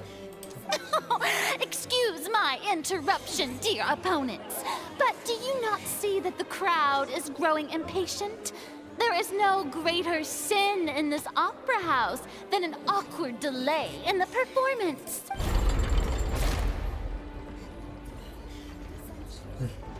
If the defense is unable to make further effective arguments, we will move on to the next stage of the trial. 1 second. Linny was not in the tunnel at that moment, which gave our criminal ample time. The sound we heard may have come from a clash between the missing... Alright. The deceased's name is Cowell. Alright. Where did the missing Halsey go? The vase was not broken by chance. It... Yes. Oh, Paimon gets it! It all comes together if Halsey disappeared instead of being kidnapped. Lynette escaped from the water tank, vanishing gradually and leaving only clothes behind. If there's a similar method where a person could be transformed into water... Oh, just a moment, please. I do hope you know how preposterous you sound at the moment. How could a person ever be transformed into water? This is reality we're talking about here, not some magic trick. Must we really? I should think that of anyone. Your friend Linny already knows this truth very well. Magic tricks are ultimately just illusions and misdirection. But Halsey's disappearance is very real. We're talking about 2 completely different things. Even so, I trust the Traveler's judgment. The truth must be out there somewhere. Perhaps some new line of reasoning may open if we try to gather all the focal points that don't make sense. Since Cal was the deceased, we haven't placed much attention on him. But given that we aren't making much progress with the case, it wouldn't hurt to have a look at his belongings, would it? People really do come up with all sorts of harebrained schemes when at the end of their rope. The way I see it, your suggestion that we broaden the scope of our investigation is nothing but a tactic for stalling the trial. Nevertheless, I believe that this is a reasonable request on the part of an attorney. Since the trial does indeed appear to be at an impasse, I believe that additional evidence may help us make more progress. Guards, please step into the lounge and examine the personal effects of the deceased, Cowell. We are still examining the items, but we have already made critical progress that we feel must be shared with everyone post-haste. We discovered several test tubes of fluid within Cowell's baggage, each labeled separately. The notebook in his backpack claims that these fluids are water from the primordial sea. The primordial sea? The note's contents also indicate that Cowell belonged to an organization that sells illegal drugs and that he had an accomplice. The notebook has many entries concerning safe usage of these fluids, in which the keyword dissolve appears many times. One of these tubes was labeled Opera Epiclese, along with yesterday's date. It is empty. The notes also state that these dissolution properties work exclusively on people from Fontaine. It's likely that Halsey was chosen as some sort of test subject. As such, we believe that the defense's hypothesis is, in fact, supported by sufficient evidence. You've got to be kidding! People dissolving into water? Could something so ridiculous actually be true? Wait a moment. This reminds me of a certain prophecy, but it's just a coincidence, isn't it? Huh. If people can become water, does that mean that the water tank's real use was as a means to hide water stains? And if Cowell was targeting that girl... Wait just a minute. Could that mean... You two, with me, quick! Demoiselle, wait! What about your partners? Let's go. Just trust me. Order! Order! It is undeniable that further examination of the deceased's personal effects has yielded some surprising results. But we cannot yet verify the veracity of these clues. Still, let us assume that these clues are indeed authentic, albeit with the understanding that Ms. Halsey has yet to be found. Guards, please continue examining the items along these lines. Mr. Linney, it appears your hypothesis is supported by the evidence, so please continue speaking. Of course. Thank you, Your Honor. If we uphold this hypothesis, I believe that many of this case's seemingly unrelated clues can be connected together. Right! Like the metal hook!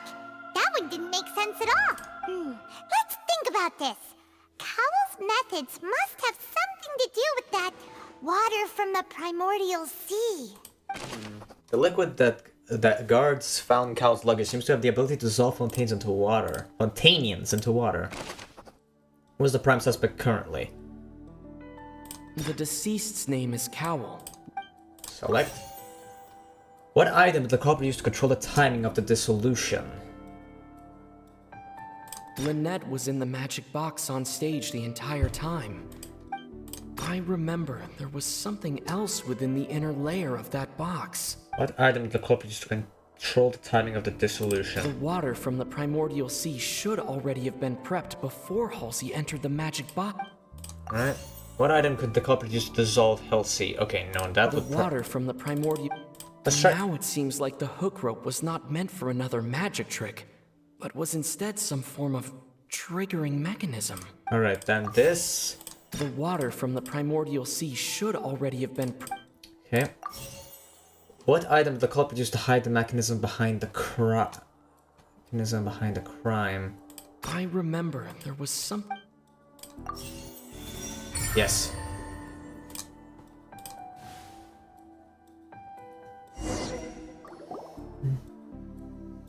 Ahem! It's Ace Detective Paimon's time to shine again!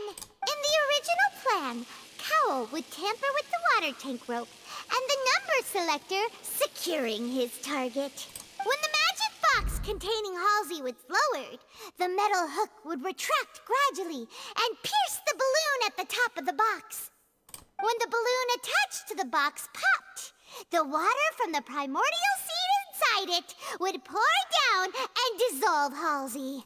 Afterward, Cowell would enter the tunnel and break the flower vase to conceal the water inside the tunnel, with the remaining evidence being covered up by the water tank on stage. But he encountered something unexpected in the tunnel, and wound up being fatally hit by the same water tank he meant to use to cover his tracks. Huh. That does make sense. That actually links together a lot of the more confusing pieces of evidence. Ooh, we're at even odds. Oh dear, what do I do? Even I think they sound convincing now. Have I falsely accused an innocent person? What a humiliation. Now, it seems like the only point of contention remaining is the exact circumstances that led to Cal's death. His notes mentioned he had an accomplice who could be related to the situation. On that note, the guards have just contacted me indicating that they uncovered new evidence. I shall now invite him on stage to share it with us. Thank you, Your Honor. We were just inspecting the luggage of the other people involved in this case, and we found an identical sample of the water from the primordial sea among Linny's personal effects. What? That can't be. Oh, I see. Well, how wonderfully comedic to have your own counterattack only to come back and wound you. Does this not clear all doubt? My dear citizens, my loyal audience, allow me to present my reasoning and bring this performance to a swift close. Again. Linny did not need to take part in the dissolution of the young woman at all. Indeed, he did leave the scene via the vent. Having made modifications to the props beforehand, his accomplice Cowell then caused Halsey to vanish using the water from the primordial sea. But upon his return, in cruel avarice, Linny desired sole credit and prepared to do away with his partner in crime. Ultimately, he knocked Cowell out, and the tool meant to cover the crime up also became a murder weapon. Now, as much as I regret having come to such a viciously straightforward conclusion, it does seem that the famed Fatui is quite the cold-blooded and ruthless organization. Am I right, Mr. Linny? We've used up all the evidence we collected. There's no way for us to make a rebuttal here. Is this the end of the road? Oh no! Paimon can't think of anything either. It doesn't look like there's any way around this. Seems using the water as new evidence was too good a move. Why did this have to happen now? I think we've all seen enough now. And we have ample witnesses to my flawless reasoning. I believe this is indeed the finale. Now then, my good, noble Chief Justice, should we not, in your view, move... Excuse me, everyone, but I must interject. Miss, I must ask you not to shout, and to respect the ongoing legal proceedings. Oh, come on. Don't be hasty. I have a good reason for interrupting, you know. Now, would anyone here like to take a little break from all this debate and see a little... I'll show you an amazing trick. One that can bring a young woman who has disappeared back in the flesh, right before your very eyes. Please, do the honors, Mr. Linny, if you would be so kind. But what in the world is she saying? No offense, miss, but miracles like that are beyond my scope as a magician. Come on now, don't be silly. Magic is all about misdirection, isn't it? It often conceals the truth while presenting a fascinating illusion. But once everyone believes the illusion, can't magic reveal the truth to them once again? And wouldn't such a trick be the most marvelous finale to today's performance? Come on, Linny and Lynette. Give it another go. Don't worry. Spina di Rasula has made the necessary arrangements on your behalf. But as the magic makers and stars of the show, I think I should leave the final performance to you. I understand.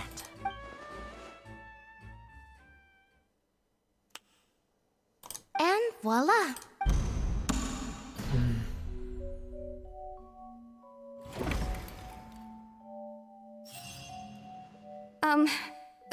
Sorry for the interruption. Wait, Isn't that Halsey? So the whole thing about people dissolving wasn't true after all?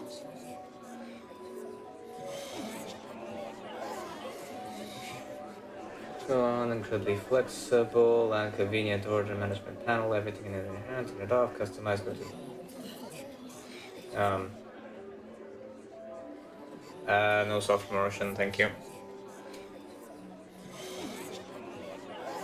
Second.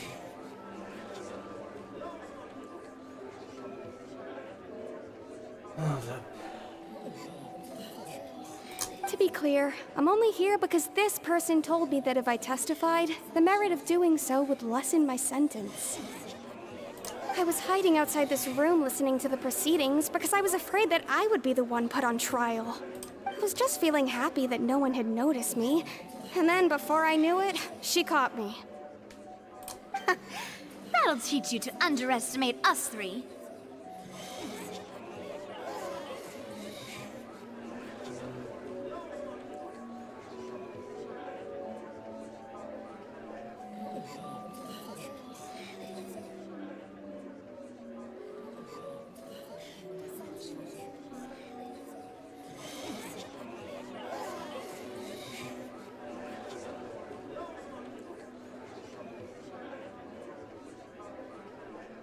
Yeah, break it. We'll just... Where should I begin? I'm sorry. I'm the one who killed Cowl. I admit it. But... what? Why? Firstly, my name isn't Halsey. It's Lillian, and I'm originally from Mondstadt. I heard that Linny's show was gonna be a real thriller, but I missed the chance to buy a ticket, so I stole one. That's how I make a living. I steal stuff here and there. And I'd never been caught before. But I was noticed at the harbor a few days ago, and I barely got away. Linny was the one who caught me in the act. Hey, no wonder you look familiar. So you were the thief! Liddy even mentioned that you were pretty skilled. Well, and I thought that would have been the end of it, but then the number selector chose me. He even mentioned the Fortress of Meripede. That's a prison, isn't it? So you can imagine how shocked I was. I thought he was onto me for sure. So I played along with the show while looking for an opening to flee. But then I got water poured on me for no reason, and then someone jumped into the tunnel to nab me. I wasn't going to take that lying down, so I knocked him out and stuffed him into the box. There was nowhere to run from there, though, so I had to change my clothes and hide in a box containing performance costumes. I slipped out after the first guard arrived at the scene and continued hiding inside the opera house. Can a person even hide in there? But I swear I didn't know that the water tank would fall down. Really, I swear it. Had I known that, I wouldn't have put him in the magic box. I may be a thief, but I'm no killer. Well, that makes everything pretty clear now, doesn't it? This time, we need to tell the entire story from Lily-Ann's perspective. Alright. A loophole. Tunnel,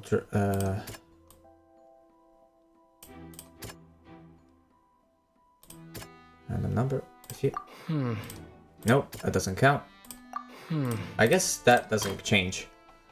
They use to prepare the parsley for the magic trick to dissolve Halsey inside the magic box, as Halsey has appeared completely unharmed before all of our eyes. Farina's conjecture no longer holds water, and how would Halsey have reacted when the water fell in?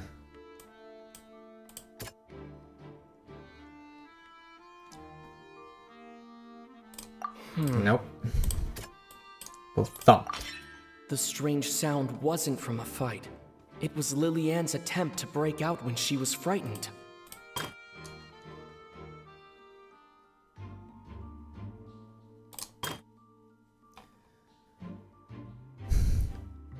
In the tunnel, anyone just appeared completely unharmed before all our eyes. Farina's conjecture no... But there is evidence proving that the fight did indeed break out in the tunnel. The flower vase was not broken to cover anything up, but was smashed during the struggle between Lillian and Cowell. Fight then, what did Halsey do?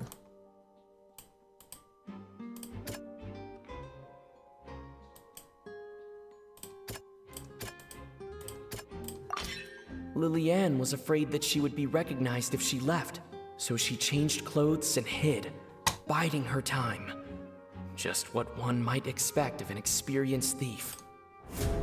And it's Ace Detective Paimon time! Having been selected out of the blue, Lillian panicked. Her panic only intensified after she entered the tunnel and had water poured on her head. So she kicked the door open, producing the thud we all heard. Hearing the commotion, Cowell leapt into the tunnel, only to discover that Lillian had not dissolved. He did not know that Lillian was not from Fontaine, but was a thief who made her way in by stealing a ticket. Mistakenly believing that the water from the primordial sea needed time to take effect, he tried to force Lillian back into the box. The two broke the flower vase during the struggle, but Lillian came out on top, knocking Cowell out and putting him in the box. With no way of escaping, she changed her clothes and hid in the costume trunk until the performance ended. Jeez. Alright.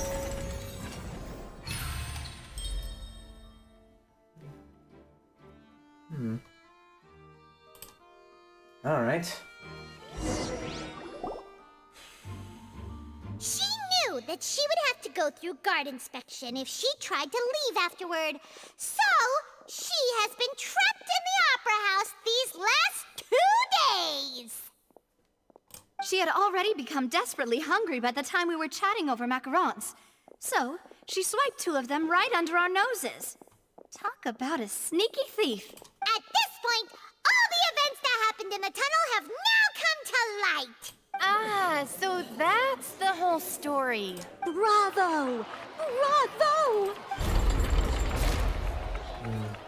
Now then, Lady Farina, do you wish to speak against the defense's statements?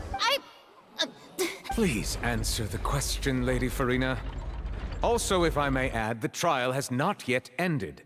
As such, I request that the prosecution not leave the room before the proceedings have concluded. What, are you reading my mind now? No, I have no further arguments. I admit defeat. But really, could you at least have left me with some dignity? Wow, look at that!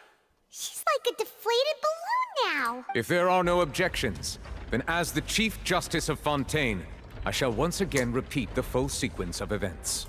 The actual perpetrator of the serial disappearances, Cowell, selected his next victim from the audience reservation list. With some modifications to the selector, he could ensure that the pre-selected young woman would be chosen. To cover up any evidence while committing the deed, Cowell thought of allowing the water tank to fall, which would conceal the water left behind after the young woman was dissolved.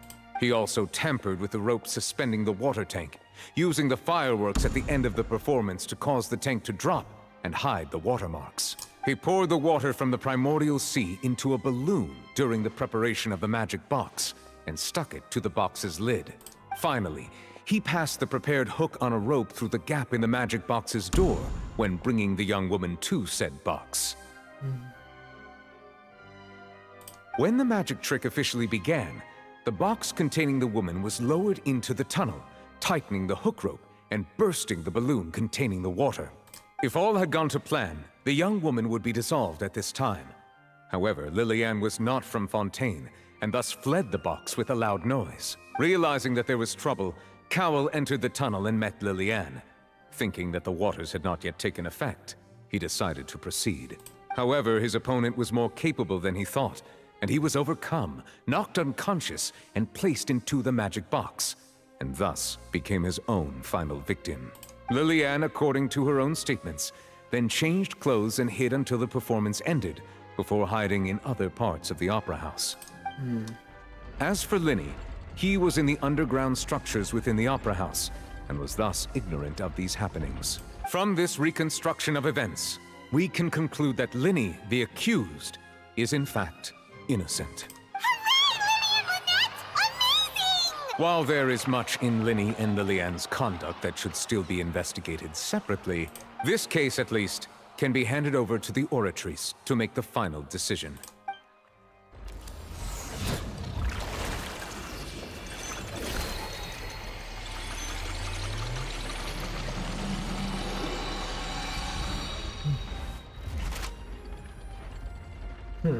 Let's see.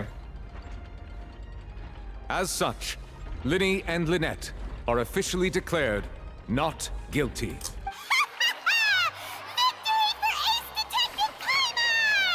Great work, partners. Alright, who did that? Thank you all.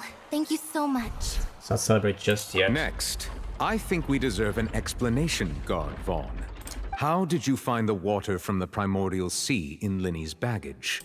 Right! Your discovery caused me to make a serious mistake, you know.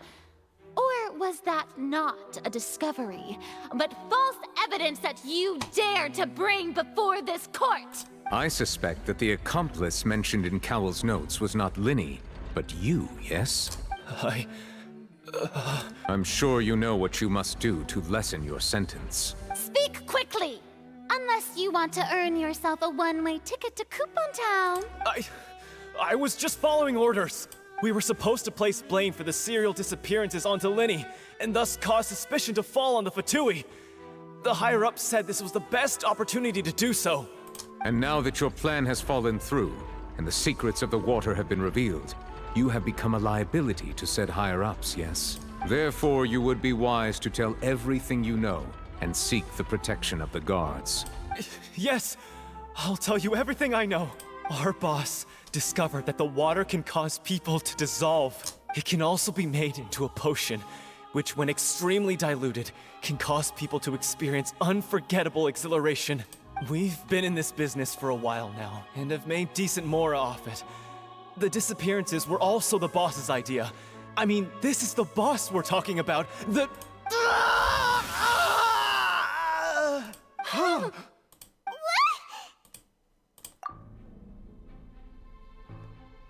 And now he can no longer talk. Such ruthlessness.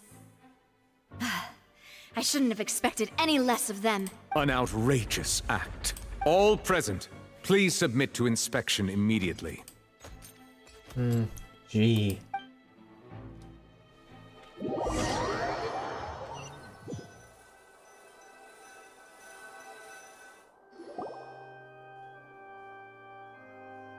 So, we're just going back now?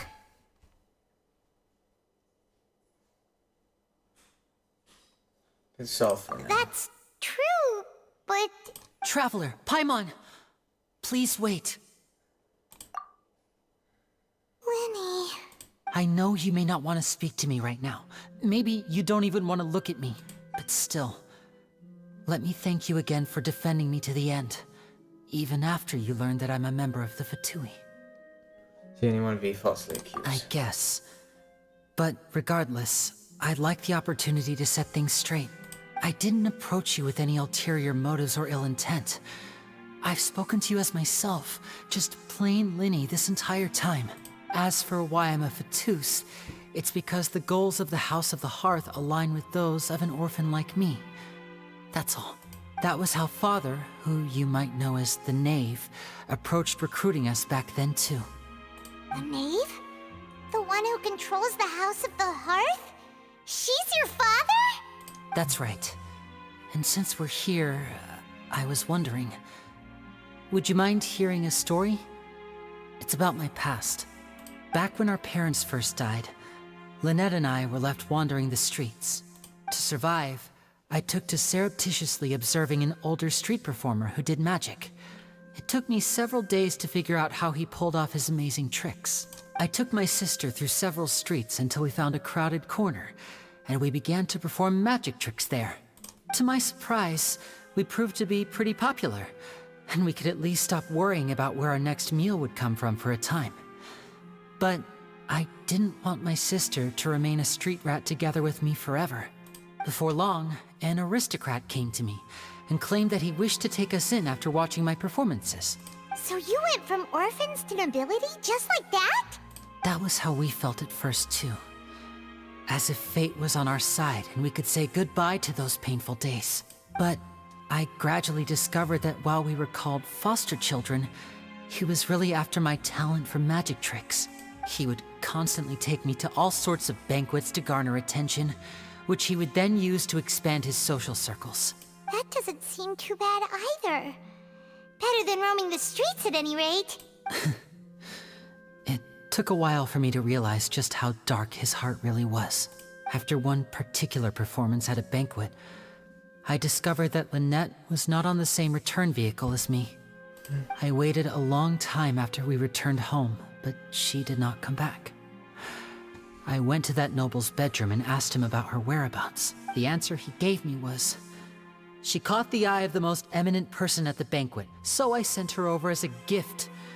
I mean, you'll be able to perform your magic regardless of who your assistant is, yes? Oh no. So he was gonna...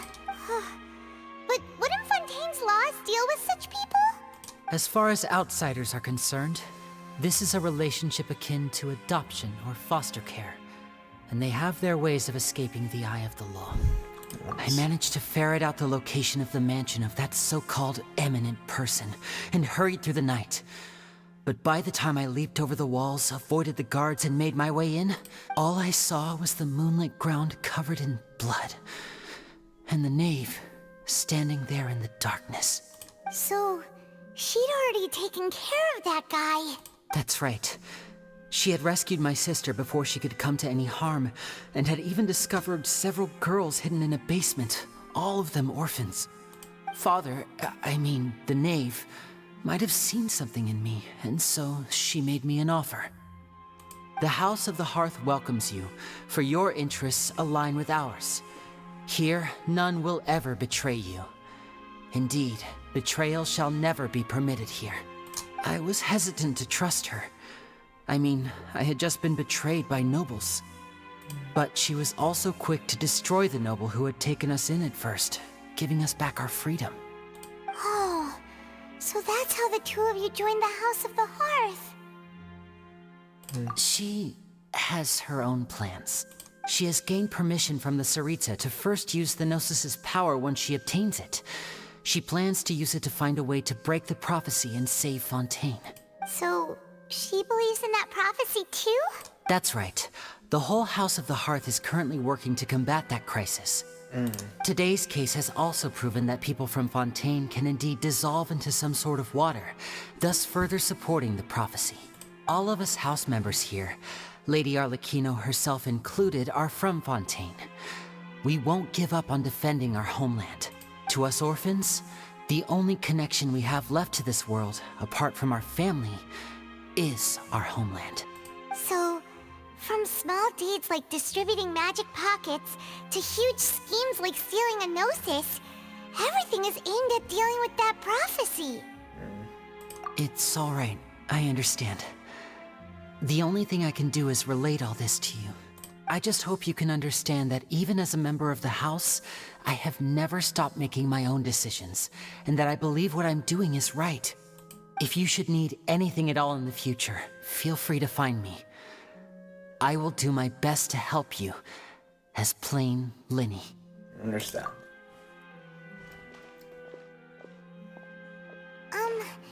Bye, Linny!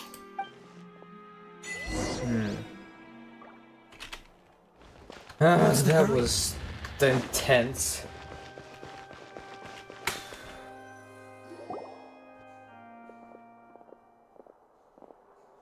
Hey there. What was with the disappearing act you pulled right as the trial ended? Were you looking for us, Navia? Well, this whole thing isn't exactly over, is it? I do feel that we're getting closer to solving the serial disappearances case, though. Don't you think so, too? Huh? What's wrong, my dear partner?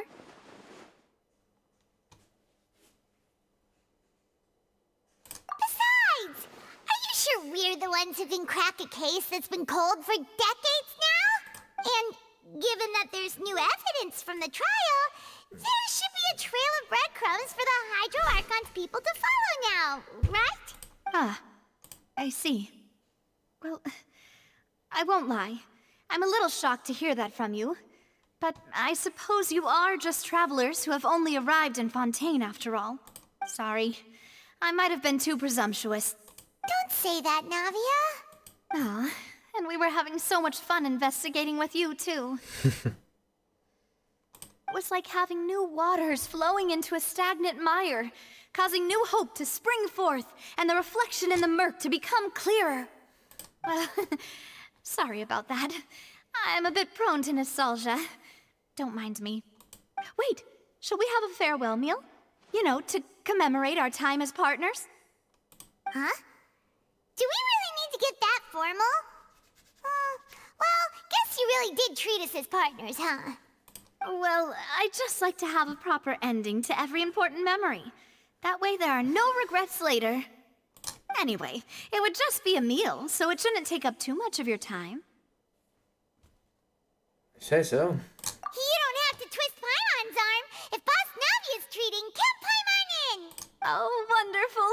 In that case, why don't we return to the court of Fontaine and head to the Hotel de Boer?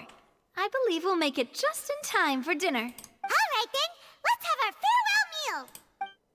Man. Alright.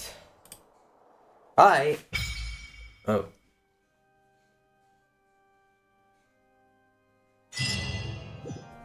I need to eat something. Don't mind me, I'm just going to do a few things. It probably will be the most boring thing ever, not gonna lie, but it's probably better than nothing. So... I didn't know you were such a slacker. Hello. Actually.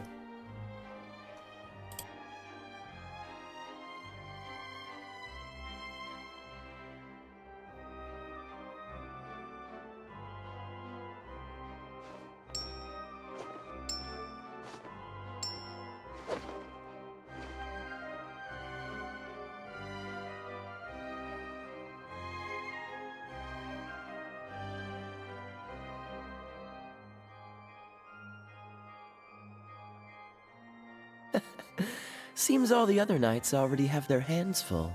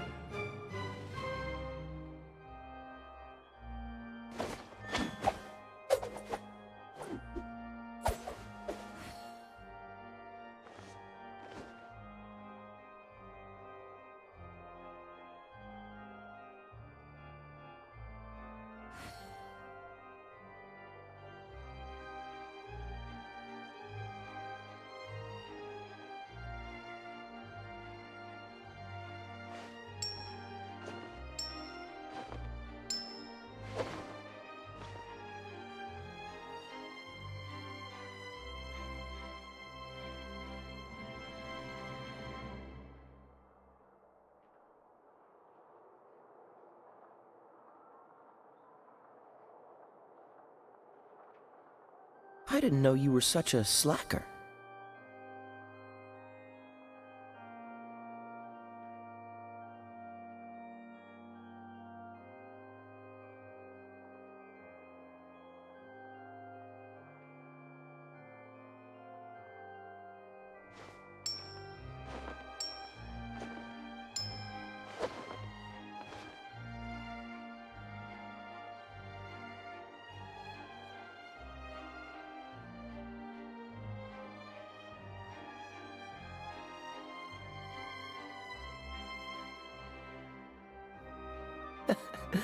Seems all the other knights already have their hands full.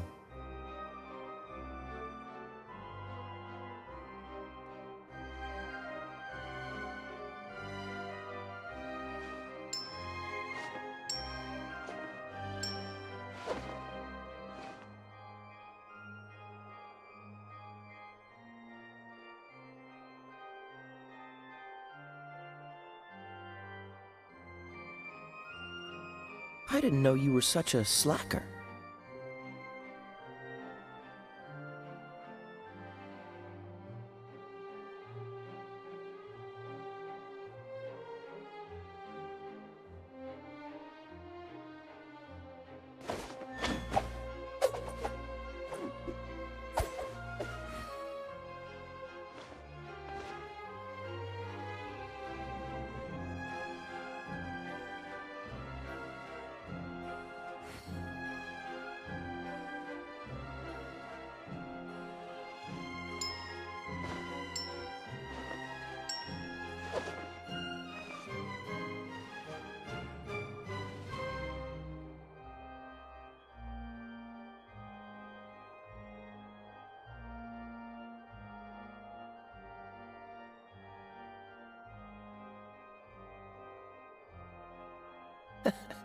Seems all the other knights already have their hands full.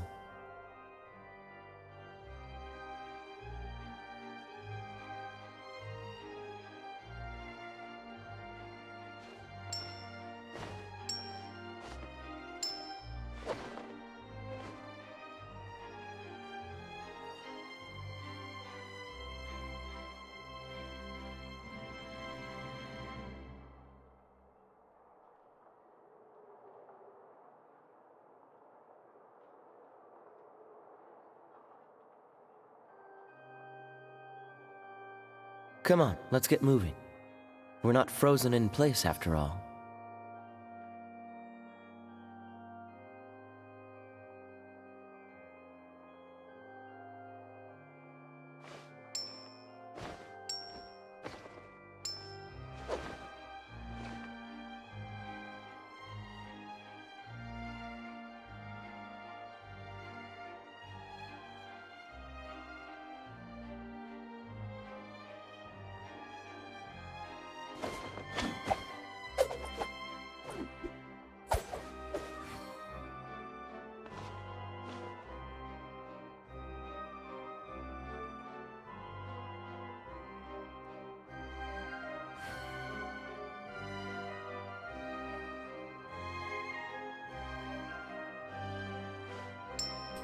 Alright.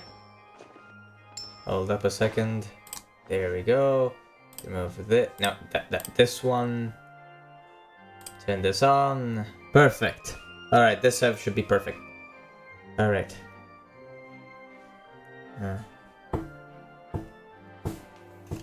Let me check my audio again. I didn't know you were such a slacker.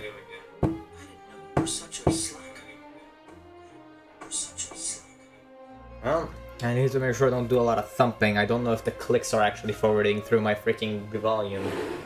Again. Oh.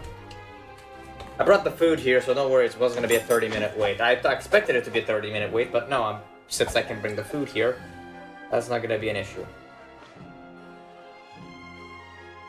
Well, we're going to go continue this. Honestly, I did not expect this to last almost 4 hours. Let's see if I can actually continue till the 8th hour, although I'm not really sure about that. Seems all the other knights already have their hands full.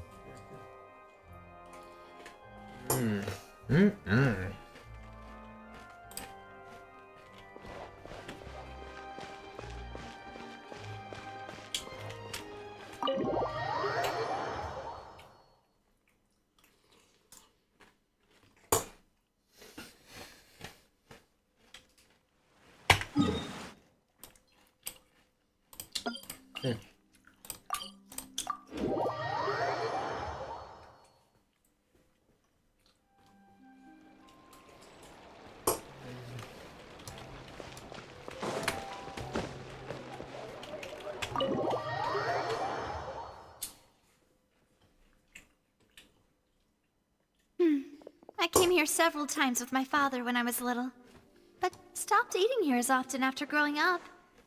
I hope the food here will be to your taste. Oh, don't worry. We haven't eaten at a hotel like this in a while. Paimon's getting excited already.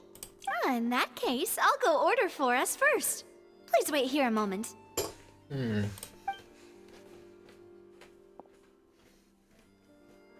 Ooh, everything looks so good. People in Fontaine sure know how to enjoy life. Why, of course. Go ahead, try whatever you like. If the food's good, I'll make a group reservation for the rest of Spina di Rosula next time.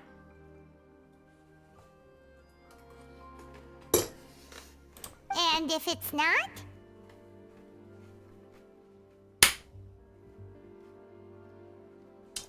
Hold up. Lasagna's an Italian dish.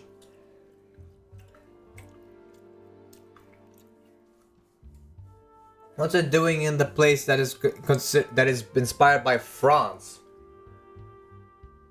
Maybe it's there because there's no nation that's inspired by Italy. Maybe that's why.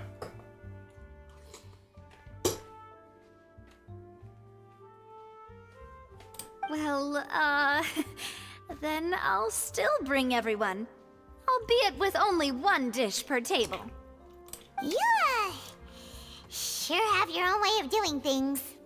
Oh, we called this a farewell meal, but we could also treat it like a victory feast, right? We did just win that case after all. Oh, true. Very true. In that case, boss, we'll have another 2 dishes. Huh? Paimon didn't mean that you had to order even more food.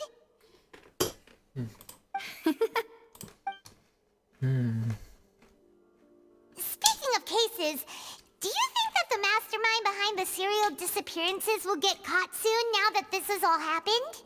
Well, we've certainly taken a big step forward, but I feel that's about it.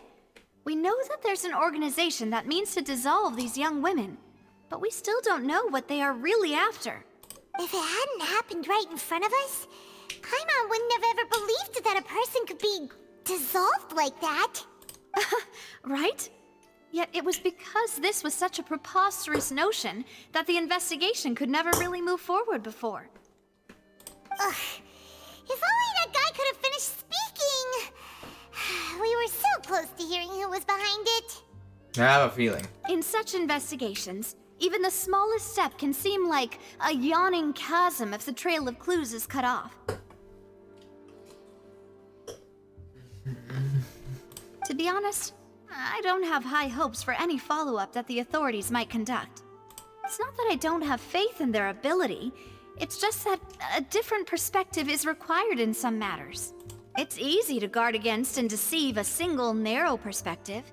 A shift in thinking is required at such times in order to produce a breakthrough, which is exactly why the Spina di Rosula exist. Those highfalutin folk are not all-knowing. That's why we exist. To seep into the cracks where filth falls through, where their watch fails them. That's the kind of problems we solve. Seems Paimon thought things were simpler than they actually are. It's all right. Well, this was supposed to be a farewell meal, so I doubt you have further interest in this business, right?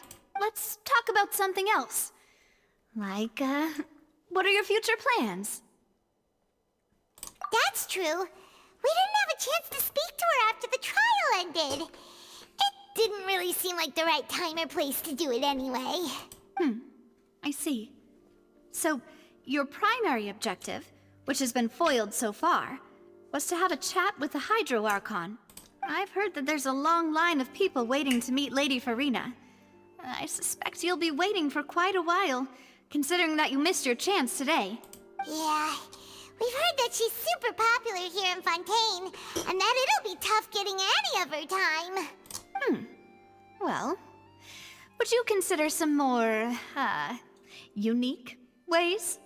Perhaps even methods of, let's say, questionable legality? Guess that's Spina di Rosula's boss for you. Chock full of sketchy ideas. Well, what did you have in mind? Well, one way would be to infiltrate a performance troupe at the Opera House, only to abandon your act at the play's climax and ask to speak to her after the performance. I'm sure Lady Farina would be eager to see the ending, and would agree in order to finish watching the play. Don't you think? Could you suggest something a little more practical? This plan seems pretty hard to pull off. We'd have to go learn how to act, and acting's really hard. All right, here's another. Find a way to conceal yourselves under her bed. Then wake her up in the dead of night and demand answers. Don't let her go back to sleep until she answers all your questions. I can personally testify that this one works. When I'm sleepy, I'll do anything as long as I can finally get some sleep. That might work, but that's not really the problem. The problem is we don't want to get ourselves arrested. Ah, valid point. I overlooked that part. I was just thinking about leveraging a person's desire for sleep. All right, no more joking around. Perhaps you could... Oh, I don't know. Cut the line when she's on a break. You did defeat her in court, clearing citizens of hers from false accusations. False accusations she had nearly upheld personally. I imagine that she feels quite ashamed about the whole thing. You mean that if we catch her while she's on a break, she might be too embarrassed to refuse? Oh, that does make some sense. Why don't we give it a try after this meal? You know, strike while the iron is hot and all. Huh? Paimon, did you drink my Fanta? Was this your drink? Sorry about that. Paimon wasn't really paying attention and the cup was right next to Paimon. Would you like to order another? No, it's fine.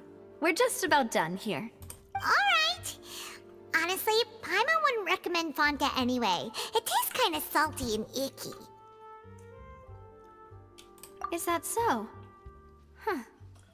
Well, in that case, we'll have to blacklist the Fonta here then. If we're all finished eating, then I'll go pay. Yeah, we're stuffed. Thanks for the treat, Navia.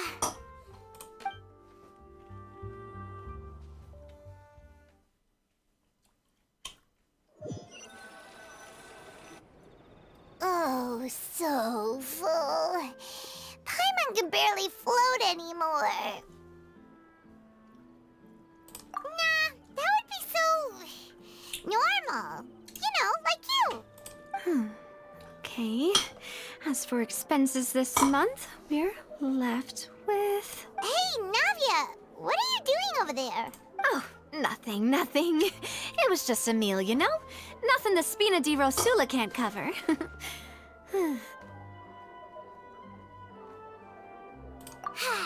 Let's get ready to try to meet the Hydro Archon again. Bye, Navia! So this is goodbye, huh? Well, if you do encounter any other trouble in Fontaine, you're always welcome to contact the Spina di Rosula. I'll give your requests the highest priority. In any case, I wish you smooth sailing. I'll see you again, partner. See ya!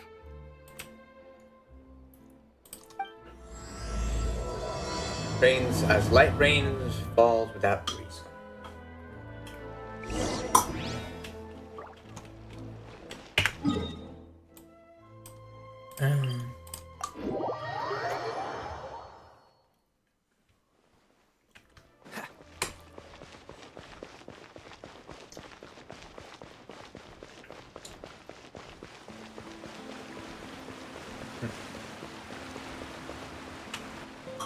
There aren't many people around anymore. Looks like that boat we took to Araneas might have been the last one. Vache. Looks like we're back here again, huh? Traveler? Are you hearing voices again? Ugh. That's kinda spooky. Are you sure we don't want to come back in the morning? Vache? Vache. Hey, why are you still walking towards it? There might be something nasty in the water. Huh? Hang on. Paimon can kinda hear a voice. It's calling for Vache, right? Hey, Traveler? Stop walking!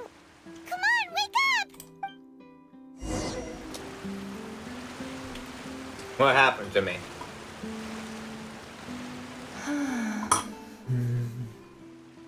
Vache, are you my dear Vache? No, wait. You seem to be someone else.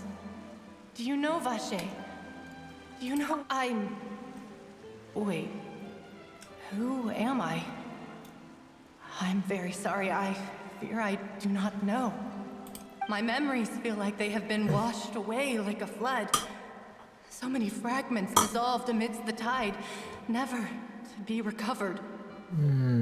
How much have I lost? How many things that I once held dear while on land have I since forgotten? You're once human. Yes, that is what I was once. But now, I am but the consciousness of one who is lost, therefore. I do not know how I came to be like this either. I only vaguely remember being covered in light blue water, and then all grew dim. I also remember going to many places. I loved adventure, loved exploring places of peril. No matter where I went, Vache would go with me. I knew how dearly he loved me, and I also loved him equally as much. But now, we can no longer go back.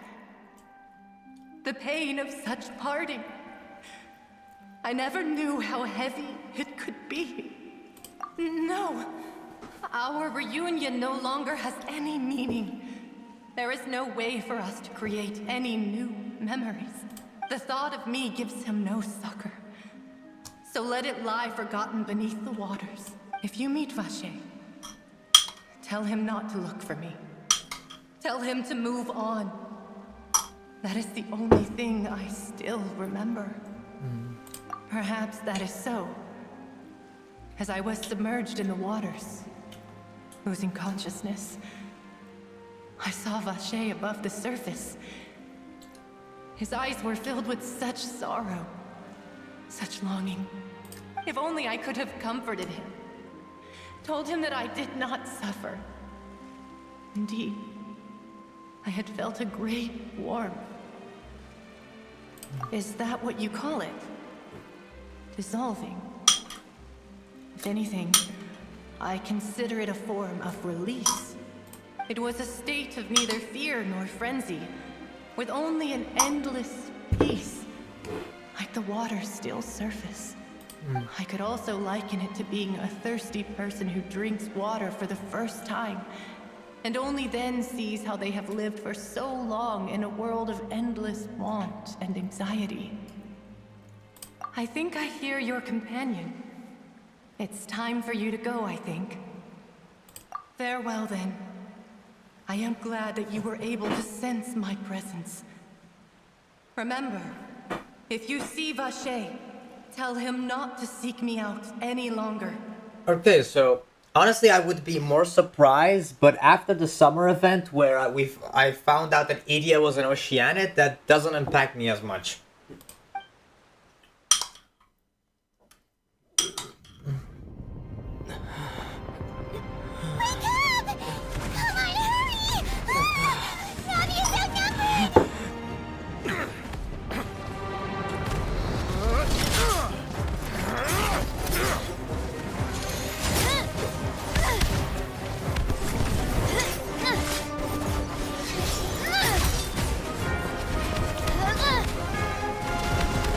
Look out!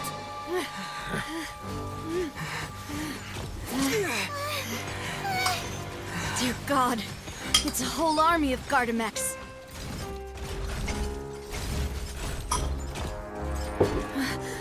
Chlorand?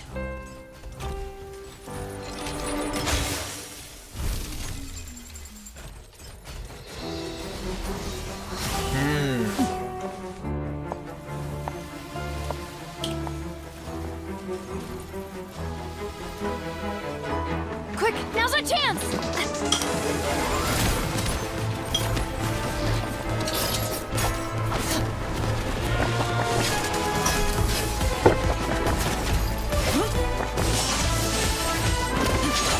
Damn.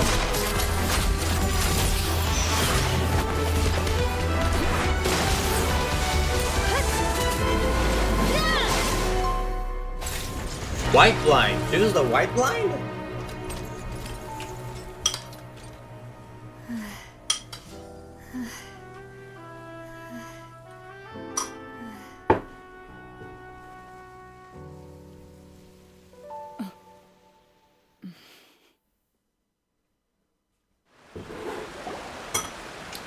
I should thank you for lending us your sword there, Clorand. But before I do so, could you explain how you managed to show up here? I followed you. It seemed to me that danger has followed you more closely as of late.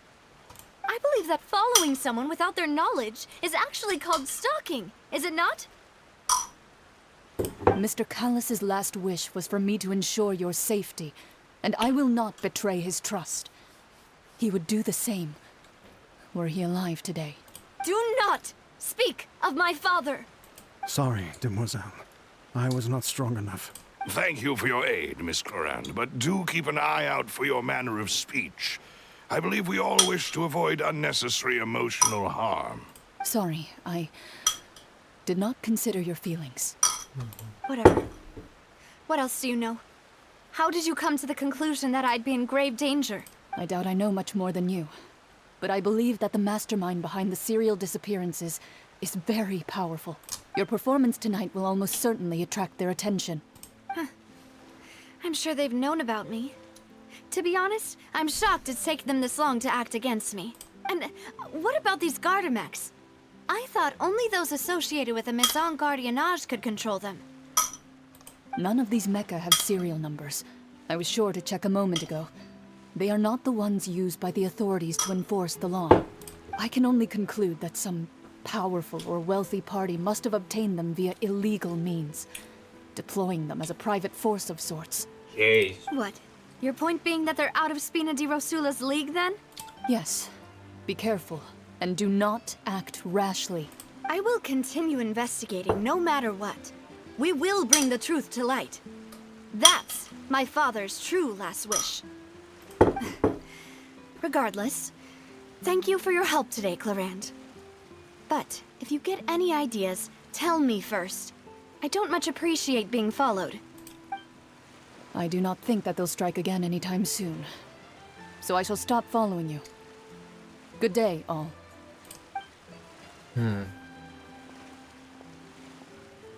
Right. I suppose that's the best news we've gotten today. Demoiselle, I believe that Miss Clorand was being sincere with you. If we tried, we could attempt to thaw relations a little. I know, I just... She's... Oh, thank goodness! Paimon thought we were done for! Those Gardamex came out of nowhere while you were unconscious, and Nadia and her gang saved us! Oh, and there was that champion duelist named Clorand who came out to save us too! We got lucky there. Paimon probably couldn't have fought them off otherwise. Oh, come now. Forget all that polite talk. That wasn't really a farewell meal we had back there. Not for me, anyway. In truth, I hope that every meal we have together shall be a victory feast. As such, we're still partners. There's no need to thank me. It will take 50 years for me to match Demoiselle's magnanimity. If it were me, I would have joined the Spina di Rosula on account of her goodwill long ago. All right, you two. That's enough. Actually, Navia, how did you know that we were in danger? You sure did show up in the nick of time. Well, to be honest, you're the one who tipped us off, Paimon. Huh? Really? Paimon contributed somehow? Ooh, Paimon's even more amazing than she thought! Yes, all thanks to you grabbing my drink by mistake. How did that help? After we parted ways, I was on the way back to one of our bases when I suddenly thought of what you said. That the Fonta tasted kind of salty and icky. Fonta only comes in sweet flavors, so how could it have tasted salty? The color of the drink, if I recall, had also been a bit off. So the Fonta had been spiked with water from the primordial sea? Yes. So if you hadn't drunk that cup for me, Spina di Rosula is preparing the grandest of awards for you as we speak for saving the boss. Huh. Really? I sent people to Hotel de Boer to investigate, but whoever did this left no trace at all. That's when I figured out that you might be in danger, and hurried here as quickly as I could. But why would they go after us too? All we did was defend Lenny in court and help clear his name. Ugh, now we're caught up in this mess too, aren't we? Well, you did foil a plan that they were probably pretty proud of, and almost got their name in the process. Speaking of which, did anything strange happen when you drank the primordial seawater? Well, it can't be a coincidence that the traveler fainted just now. He said that he heard that voice calling for Vache again. Oh, and this time Paimon heard it too. But it was real faint. Does this situation have to do with the primordial seawater then? Does that mean the primordial seawater raises someone's sensitivity to hydro when it's used on people who are not from Fontaine? That doesn't sound like too much of a bad thing, to be honest. New intel? While you were out cold? Well, let's hear it, shall we? Oh, that is important. Vache. That name doesn't ring a bell. I suppose he hasn't stepped forward as a witness in court lately. Since he saw that young woman dissolve, he was at least at the crime scene. But he never gave testimony or any information regarding people dissolving in the primordial seawater. Could he have been threatened? Yes, thank you. This is very important information indeed. We will continue to investigate. Oh, you mean you'll help us investigate? Well, you did say that our farewell meal didn't really count. That means we're still partners, right? And besides, we're in this now whether we like it or not. You're not gonna let those people who targeted us get off the hook so easily, are you, Traveler? Demoiselle, do try not to look quite so pleased. You are the face of Spina di Rosula, after all. That face, though. That face, though. Damn, she's happy. You talk too much. Well, in that case, let's head back to one of our bases, shall we? I'll arrange accommodations for you. We also have some plans to go over, and hopefully we can deepen our bonds as partners. But we'll take that one step at a time, I guess. Don't worry, you two. With us around, our base is definitely secure. You say so. You say so.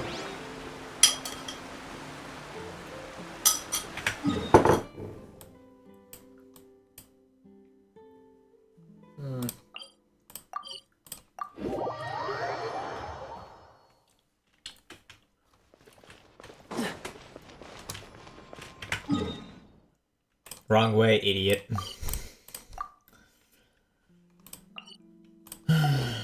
Oh, my resonance almost accumulated. Oh well, doesn't matter.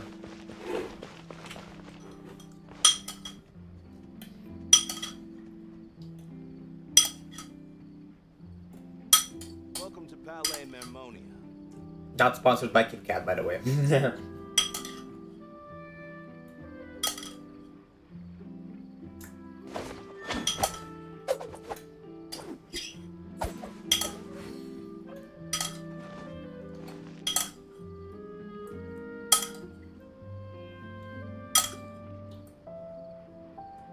Welcome to Palais Mermonia.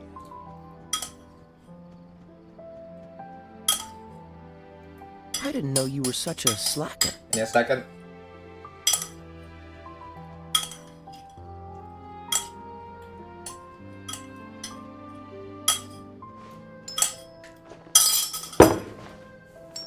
Okay, give me a second, I'll be putting this back. Welcome to Palais Mermonia.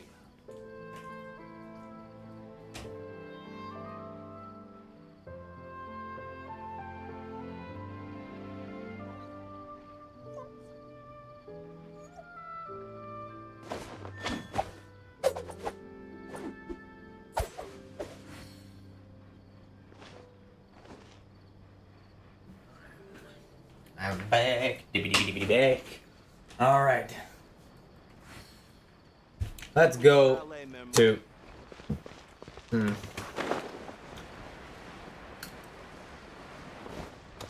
Ooh. So, we basically immediately confronted the Fontaine Archon quite literally immediately. Kind of impressive, not gonna lie. Anyways, there it is.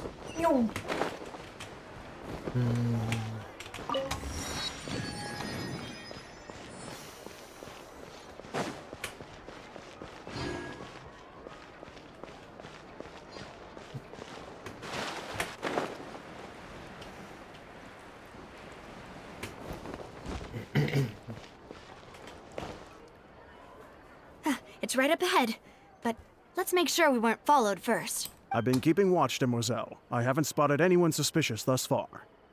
Huh, very good. But let's not let our guard down for now. I shall find rooms for our respected guests. Thank you, Malus. Now, let's continue, Traveler. I'm guessing she's gonna probably be a 5-star since she's such an important part and such an integral part of the story.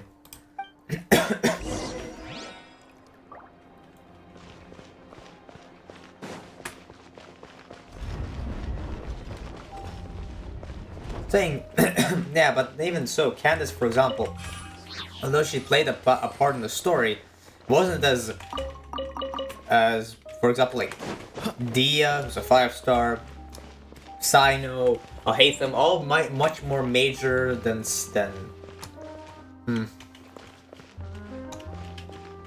Alright. Ooh, 4.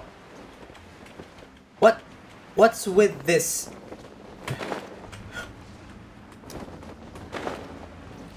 Huh. Alright, apparently we're taking a sewer system. Alright. What are you? Anyways, seems like I'm... Oh! An underground-like bunker, it seems.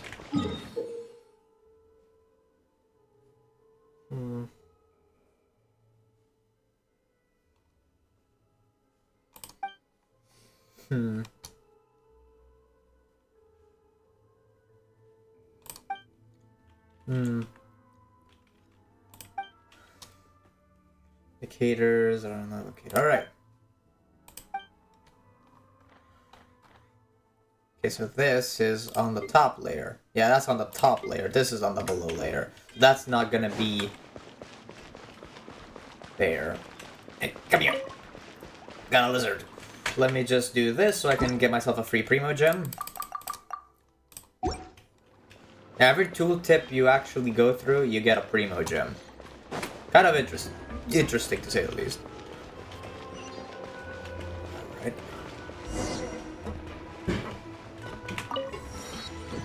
A waypoint. And a picture. Yoink.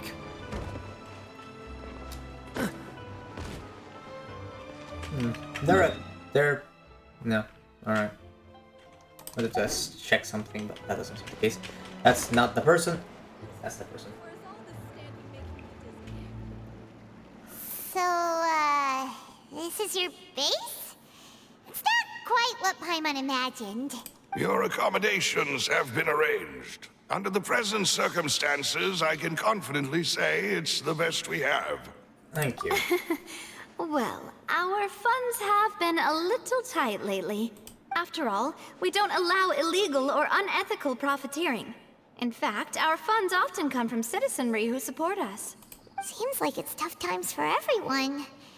But if you have the support of the people, that does sound like it's worth it. To be honest, our financial situation was a lot better back when my father was in charge a few years ago. I'm afraid I'm not quite his equal. Your father... He was the previous boss of Spina di Rosula, right? How did he... Demoiselle, if you'll allow me to explain. No. I'll explain it myself. I suppose I couldn't run from this topic forever. And as partners, this is something I hope they can understand. My father's name is Callus. Yes, the same one they call Callus the Unfaithful in the streets. 3 years ago, he was accused of murdering his own friend. But he chose a duel to defend his honor instead of standing trial. He died in the duelist's ring. Oh no. But I do not believe my father was a murderer. I'm sure he was set up. At the time, I believed that if he only stood trial and was duly investigated, something amiss would crop up and prove his innocence. But strangely, he not only requested the duel himself, but rumor has it that even after being seriously injured, to the point where he could be deemed as having lost the duel, he refused to surrender, determined to die in the arena. 3 years later, I still don't understand why he did that. How could he protect his honor if he's dead? If anything, he gave up his chance to defend himself. The closest piece of info I have is that my father had been investigating the serial disappearances case at the time of his death. Ah, so that's why you're so determined to get to the bottom of that case. That's right. I've also tried to investigate the murder my father was implicated in, but I haven't found a single new clue in my countless reviews of the investigation records. However, I believe that if the murder case is related to those behind the disappearances, they must know something. I must know what really happened. Was my father coerced? Framed? Even if he really did kill his friend, I must get to the truth.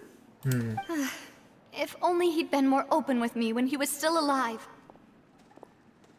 He even hid the fact that my mother died due to complications when giving birth to me.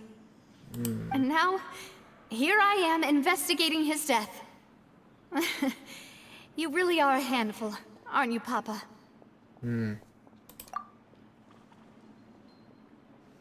Demoiselle, please, if there is anything I can do, anything at all. I also will never believe that Master Callus murdered anyone. There are none whom I respect more than the two of you, Demoiselle. Master Callus did so much good in life, yet all it took was one murder case for him to be dubbed Callus the Unfaithful. Even our supporters decreased greatly due to that incident, hence our strained finances at present. Wait, if Callus was such a good man, wouldn't people at least be a little suspicious when he was accused? No. Perhaps people just revel in that kind of drama. It's not something exclusive to people from Fontaine, really. Everyone's like that. People love watching the evil turn over a new leaf, but they also enjoy watching good people fall into an abyss from one slip-up just as much. But how could... never mind. If Callus was really falsely accused, we have to find the truth. He didn't deserve to have that happen to him. And there is one other thing. Master Callus's opponent in the duel was Ms. Clorand. Oh, her? Well, then, isn't that as good as saying that she was the one who killed him? Yeah, that's not the sort of thing that you can just let go and move on from. Ms. Clorand has always placed great emphasis on the honorable nature of the duel. If her opponent doesn't yield, she will not stop either. She knew Master Callus beforehand and greatly respected him, but seeing how he was resolute in the arena, there was only ever one choice she could have made. It's not that I don't understand her at all, but I just can't deal with this yet. Don't worry, Navia. Paimon knows how you feel. You don't have to force yourself to do that. Afterward, Ms. Clorand told us that at the start of the duel, Master Callus requested that she ensure Demoiselle Navia's safety. Yes, that is our understanding as well. Oh, Papa. What madness drove you to ask the person who killed you to take care of me?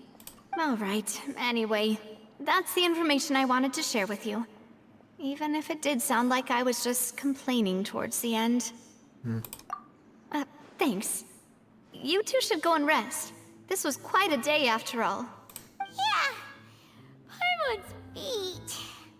Please, relax and get some sleep. We will ensure you rest soundly. Thank you.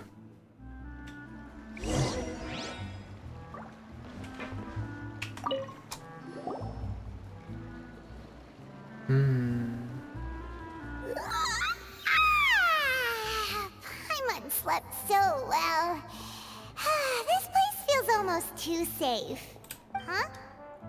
Navia? Where did the other two go? I sent them back to Poisson. It's Spina de Rosula's place of origin, and where we have our headquarters. There's not much for them to do here at the moment. Paimon gets the feeling that you're just trying to get them off your back. But never mind that. When did you get back? Were you waiting here the whole time? No, I just returned after going out for a while. I did some investigating yesterday regarding the name Vacher. Wait, so you didn't sleep at all? How could I after having such critical new evidence appear? Guess Paimon wasn't speaking for everyone just now, huh? Unfortunately, this name seems to have been wiped from existence.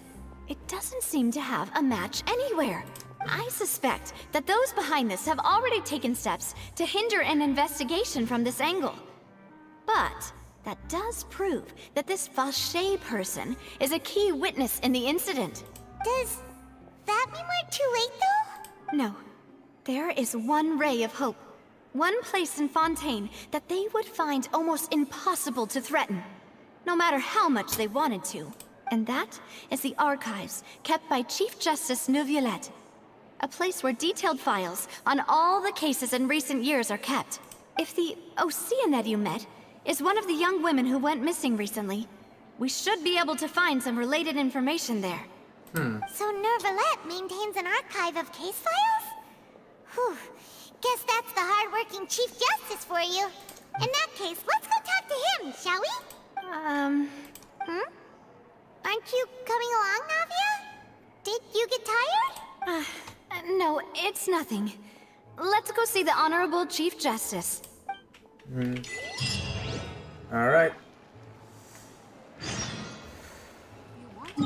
Alright.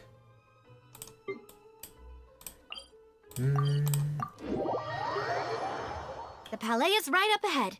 Come on. Okay, let's go. We've been here already from what I remember. Or have we? No, we haven't. This is the first time I'm here.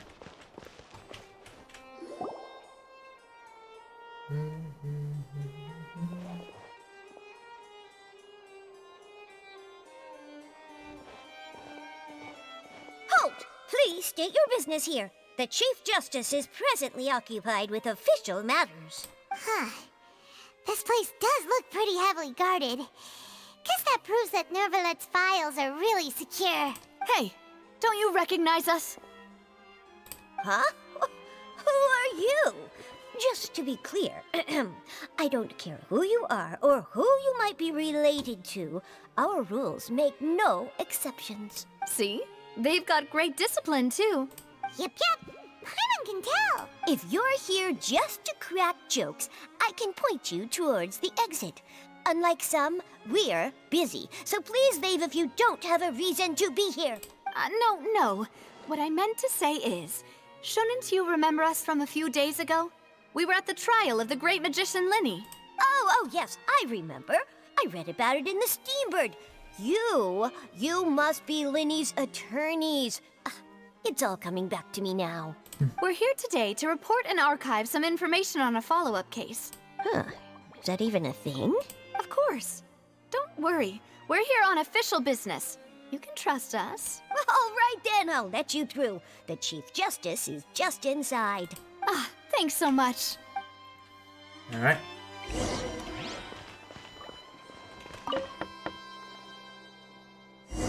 Please come in.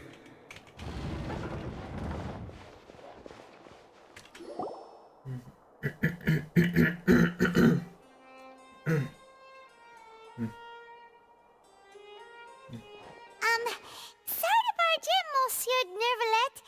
We only lied to get in because we didn't know any other way. It's all right. Please let me know how I may be of assistance to you. So you're not mad at us? We're looking for a man called Vacher. He may have been an eyewitness in the serial disappearances case. If we can find him, we may be able to unearth some key information on the case. Ah, I see. In that case, please wait here a moment while I browse through the files.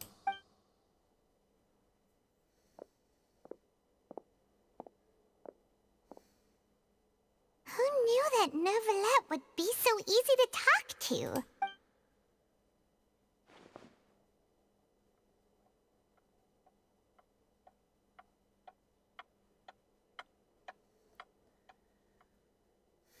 Unfortunately, I'm quite certain that no one by the name of Vacher has been involved in any case, criminal or civil, in the past several years. There are no records of him either in the files or in my memory. Traveler, what if it was really just a dream? Is that so? All right then. Thank you so much, Monsieur Neuvillette. We'll take our leave now. Ahem.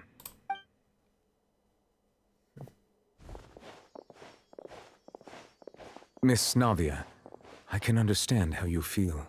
Your father, Callus, was a truly exceptional man. We deeply regret his passing. And what are you trying to say, Monsieur Neuvillette? Are you trying to console me? Extend your sympathy? Or just express some tendril of regret? No. You are not trying to do any of that. I can hear it in your voice. There's no emotion behind your words. You only said those things because you felt like you should. It's just like last time. After my father took his place in the duelist ring, I pushed through the guards to talk to you as a last resort. You even told me then that you thought there was something fishy with the case, yet you still allowed the duel to go ahead. In your eyes, the value of a human life is nothing compared to those cold laws you hold so dear. If you truly regret my father's death, then why didn't you call a stop to the duel? Why didn't you give me the power to stop him from throwing his life away? Why did you just let him die, despised and hated by all? Everything was hanging on a thread at that moment. Just the tiniest effort could have changed everything. There are still so many things I never got to tell him. So many questions he still owes me answers to. If you really have no heart, then just look me in the eyes. I, Navia, will show you the true meaning of regret. I'm sorry, Miss Navia. You and my father are truly alike. You keep all kinds of things in your heart and never say a word to anyone. It's not so much that you can't feel, but that you would never express anything. Oh well. In any case, everyone already knows full well the apathy of the Chief Justice. My apologies for taking my emotions out on you, Monsieur Chief Justice. Let's go, Traveler and Paimon.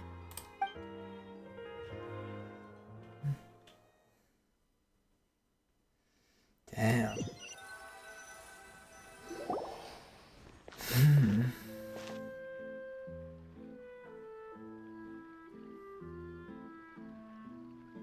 Navia, are you okay? I'm fine. Rain. It's raining. You're right. Wasn't it still sunny when we went into the building? And there shouldn't be any active trials today. How strange. Now that I think of it, on the day my father was convicted of murder, it was also raining. What is it? Did you think of something? Yeah, he was outside. It was uncovered and the rain could fall there. Why? Do you think the rain could have affected the crime scene? That thought has occurred to us before. We've even expanded the search area to try to account for that, but didn't find anything of value. The time. Oh? Wait. You don't mean... Like that people can be turned into water. So you're saying that the true murderer could have been turned into water? And then got washed away with the rain? Yeah. And if that's what had happened, then no one would have believed your dad, even if he explained what he saw to the authorities. I really think I found a true genius for a partner. You're completely right. How did I not connect the dots earlier? All right, let's go to Poisson. With this new lead in mind, we'll get to the bottom of my father's case for sure. Yeah, we're gonna make progress for sure this time. Do you want to go with me now? Or do you want to head over by yourself later? There you go. Great. Let's go then. Okay, it's a direct teleport, so why not?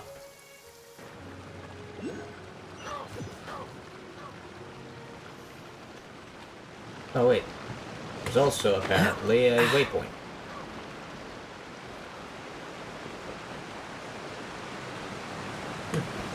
Nice.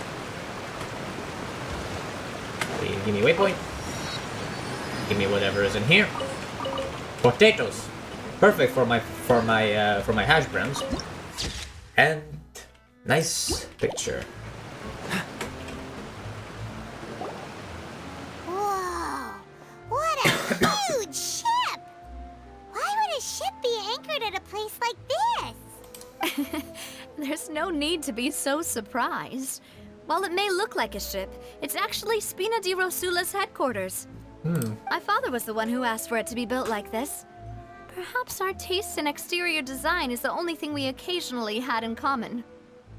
A gigantic and glamorous ship embodies discovery, opportunity, ambition, and conquest. It symbolizes Spina di Rosula's bright and limitless future. And Paimon thought you were bluffing when you said Spina di Rosula had a glorious past. Paimon was confused why a group with such a history would live in the sewers. But now that Paimon has seen this ship for herself, she's been convinced. Well, Poisson is where Spina di Rosula began, after all. It's our main base, our home.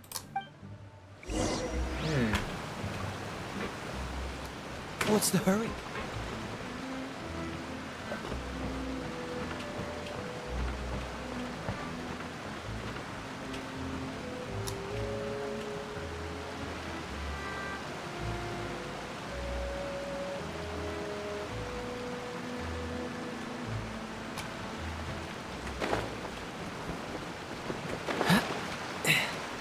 Oh, left control.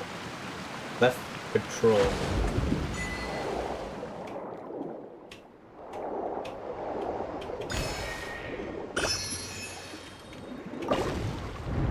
What the?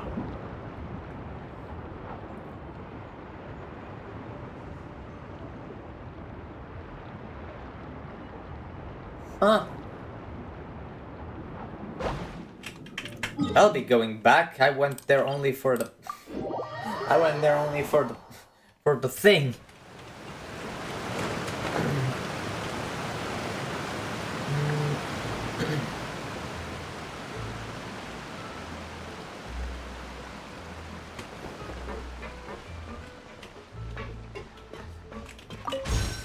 What? Hello, good sir.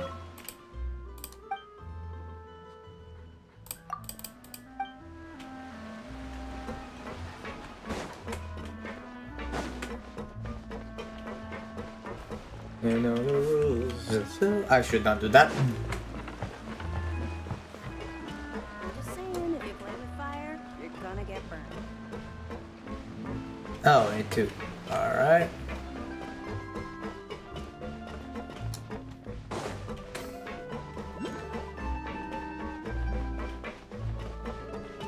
Hello? Maloose, we're back! Apologies for the wait, demoiselle, and our most important partners. You said before that you still had some business at the court. What brings you back to Poisson so quickly? About that. It's because my partner here reminded me of something really important. You see, what if my father's case had something to do with water from the primordial sea? You still remember, right, Maloose? On that night, it was raining? Yes, the case was quite similar to that of Mr. Linney's. Both were what you'd call impossible murders. Could you tell us a bit more about what happened before? Yeah, of course. Many years ago, something called synth began to gain popularity in Poisson. At a glance, it was a kind of drink that could excite your mood and produce many pleasant hallucinations. Wait! Didn't that guard guy who turned into water also mention that the primordial water could be used to produce some kind of potion? Yes, he did. Considering what we know now, it's almost certain that synth is created using water from the primordial sea. If you drink synth for an extended amount of time, you'll suffer many side effects, such as losing the ability to focus or control your emotions. And if you were to stop drinking it completely, you'll experience flashes of paranoia and anxiety, while lacking energy to do anything. It's an extremely dangerous substance. As he oversaw Poisson, my father was compelled to put a stop to synth abuse, and called for a complete ban of it. Boss's uncompromising attitude incurred the synth vendor's wrath, but no matter how much they threatened or bribed him, he refused to yield. Not only that, Boss became determined to find the mastermind behind the synth operation and put an end to the problem once and for all. Yes, but the enemy was very cunning. So he could never get anything out of the dealers, all of whom only sold the stuff and weren't privy to the rest of the operation. Recognizing that, my father decided to contact the dealers in secret and cultivate personal relationships with them. Finally, he was able to convince someone to become his informant. The man's name was Jacques. He felt greatly ashamed about his work after seeing many families destroyed by synth abuse. That night, my father hosted a banquet at his countryside estate. He planned to meet up and exchange information with Jacques over some food. But then, we heard 2 gunshots from the courtyard. We raced to the scene and found my father, still holding a gun, and Jacques, who was already dead on the ground. Huh? How did that happen? Aren't they on the same side? Sounds just like Lenny's case, doesn't it? In both cases, the culprit seemed obvious, but neither appeared to have any motive at all. Looking back on it, though, I now believe the most important clue was something we all overlooked at the time. There were pieces of clothing left at the scene. Precisely. It's all thanks to you that I made the connection now. Back then, we all just thought they were some costumes that Jacques used to disguise himself at the banquet. But, considering it now, it's almost certain that they belong to a third person at the scene. With one extra person, we'll also need to reconsider why the 2 shots were fired.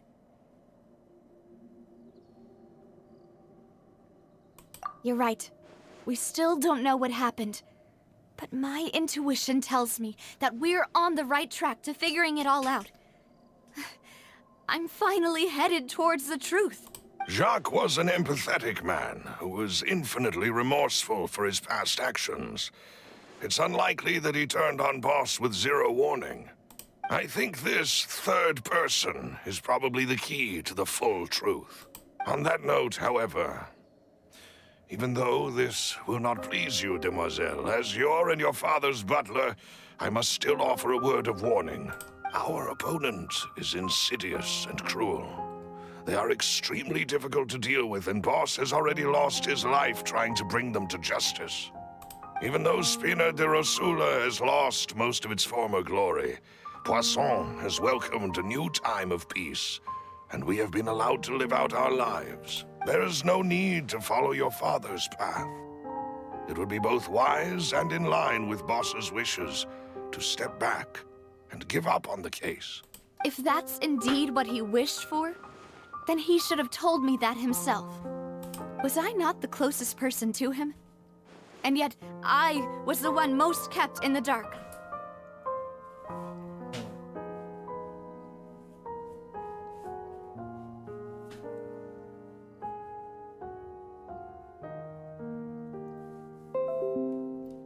What was the point of him dying without sharing any of the secrets he knew? Did he manage to protect anything in the end?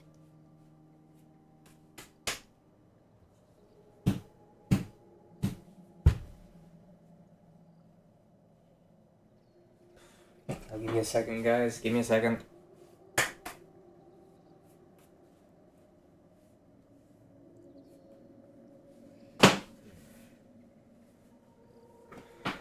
Synth is still here. Callus the Unfaithful is still his epithet. And Spina di Rosula is barely getting by. Nothing has changed. Did he think I'd just accept his meaningless death and live out my life just as meaninglessly? I've never accepted that. Ever. Not since that day, and certainly not now. I want to find out the real answer for everyone's sake. For the missing girls, for the victims, and for myself. Navia. This is indeed the best moment to act. Your partner appears to be quite reliable, and more importantly, demoiselle, I think you're also ready to take this on. So you do know something else, Malus. Yes, I do. In fact, even before that banquet, Boss already knew of the connection between Synth and the serial disappearances case. But what drove all the tensions to the boiling point was the revelation that you, Demoiselle, had been selected as the next target to disappear. What? Boss also didn't tell you that he had been diagnosed with a rare illness. The doctors told him that he had no more than 5 years left to live, and the serial disappearances case caused him great anxiety. 5 years was nowhere near enough time to resolve this long-standing conflict, but once he passed away, all the danger would pass on to you. Knowing all of this, he decided to use one final intimidation tactic before his death. He claimed to have already gotten his hands on some key incriminating evidence for the other side, and even told some members of Spina di Rosula about the details. But as long as you remained safe, he would not share the evidence with the public. If something were to happen to you, then he and all those he told would immediately expose all they knew about Synth and the disappeared victims. Right. So nobody would be able to get off scot-free. As we've seen, Boss's tactic has worked. Even though Boss has been gone for a long time, the other side has not tried to take Demoiselle's life. No, I don't believe it. He never appeared to look sick to me. No father wants their daughter to see them weak and haggard, especially someone as proud as Boss. To him, dying in a duel and suffering lasting dishonor as the unfaithful were still far preferable than losing face in front of his daughter. So he chose to die in silence, so that he could protect me. I'm afraid you're not understanding this correctly, Demoiselle. What Boss wanted to hand to you was not a parasol, but a sword. If Boss's spirit could hear you telling me that you want to find the answer for the sake of everyone involved, I'm sure he'd be extremely proud. That fool. Couldn't he have just given it to me straight? No. He might have set up everything precisely because he never thought I'd be able to understand him. Jeez. Is that the amount of confidence he had in me? And what if I was never able to make it to where I am now? Yeah. I suppose that's true. With the way he'd set things up, if I had wanted, I could have just lived out my life without a care in the world. But thankfully, he rarely talked to me about complex matters, and thus understood little of me as a person. In this case, he really didn't need to give me an easy way out. Malus, what was the key evidence that he shared with you? It's the location where Synth is produced. Essentially, it's the enemy's headquarters. When he was threatening the enemy, Boss didn't share the specifics of the incriminating evidence he found. But if you want to use it against the enemy, you'll still have to take several things into consideration. Why? If we know where the place is, can't we just go storming in? You mustn't forget that we're fighting against a mysterious and dangerous organization that's been in operation for decades. There's no telling what might be lying in wait at their headquarters. We also have no idea what kind of evidence we may be able to find inside, nor what people we may be able to capture. But a single visit to their headquarters would be tantamount to a formal declaration of war. The worst case would be that we leave empty-handed, but also open ourselves up to full retaliation. Then, in that case, why not work with the Fontaine authorities? Well, you saw one of them dissolve during Mr. Linney's case. We have no idea just how thoroughly they may have been infiltrated. Huh. That's true. Seems my father really had no choice. But things are different now. It should be a lot easier to prove the other side's guilt, now that we've connected Synth with the disappearances case. You sound like you've put a lot of thought into this, Malus. I am the butler, after all. I live but to serve the boss and Demoiselle's will. I've always been willing to take on any kind of risk for your sake. But considering my relative lack of ability, I've spent my time keeping secrets, performing basic investigations, and waiting for the right time to come. Thank you for all of that, Malus. Have you discovered anything new in the past few years? Let me think. One conclusion I came to was that the enemy must be quite familiar with Spina di Rosula, or at least have an informant planted here. When I announced orders to the organization's members on Demoiselle's behalf, I used to deliberately keep a few people in the dark and observe the reactions of the synth vendors. If the vendors didn't change their plans, then the individuals informed of our orders must be innocent. If the vendors packed up and fled, however, then someone must have given them the news. After several rounds of testing and investigative tracing, I've narrowed the suspect list down to 3 people. The first is Florent, Spina di Rosula's senior advisor. Huh? Florent? Yes, surprising, isn't it?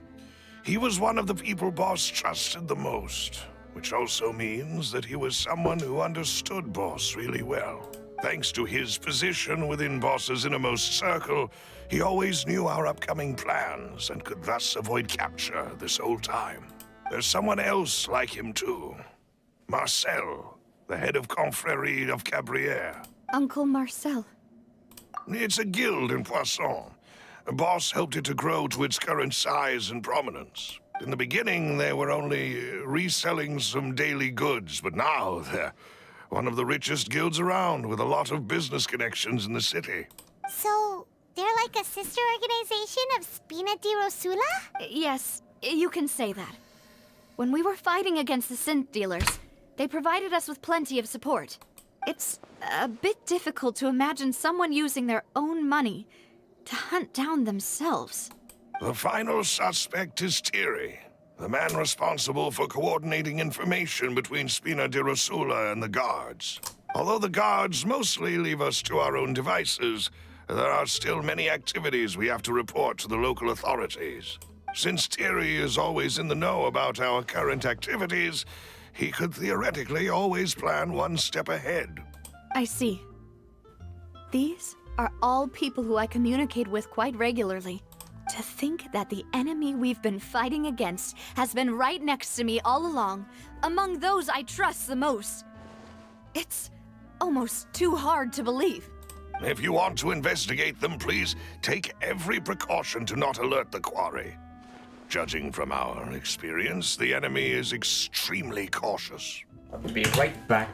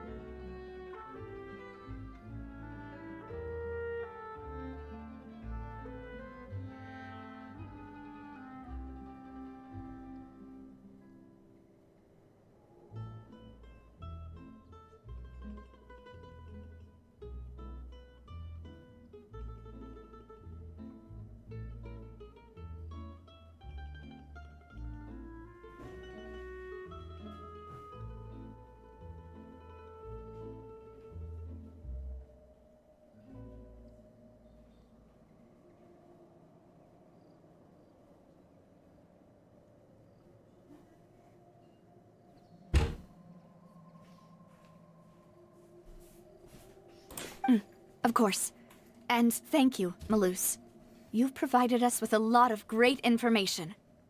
You're too kind, my lady. I'm just doing my duty. And before I forget, proving Boss's innocence would also mean clearing him of blame in Jacques' death. Hold up. Ah, freak, I have to go again.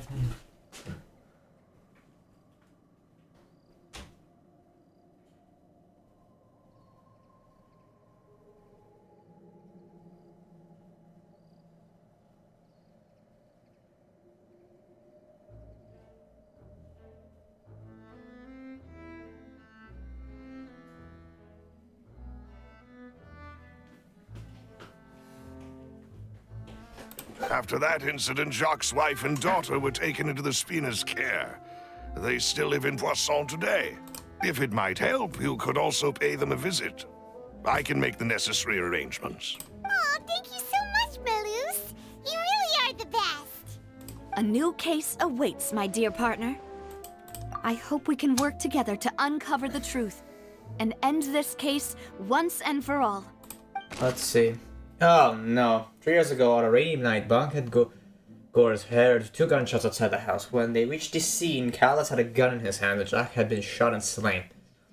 And then there was no possibility anyone else could have been done the deed and escaped, and Callus had thus just to have been the culprit.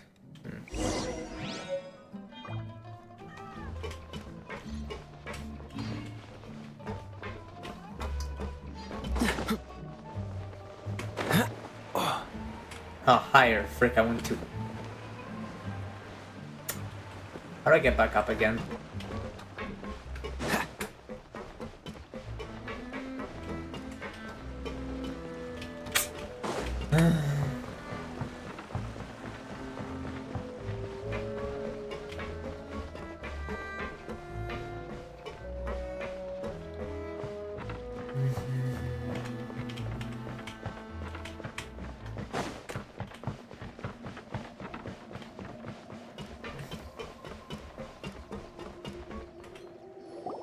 It is settled, then. Please excuse me, and enjoy your conversation at your leisure. Thank you for arranging everything for us, Melus. Excuse me, miss. Do you need anything from us? Hey, Navia's all quiet. This isn't like her at all. I'm sorry that I only came to visit after all this time. After what happened, I didn't know how I was supposed to face the two of you. Ah, if it's about that, there's no need to apologize. After my husband died, Spina di Rosula sent us a lot of mora and support. I understood your guilt and apology to be genuine. But aren't all of those things nothing compared to the loss of Jacques? I can understand the kind of pain that comes with losing a father so needlessly. You don't understand at all. I didn't know how to face you, because I didn't know what I could possibly bring as a consolation gift. I know only the full truth could bring closure to you. And to all of us. I'm sorry. I appreciate the sentiment, but you don't have to carry all that guilt. On the matter regarding my husband, my daughter and I have more or less found our answer already. Would you mind sharing it with me? I really can't believe that my father could ever bring himself to shoot Jacques. I always knew that my husband's money was earned through others' suffering. He told me countless times that if he could turn back the clock, he would never go into the synth business again. He had many regrets, and felt that he took the idea of providing for his family too literally. For the longest time, he thought Mora was everything. So when Mr. Callus came to him with a proposal, he accepted it almost immediately. He tried to be as careful as he could, but even so, he was still found out by the higher-ups. They found out about his betrayal? Papa didn't say that exactly, but Papa did tell me that I should never be ungrateful. Before he left that day, he told me that he had no choice. It was only later that I realized it was his final farewell to the two of us. I don't know that for sure, but you could say that's the conclusion I eventually came to. Which is why I'm the one who should feel guilty. Callus had always taken great care of us, both when he was still alive and after he passed away. I forgot this here. Oh, freaking heck, sometimes.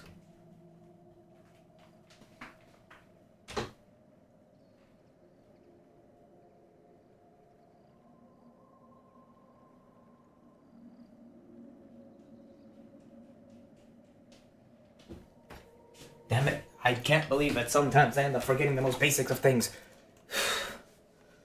Even if he fired the shot that killed my husband, it was likely in self-defense. It is impossible for me to hate him for what he had done.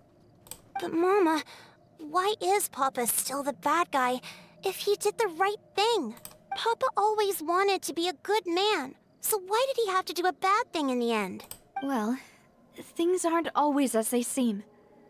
You still feel like your papa was a good man, right? Yeah. Papa was a really good man. The best in the whole world. Then you should hold on to that. If a good man had to do a bad thing, then he must have had his reasons, regardless of whether he left you a parasol or a sword. He must have done so to give you a better life. Oh. Thank you for everything you've told me. I will definitely find the truth. The current state of things is not something I'm willing to just sit back and accept. Thank you. I'm very grateful to hear this from you. Even though your personality is quite different from your father's, your determination when you speak is really similar. You really think so? That's the first time anyone said that to me. Alright. Jack's family believes that he had struggled greatly with the order to kill Callus. Did Callus act in self-defense, or was there more to the incident? Are you okay, Navia? I'm fine. Don't worry. Let's investigate the 3 suspects next. Laurent should be nearby, and we should be able to find Thierry and Uncle Marcel in the city. Oh, frick, too early. Greetings, boss. How may I be of assistance today? I'm sure you've heard about what happened at the Opera House. Someone got turned into water right in front of us. Yeah, I've heard. With something that dramatic, I'm sure journalists will milk it for all it's worth. And it'll be all the talk for the next several weeks. It also reminded me, on the day that the incident happened with my father, it was raining outside, and we found some clothes left at the scene. After my partner here put the dots together for me, I feel like we should try to reopen his case. Can you do me a favor and try to recall what happened that night? Let me think. Mr. Callus was feeling pretty upbeat that day. So he was drinking and bantering away with us at the table. After that, he told us that he wanted to go get some fresh air. So we let him go without thinking much of it. Who knew that we would hear 2 gunshots ring out right after? My first reaction was that Mr. Callus's life was in danger.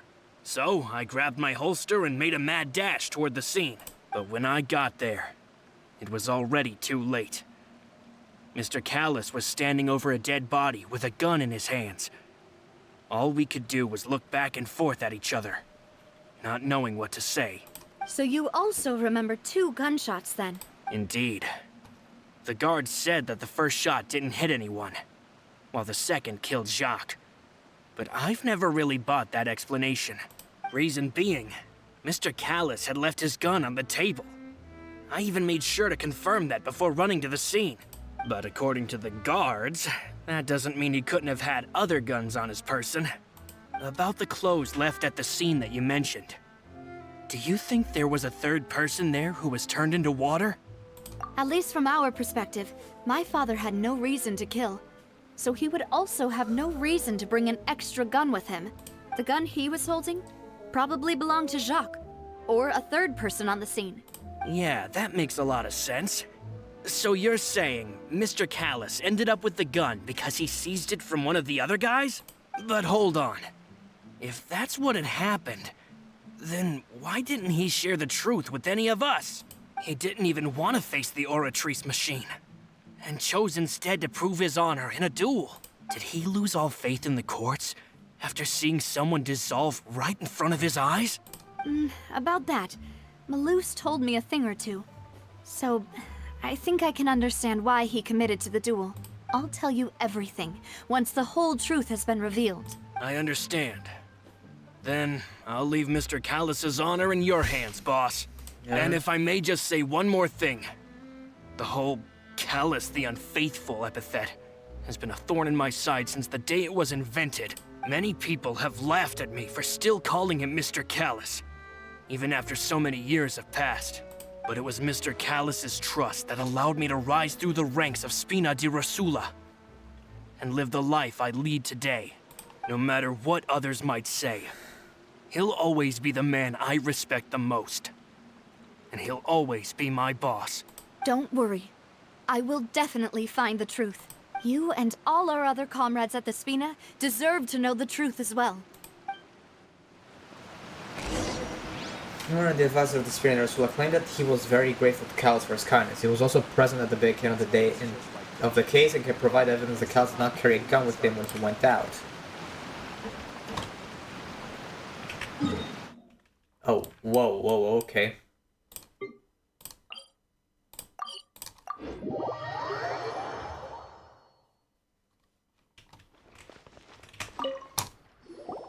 Hey, Thierry, it's me. Oh, now, what brings you here, Miss Navia? I've heard that you made quite the name for yourself at the Opera House. Oh, so you've got news of that already. Oh, okay. Hey, I'm also a member of the Guards, you know. The way you make it sound, people would think I was sent off to Poisson because I had done something wrong. Are you sure there isn't a little bit of truth in that? Under normal circumstances, shouldn't you have been called back to the city already? I mean, where I work is really up to me. Let's just say I enjoy the ambiance of Poisson. Callus did a fantastic job running the town, building Spina di Rosula from the ground up and clearing many obstructions in my way. It would be next to impossible for me to find a similarly easy but high-paying job in the city. Anyway, enough chit-chat. Are these two friends of yours? You, here for some formal business? Yes. These two are my partners. What happened at the Opera House made us realize that Linny's case and my father's may be related. We're trying to reinvestigate the details of my father's old case. Ah, I get it. You think there might be more to the case now that we know people can be dissolved into water, right? I was also flabbergasted when I first heard of it. If you want to go through the original files from your father's case, I can help you look for them. That'd be much appreciated. Thank you. Actually, I have another question. Do you have the authority to dispatch Gardamex? Of course. Without them, I couldn't possibly handle Poisson on my own. Why do you ask? We definitely can't use them to forcefully get more evidence for your father's case. Well, you see, just recently, we were attacked by a horde of unnumbered Gardamex in the city. So, if you hypothetically wanted to do something against me, all you would need to do is get rid of the mecha serial numbers and send them after me. Then you think too highly of my abilities. Dispatching mecha is very different from controlling them. If I had to make an analogy, when you order a dish, the chef will make it for you. You can ask the chef to cook, but not to massage your shoulders or carry your baggage.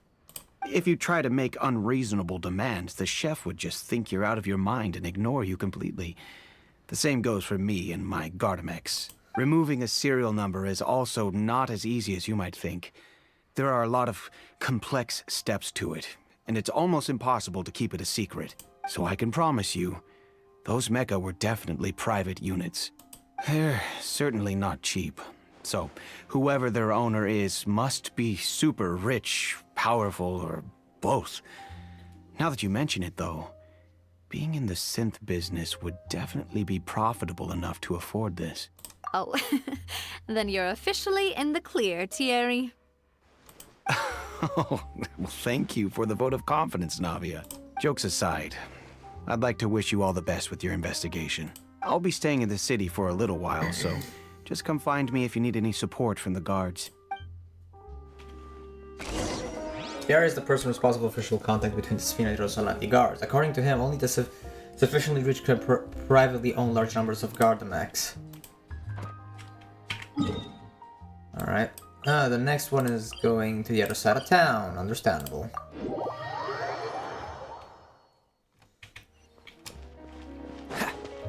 Alright, let's go there then.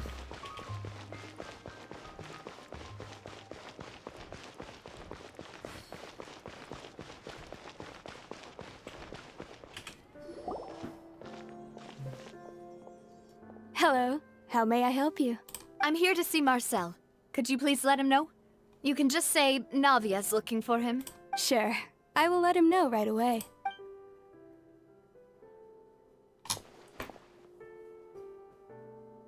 Ah, Navia, hello. Sorry to keep you waiting. I'm not as young as I used to be, so my legs are giving out a bit. Oh, it's all right, Uncle Marcel. There's no need to stress. I just wanted to talk to you briefly about what happened in the Opera House. I'm sure you saw everything too, right? Yes, I've never seen anything so strange. Oh, you were at the Opera House too? That's right. I went there with Navia to see the magic show. Who knew it would turn into a whole murder mystery?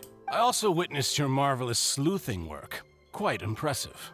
To beat the Hydro Archon at her own game on her own turf, I can already imagine everyone in Fontaine discussing your exploits over a few glasses of wine. Well, that's nice. Oh, Paimon doesn't want to become the talk of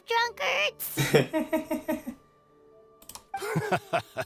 Apologies. It's just how Fontaine is as a nation. Everyone loves drama and theatrics. Uncle Marcel, you've also noticed that other thing, right? The fact that humans can dissolve in water? Yes, I was reminded of your father's case right away. Is that what you're investigating now? Exactly. I still don't have much solid proof, but I can sense that the other side has already begun to act. Oh, and what makes you say that? We were attacked on Araneus by some unnumbered Gardamex. And there was also an attempt to get me to drink water from the primordial sea. If not for the vigilance of my partner, I probably wouldn't even be here talking to you right now. Oh, you're giving us too much credit. Wasn't it you who protected us? Alas, it seems things are heating up again. The peace that Callus sought so dearly will soon become a thing of the past. But rest assured, Navia, Poisson will always remain a safe haven for you. If you're scared, you can always return there. If anyone dares to lay their hands on you there, the Confrérie of Cabrières will use its funds to the last Mora to bring them to justice. Thank you, Uncle Marcel. But I don't intend to go into hiding. I'm going to strike while the iron's hot. Do you have any new thoughts on my father's case? About that. Sorry, my age is catching up with me, so it'll take me a while to recall my memory. The Confrérie was responsible for that banquet, so I was out and about the whole time making sure things were running smoothly. I didn't even have the time to drink with the guests. Then I heard the sound of a gunshot, and the rest was history. Oh, it's okay. No need to push yourself. We'll ask around some more. See if there are any valuable clues elsewhere. Sounds good. Just let me know if you ever need Mora. All my wealth comes from Callus's patronage and support. I'll spend however much it takes to clear his name. Marcel is the leader of the Confrérie of Cabaret and was the organizer of the Paquette years prior. The Confrérie and the Spine of the Réseau have always maintained a close working relationship. Though his collection of the events of the case is quite foggy, he is willing to defend Navia.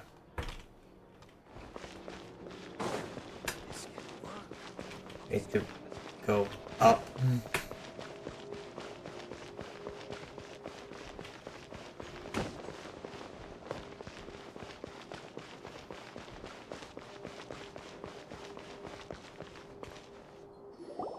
We've talked to all three suspects, purely based on their conversations with me. None of them sounded particularly suspicious. Without the suspect. I suppose that's to be expected, though. If a single conversation's all that's needed to find them out, then my father wouldn't have needed to investigate the case for so many years. Anyway, even though we didn't make a breakthrough, let's still compile what we were able to find. But where should we start? Ex-motive. Ah, you're right! Flora mentioned that Callus probably only ended up with the gun because of circumstance. That makes sense. According to Jacques' family members, he already told them that he had been discovered, and that he had no choice before he left home that day. I accidentally kicked freaking plugs. Fortunately, the things didn't get affected. If I had to guess, he probably received an order from the synth boss to kill my father. Had he refused, he and his family's lives would have been forfeit. So, Jacques fired the first shot?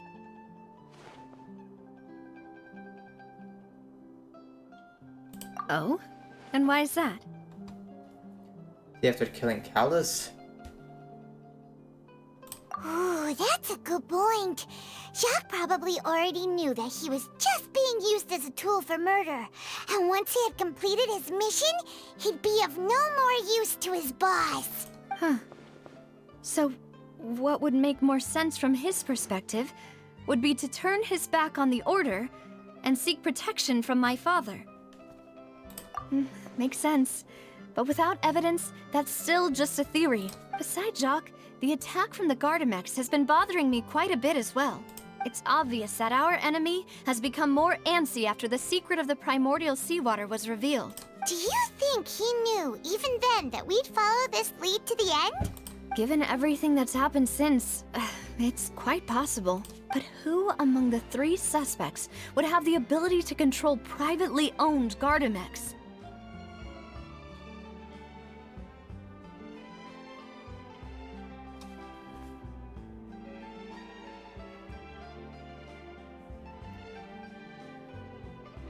Wait, the one who needs Mora. What was he called? Wait, what? What is the guy called, the one that owns the freaking guild? So, Florent, Terry, or Marcel? I don't remember their names, damn it.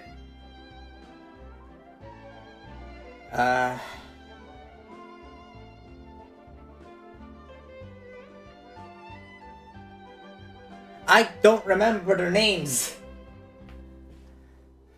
Okay, Florent. Florent? It is true that he was closest to my father, and thus had the best chance of learning about his dealings with Jacques. But as Spina di Rosula's advisor, his work mostly deals with personnel and security, so he shouldn't have much means when it comes to finances. So you're saying he's too broke to afford a mecha army? Exactly. He can't. And even if he could, I don't think he would be able to dispatch a whole group so quickly.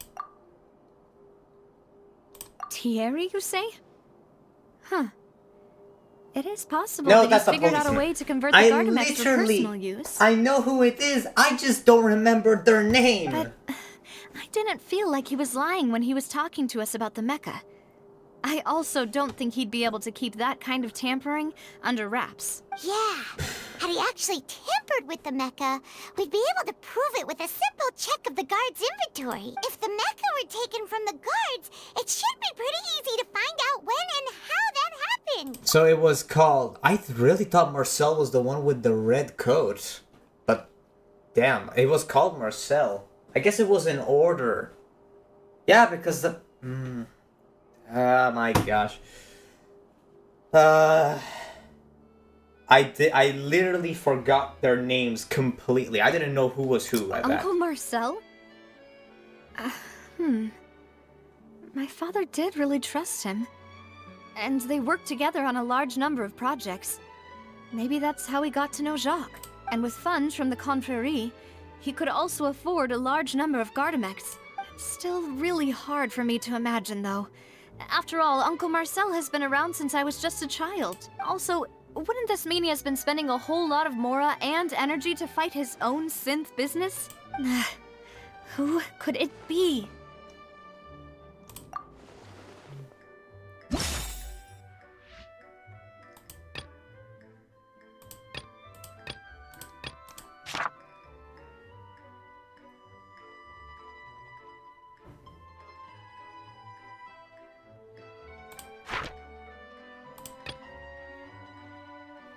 Crime.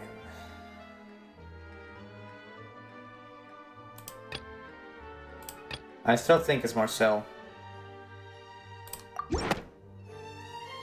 You know, if you think everything through, Uncle Marcel is indeed the most suspicious of them all. Could we be missing other suspects? Malus didn't know about the people turning into water thing when he narrowed it down to these 3, did he? Malus has always been very reliable, and his judgment of others' trustworthiness has been fair and well considered. When he laid out his case for the 3, the rationale he gave me made a lot of sense as well. The suspect is knowledgeable about the Spina's internal affairs, has the means to dispatch Mecha to assassinate us, and possesses significant intellect and foresight. Even if I don't want to believe it, I'm starting to see how things could all tie back to Uncle Marcel. Someone who's very close to you, after all. Well, we still have another trump card on top of all the theorizing and speculating. Yes, Malus did say that charging straight in there would be extremely risky. But we don't have any other options right now. We need far more solid proof before we can hope to go charging in on our enemy. Navia, here you are. Oh, I've been looking for you. Huh? Aren't you the guy from the guards? Did something happen? Yeah. News came from Irenaeus just after you left. We've got another trial on our hands. Wasn't that place built specifically for holding trials? What's so newsworthy about this one? I know.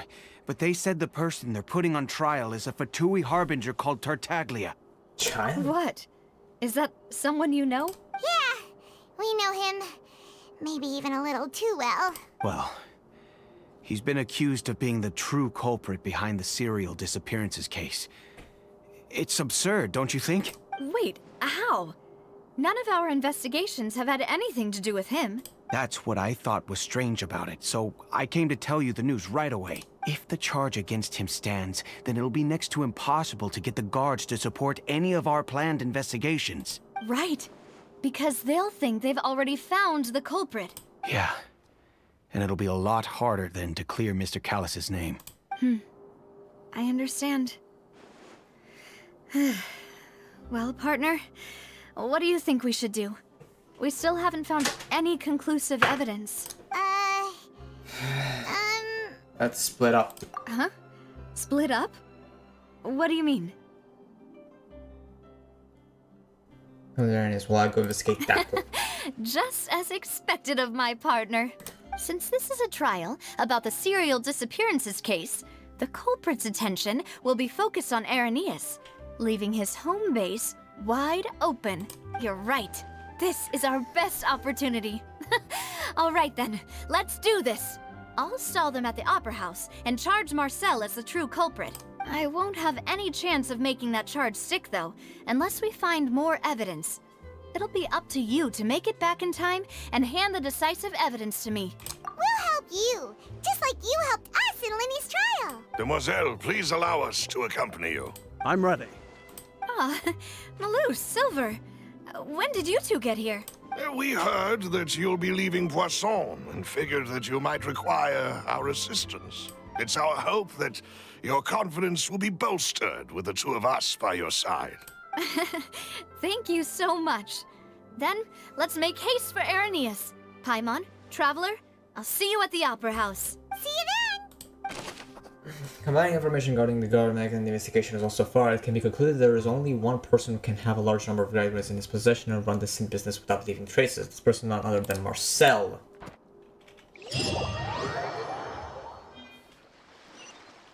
Now that Navia has set out for Irenaeus, we should also get going.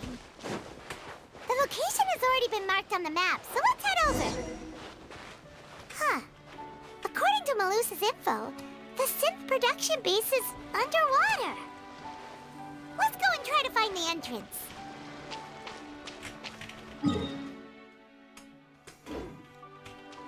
I just swim?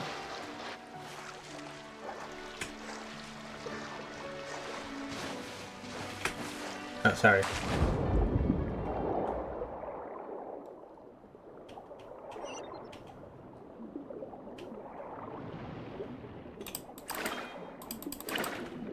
What? Leave me alone.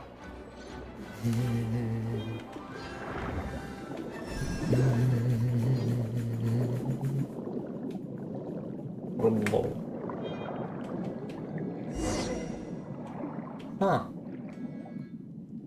Finally found it! Huh. So this is the entrance that leads to the synth production base. It sure doesn't seem out of the ordinary at all. Wanted to stand out. You're right. An important place like this is bound to have a ton of protective measures and mechanisms. Navia's probably arguing up a storm right now to stall for us.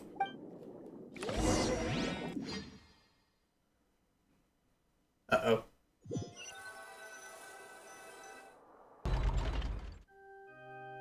It would appear that I must repeat my question again, Mr. Tartaglia. Do you accept the charge that you are the true culprit behind the serial disappearances case? To be perfectly honest, I don't understand your country's complicated court system, or the reason why I'm being charged with something I've never even heard of. However, I did hear that people who have been charged can choose to participate in a duel to clear their name.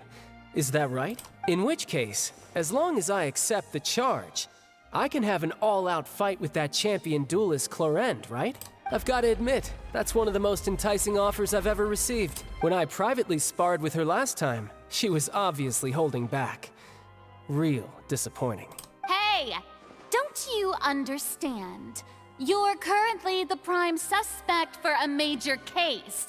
This isn't the place for you to be looking for fights. Oh? Sounds like the Hydro Archon wants to lecture me on the ways of the Opera House. Then why don't you duel me too? I'm the kind of student that learns best in the heat of battle. No. That's not what I meant. Alas, it would appear that communication with the defendant is going poorly, and we have made very little progress. In that case, let me explain everything from the very beginning again. The goal of this trial is to determine the culprit behind the serial disappearances case. That case had nothing to do with him. You've got the wrong man. Huh? What's going on? Why is she interjecting again? I told you it couldn't be one of the Fatui Harbingers. Miss Navia, this is the second time you've interrupted the court proceedings. I only tolerated your behavior last time because you were able to provide the court with a key eyewitness. But that was an exception rather than standard court protocol. I can very well charge you with contempt of court for your interjections. Oh, please. Did you ever think I had any respect for this place's pointless theatrics? We can put that discussion aside for now. I'm not here to argue with you. I'm here to charge the true culprit behind the serial disappearances case. And if my charges prove true, then Tartaglia here will be proven innocent by default, correct? Oh, a young lady has charged in and offered to clear my name. How fascinating. Well, I'd gotten half bored to death by all these rules and procedures anyway. So I'll take you up on that offer. So, Your Honor, is there nothing else for me to do now? You may take a seat for now in the audience, but that doesn't mean the suspicions against you have been lifted. Now then, Miss Navia, who is the person you would like to charge instead? That person is...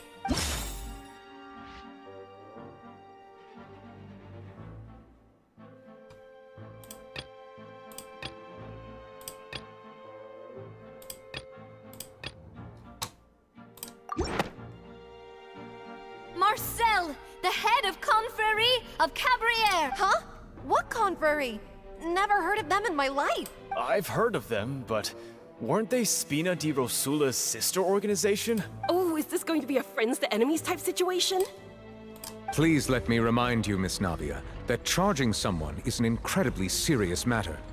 Committing to the charge also means taking on the legal responsibilities associated with it. And if the charge fails, depending on the circumstances, you may also be charged with the crime of making a false accusation. Knowing this, do you still wish to charge this man? Yes, I do. In that case, I declare the charge to be valid. Miss Navia and attorneys, please take your places on the court. Members of the guards, please contact Mr. Marcel right away so that he may stand trial.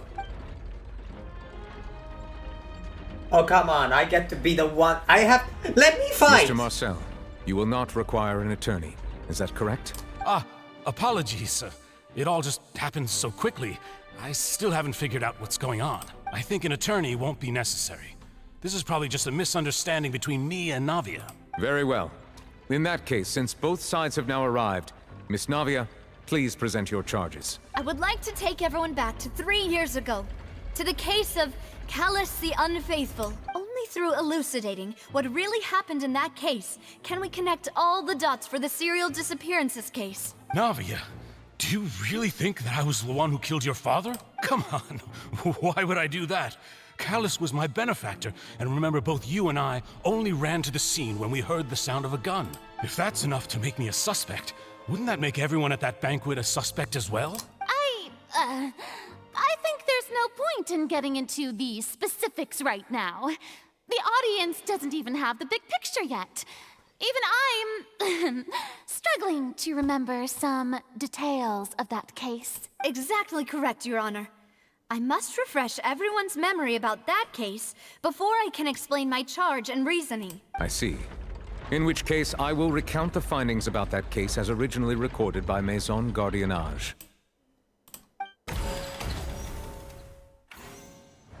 On the day of the murder, Spina di Rosula hosted a large banquet in a countryside estate owned by the Confrérie of Cabrières. During the banquet, all attending guests heard 2 gunshots from the courtyard. When the guests arrived at the scene, they found the primary suspect, Callus, holding a gun, while his acquaintance, Jacques, lay dead from a gunshot wound. The guards' investigation did not recover any other firearms from the scene. As a result, they concluded that the suspect's first shot must have missed, while the second must have taken Jacques' life. The suspect did not dispute this conclusion, and also declined to defend himself in court. Instead, he chose to prove his innocence through a duel. Callus was defeated by champion duelist Clarande in the ensuing duel, and soon succumbed to the injuries. These are the known facts about the case. The one with the motive to kill was Jacques, not my father. And even so, Jacques still had no reason to pull the trigger. In truth, the third person shot Jacques first, and was shot in turn by my father when my father seized the gun from him. After that, the true culprit turned the third person into water, erasing all traces of him from the scene. Thank you for the summary, Your Honor. Of course, the guard's conclusion appeared quite sensible to us at the time. However, we should revisit the case now that we've gained new information about the abilities of water from the primordial sea. Alright.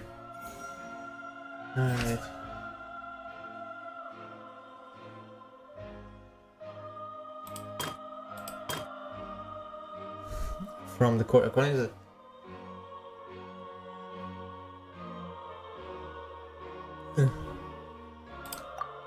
Wait, true? Wait.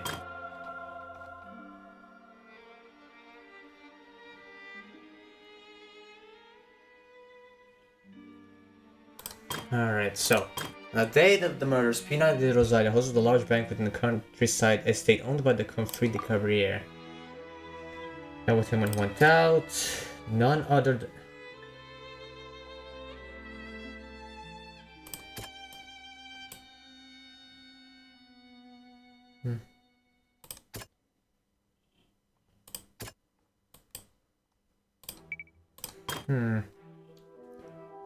Callus, who had the motive to kill, murdered Jacques for his betrayal. Is that really true? Shoot.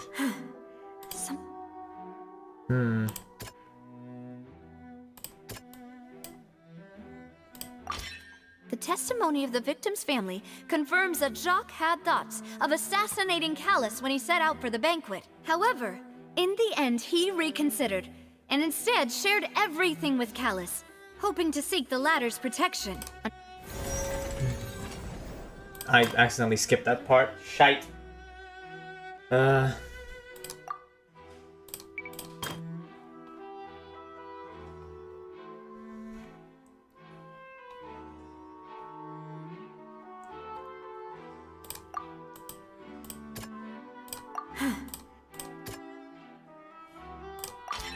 This assassin first shot Jacques, then turned to shoot Callus, only for Callus to wrestle the gun from him and kill him instead. Alright. The second must have taken Jacques' life.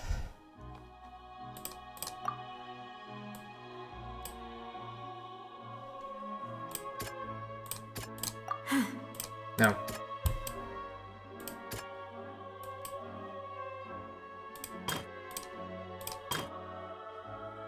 Alright, so that doesn't make sense. Nope.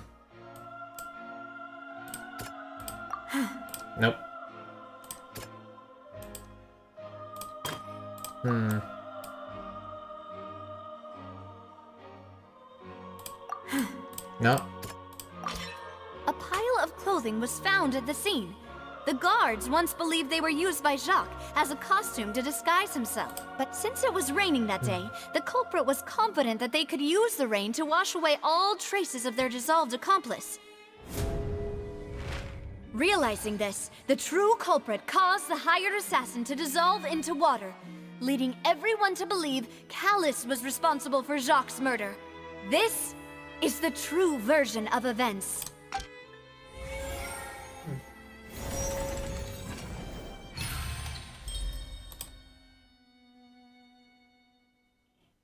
Ah, so that's what happened.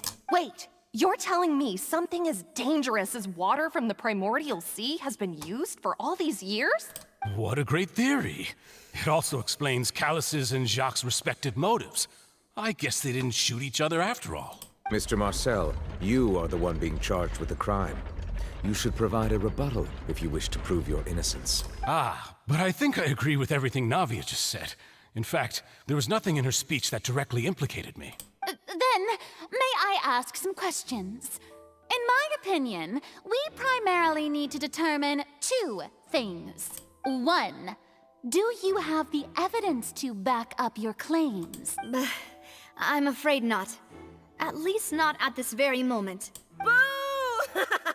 If you don't have any evidence, you should just go home! I may not have the evidence with me, but I know where I could go to collect it. If we look up the deserted clothes against a record of people who went missing around the same time, we should be able to find a match. Considering the serial disappearances case, the guards probably kept careful records of all missing persons from around that time, regardless of age or gender. That makes sense to me. Monsieur Neuvillette, I would consider this to be a reasonable investigative direction. I need to go to the bathroom again. Yeah, I am.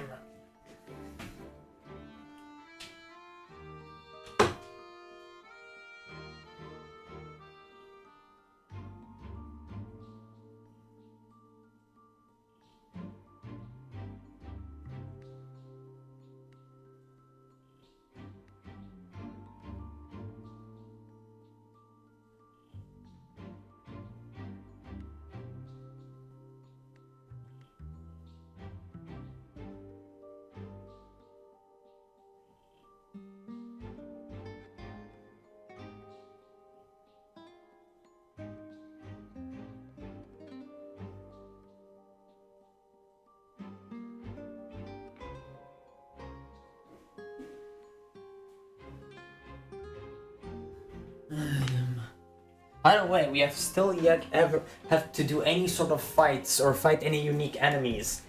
And this is the second act, by the way, which I think the third and fourth act won't be released until until the next update. Why do I feel like Farina's acting a little differently today? Maybe she's scared of embarrassing herself again? Alternatively, she's become more diligent after charging an innocent citizen in the last trial. My second question has to do with the ensuing duel. If the truth is indeed as you described, then why didn't Mr. Callus explain himself in court? If he had testified that a person had been dissolved, he could have at least mounted a defense. I've thought about this too, and the answer is actually pretty simple. He felt there were things that were more important to him. The dissolving power of water from the primordial sea is an important secret for the true culprit of the serial disappearances case. My father could have exposed it for all to see, but he chose to take it to the grave. At that time, Spina di Rosula was in dire straits, and his reputation had already been shattered. He had no guarantee that going forward with the truth would allow the culprit to be brought to justice. What was certain, however, was that it would paint a gigantic target on my back. Moss once told me that Demoiselle had already been selected as the next target of the serial disappearances case. What? If the secret had gotten out, the culprit would have fought an all-out war with Espina right there and then. I wouldn't have been the only one in danger. All of us would have stood to lose our lives. Of course, the guards might eventually figure out the truth of the matter and determine that we were in the right, but what good would that do? How can a hollow verdict protect anyone? Had this opera house ever given my father any kind of confidence in its brand of justice, Spina di Rosula would have had no reason to exist. But by staying silent, we retained the ability to deter our opponents and continue the stalemate. I was able to become Spina di Rosula's president, which made me harder to target, as well as giving me more time to grow and learn. And once I have figured out the truth and stepped up to the challenge, I will do what this opera house cannot, and restore my father's truth and honor back to him. So, you mean to say, your father intended to die in the duelist's ring? That's right. Do you have any proof? Of course. All you need is to ask his opponent, Clarand. I don't need your apology, your guilt, or your support from the shadows. You don't have to do anything for my sake. But since he entrusted his will to you, Clarand, you should tell us the truth about his sacrifice. So, during the duel, did you believe that Callus was intending to die? Yes, I did. As a champion duelist, I've fought many battles and taken a countless number of dishonored lives. In my line of work, I've seen all kinds of people give their all for the faintest hope to continue living. Some were determined, others passionate, and some even manic and twisted. Just one look and I can tell if a duelist is hoping to live or if they're looking to die. I hereby swear on my name and honor as a champion duelist that Mr. Callus never intended to leave the ring alive. Since that's your testimony, I have no more questions. It appears there really are good grounds to reopen this case. I concur. However, Miss Navia, you still have not explained the link between your father's case and the serial disappearances case. Right? What she said was fascinating, but kind of beside the point. Wait, weren't they just talking about the serial disappearances case? Of course, Your Honor. The two cases are connected via a matter of timing. In my father's case, the culprit intended to kill both Jacques and Callus. As a result, they planned to act after hearing 2 gunshots. And, at the end of Linny's trial, the culprit also only dissolved the victim in front of everyone because they realized they were at risk of being identified. The culprit could only time their actions so precisely if they were already at the scene. Coincidentally, Marcel attended both the banquet and the trial. So that's why you suspected me. Even after hearing your reasoning, I still can't help but find it a little preposterous. I'm used to it, though. You've always been an impulsive and sentimental child, Navia. It's one of your most endearing traits.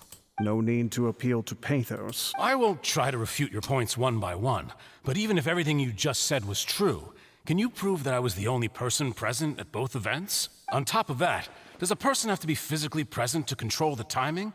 Can't someone remotely monitor the place? Know what she can say to that.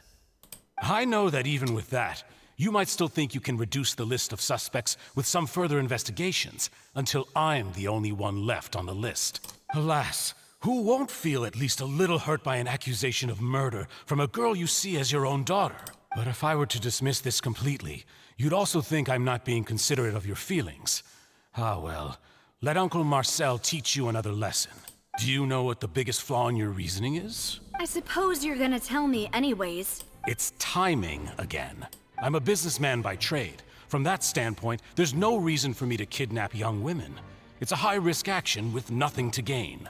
In addition, I left my home in Snezhnaya when I was young to come to Poisson and work in some trade.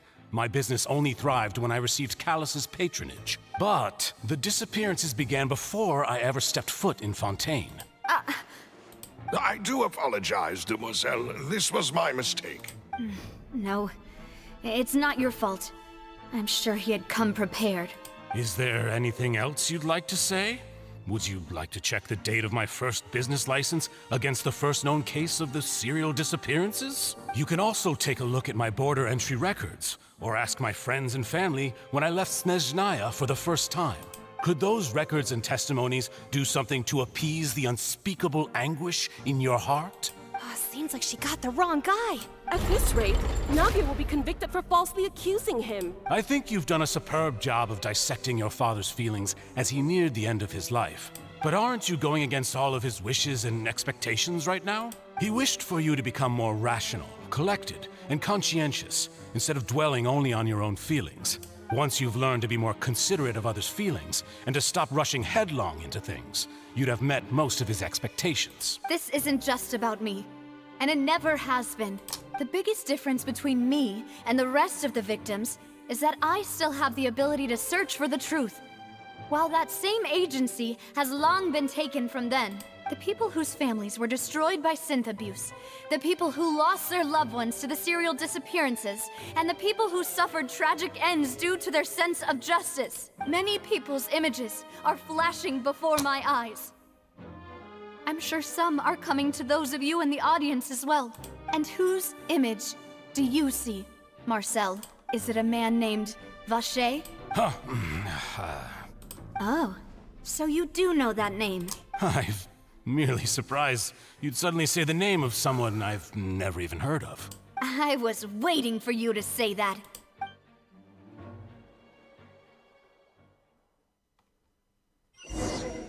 Oh, now we get the fight.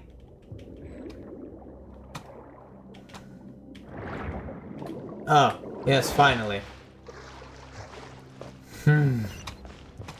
That took long enough. Holy what the frick are those? Alright, I guess I have to fight them now. Out of the frying pan. Don't get frostbite.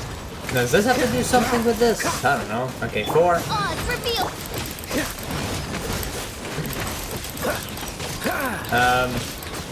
Not gonna lie. Cool it. What? That's it? Boba, get them. Alright, you have a charge attack, you have a shooting attack, or something like an artillery. Alright.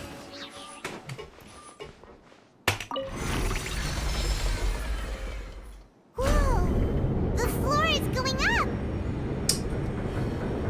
Is it because of this mechanism in the middle? That guy really prepared a lot of stuff for this place.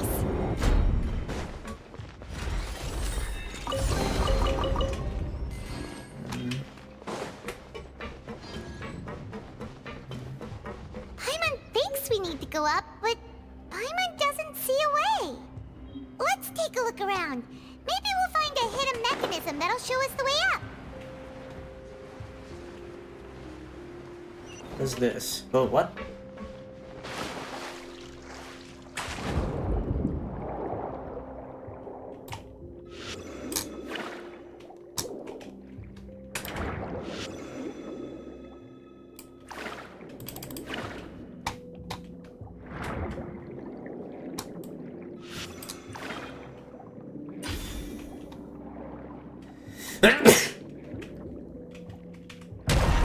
Ah, intriguing.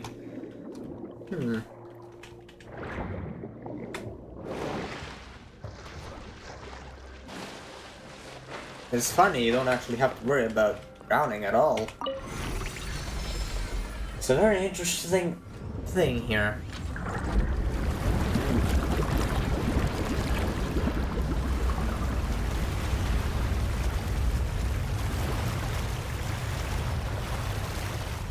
Huh. Right. The water level is rising. Now we can swim to the top. But this is still a ways away from where we need to go.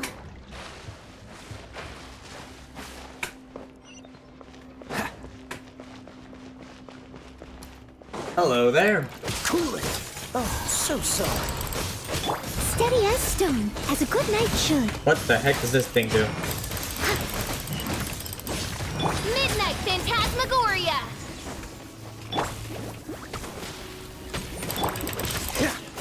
Did I? Yeah, I forgot I activated Burst on my Noel. And it's already gone. You're toast! Dodge this.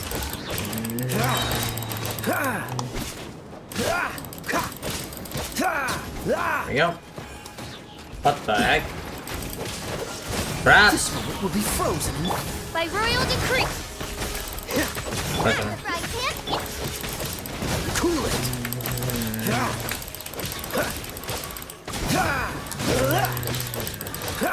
Freeze! Oh, so sorry. Cool it! There we go. Thank you for the treasure. Now let's move forward. Start.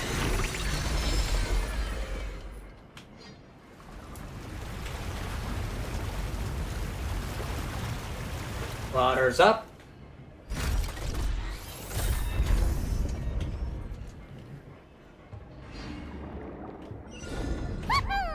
Now the path is clear. Let's go.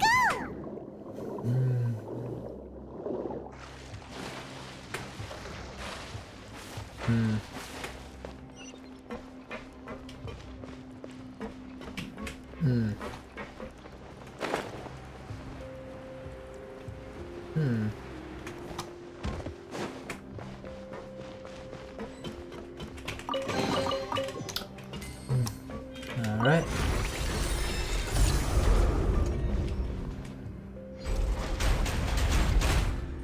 Interesting. What are those robots doing over here? Well, I guess we'll find out. Dodge this! Shadow Raven, let night fall. Hi. Oh, right. Wait. Oh, I still have the shield. Why did I get smacked then?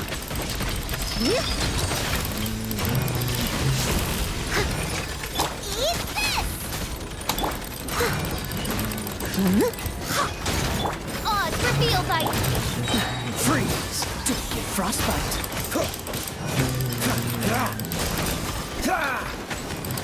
Cool it!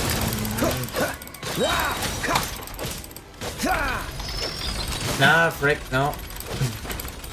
By the way, nice one. Boba, get them. Oh, so sorry. No. Ah, damn it, too.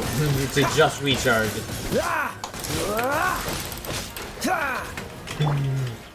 Alright. 1, 2. Cool it! There we go. Everyone has their bursts ready. Whatever comes up won't be an issue. What?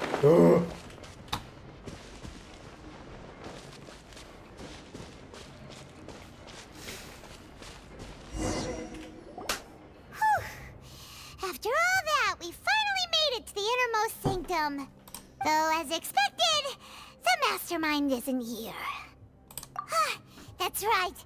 Then let's hurry up and find some evidence so we can get back to the Opera House and help Navia.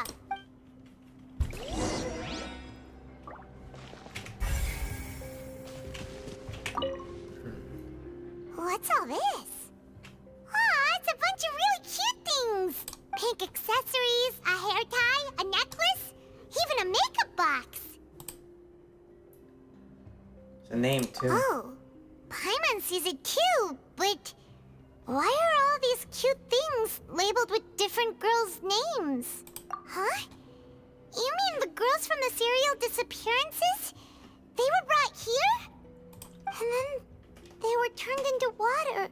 And all the boxes of things, these names. That means... Oh, this is terrible. With objects within the containers labeled with the names of these who owned them within the depths of the HQ. The names were... Here must have something to do with the victims and the serial disappearance case. This might be proof that this was their final stop.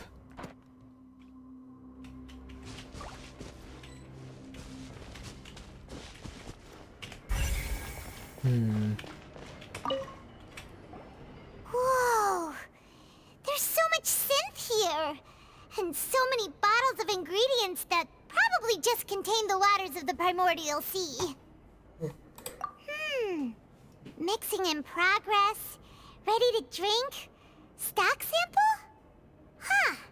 They've also got all the synth pretty clearly labeled. Whoa, there's even fruit-flavored synth? Yep, it's super obvious. What kind of potion is circulating quite widely? It gives the drinker a very pleasant experience for a short time, but its side effects are equally strong. The producer is characteristic to earn a massive profit from its trade. Basically, I mean, it is not indicating it, but this is a... What's this over here? Looks like some kind of place for research. These are quite definitely drugs.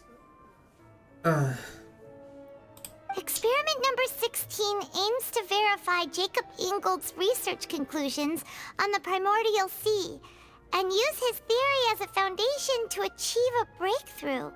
The experiment was a failure.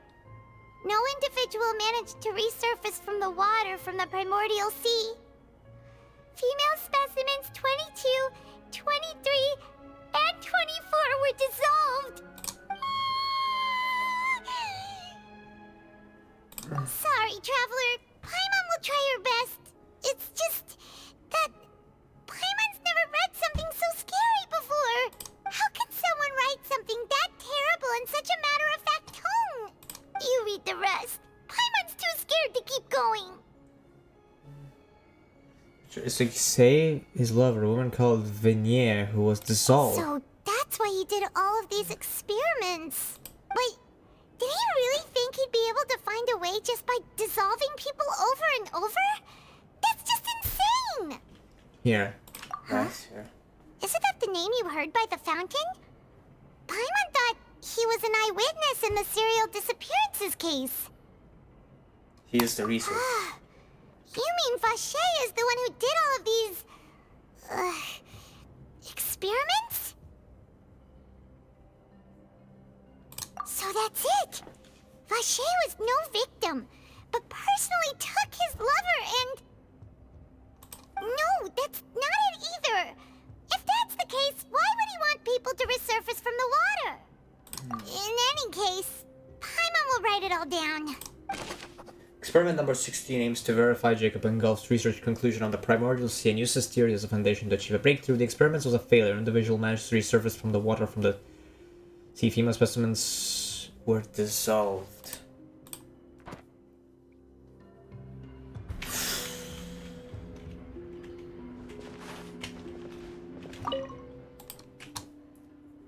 Seems he had to dissolve in his quest to bring his lover back to life. This is not something for the faint of heart, let me tell you that. Oh, look! There's an important looking basin over here, and it's full of water! The primordial sea. That means this is where they make all the synth! And that special water is the main ingredient! If you dilute it with normal water, you'll get synth, but the pure stuff can dissolve a human! Paimon will take notes on this incriminating evidence. The pool found within the HQ is filled with water from the primordial sea. The mastermind can use this to create synth and directly use it to dissolve people. Jeez, man. This is heavy, man. Let's see what's written here. Nothing escapes Detective Paimon's eyes. Callus. Navia's father. Oh, this seems to be an investigation report on him. Yep, it's about finding someone to assassinate Jacques and Callus because of a lack of confidence that Jacques himself would go through with it. This should prove the existence of the third person, right? We still have not determined the exact content of the key information Callus has passed on to certain members of his organization. The old dog's a real menace to deal with. Even if he abides by the promise he's made to us, he will still have the upper hand. He can act whenever he wants to make our lives miserable. The only option left is to remove him from the picture entirely. I concur. Let's send someone to kill him. He won't declare war as long as we don't touch Navia. Oh, seems like we've got a bunch of correspondence between the higher-ups. They're all just so evil. Was concerning the Callus case that were found beside the bookshelf. The mastermind did not believe that Jax would do deed and thus had a third party to ensure Callus's death. The content that followed also defined the culprit's motive to some extent. We've looked at almost everything here, and it seems like our theories were spot on. But yeah, we haven't found anything that reveals his find anything. Whoever it is probably destroyed everything to do with that name a long time ago. That way, even if we bring all this back to the opera, we won't be able to identify the true culprit. Sure thing. Paimon won't admit defeat to this guy either.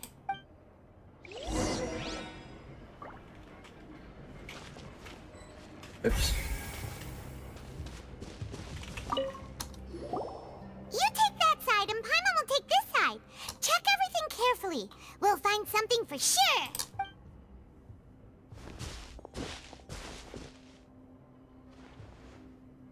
Ugh. Nothing at all. And Paimon can't even find snacks either. Whoa, really? What Paimon see? Vinier. Isn't that Vache's lover's name? Then you found her diary. Let's see. Aw. It's just a normal diary chronicling their love story. She was so sweet, too. Oh, Paimon feels even worse for her now. So many! A whole page's worth! But they're all crossed out. Was she unhappy with all of them? The final name she decided on was Marcel. Wait, but Marcel's pretty old. Has this case been going on for so long that he's Vache and Vinier's grown son? Out. Hey! Paimon still hasn't figured it out yet. A notebook belonging to a lady named Vignette. She records many stories over time with her lover Vasseur, and one of the pages prepared many names for their future child. The name she settled in the end was Marcel.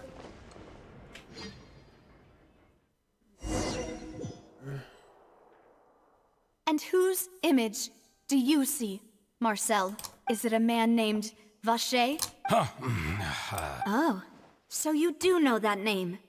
I'm merely surprised you'd suddenly say the name of someone I've never even heard of. I was waiting for you to say that. Navia! We're back! As expected of my partner.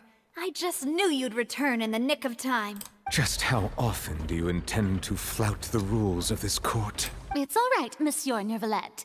Given their confidence, I expect they've found the crucial evidence. The Vasseur.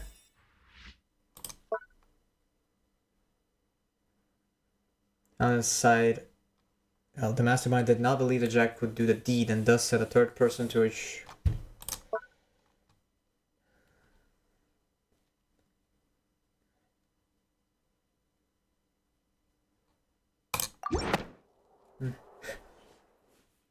But the truth of it, Marcel, is that you've always been Vache. Huh? We've investigated your lair and we already know everything. After your lover, Vinier, was dissolved, you kept abducting young women to experiment on the hopes of bringing her back to you. You even created Marcel as a new identity and destroyed all records of your past as Vache. So that's it. Even the villains in opera performances rarely go that far. And with that, Marcel's motive has now been established. This information regarding your past also dismantles your prior timing defense.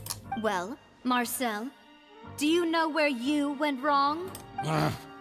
You fixated your gaze on the lover that passed away, instead of paying attention to the living people around you. So, you never noticed how we changed, or how we grew as individuals. You also never understood Boss's real expectations for his daughter. Or our determination to see things through. Your determination. Mr. Marcel, please speak up now if you would like to defend yourself. Otherwise, the trial will move on to the next stage. Do you really think I wanted to do any of this? Pay attention to you? What for? Have you ever paid attention to me? Ever empathized with my pain? Ever known how it feels to watch the love of your life dissolve right in front of your eyes? No one helped me. No one even believed me. All those decades ago, even the officers from the Maison Gardiennage were laughing at me. They said there's no way a human being can turn into water. So I must have gone mad from grief. Vignier's death was brushed away by all of you as if it didn't matter at all. Well, now you know, don't you? Ha! Well, it's too late now. All those who were dissolved are gone forever. You only have yourselves to blame. You set up this ornate opera house in pursuit of your so-called justice, your beloved drama, while turning a blind eye to the suffering of the people. Vignier is dead. We promised each other that we would always be together. Wherever she goes, I will follow. But I'm not from this blasted place, so I can't be dissolved, no matter what I do. Hey, is that water from the primordial sea that he's drinking? I can't dissolve! Can't dissolve! Can't dissolve! Do you all see? I can't go, I can't follow.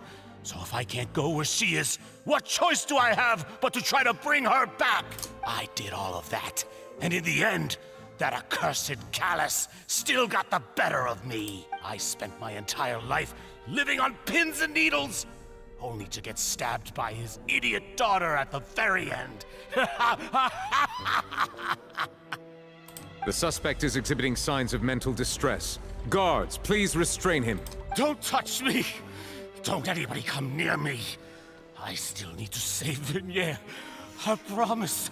We made a promise. Vignier. Vignier. Please, Vignier.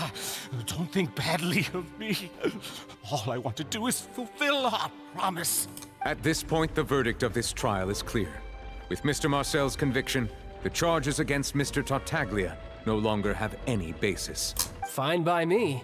I was in a bad mood, but after a show like that, I'm actually feeling pretty good. Traveler, please submit all the evidence you have collected to the guards, so that I might review and summarize the truth behind the serial disappearances case. The man now known as Marcel was originally named Vacher and worked as an adventurer with his partner and lover Vignier. During an underwater expedition, Vignier accidentally came into contact with water from the primordial sea and was dissolved in front of Vacher as a result. Vacher learned of the primordial water's existence through the work of others and began to kidnap young women for research, with the goal of discovering a method to restore Vignier back to life. To cover his tracks, he invented the new alias of Marcel and began to operate a business in Poisson. During the course of his research, Vacher discovered that a diluted concoction of water from the primordial sea can induce feelings of euphoria, and began to manufacture and market synth. However, as he accumulated wealth to fund his continued research and expanded the scope, he came into conflict with Spina di Rosula. After exchanging blows with Spina di Rosula for many years, Vacher decided to assassinate their president Callus at a banquet. Although the assassination did not go as Vacher expected, he was able to turn Callus into the murder suspect by dissolving the assassin he sent to the scene. And just recently, Vacher attempted to frame Linny as the culprit of the serial disappearances case, using a similar method. However, his attempt to frame Linny failed, and the power of water from the primordial sea became public knowledge. This case also exposed enough of Vacher's machinations that he was eventually successfully charged in court. Thus concludes the enigmatic history of the serial disappearances case, with the truth revealed to all. The Oratrice will now deliver the final verdict regarding the charges against Mr. Vacher.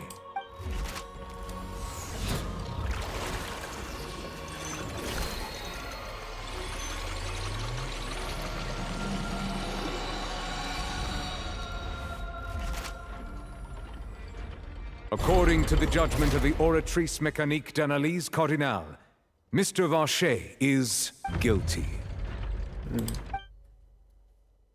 Guards! Take Vacher away. Good. It's what he deserves. With that, the serial disappearances case is over now. We really just witnessed history.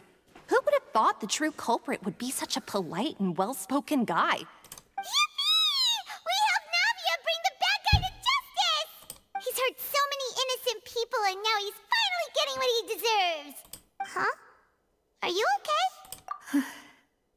Demoiselle, you were absolutely brilliant. The day our late boss had always hoped for has finally come. You can rest easy now, knowing justice has been served. Yeah. Yeah. It's finally over. It's all thanks to you guys. And my partner. See, Papa? Spina di Rosula's still doing well with me at the helm. Well now, hasn't this been a most delicious piece of drama? The villain has been caught, justice has been served, past wrongs have been righted, and it's a big ol' happy ending. Since it's been such a great show, I'll just let the false accusations against me slide.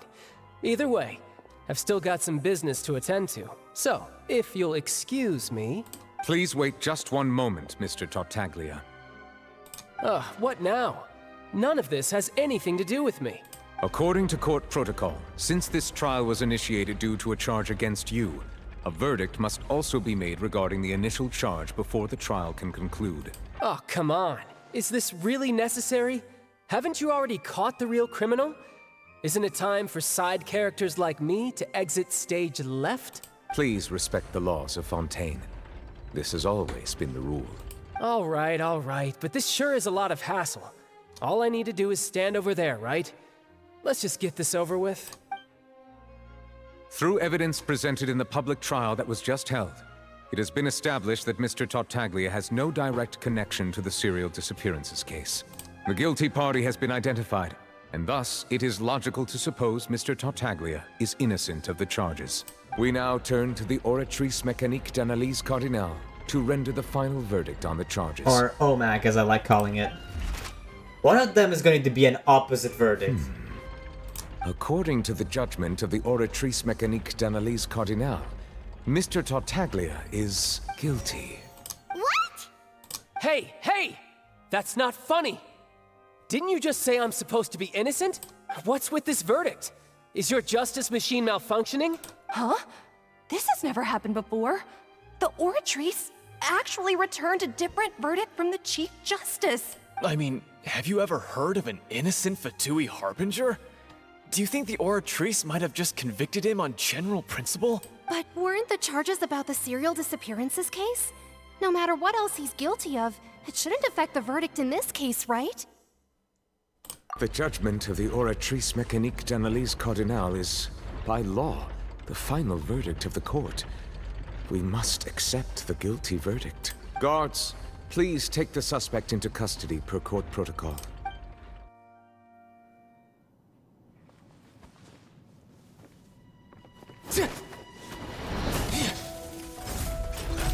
So this is how justice is done in Fontaine. What a joke. You've got your rules. Well, I've got mine too!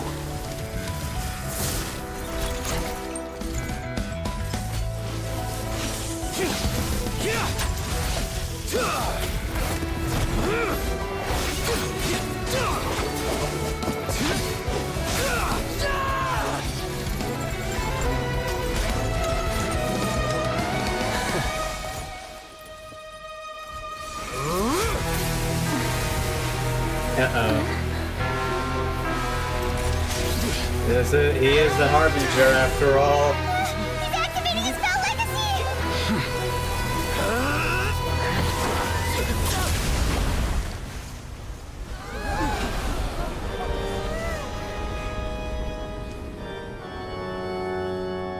I am sorry. If you have been wronged, we will find the truth. But the rules of the court must be upheld.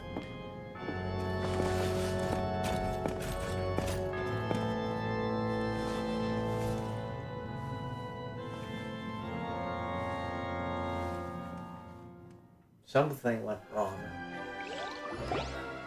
Hey, Monsieur Novelette, what's going on? Shouldn't they have been cleared already? Apologies. This is also the first time I've encountered such a situation.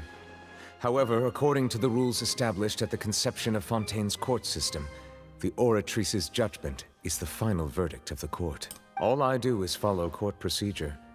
As for why the Oratrice arrived at the conclusion it did, you should probably ask someone more knowledgeable than me.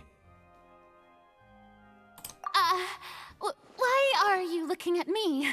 I had nothing to do with it! I don't know what happened there either!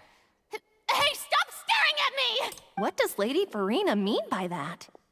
She says she has no idea either? But that's impossible.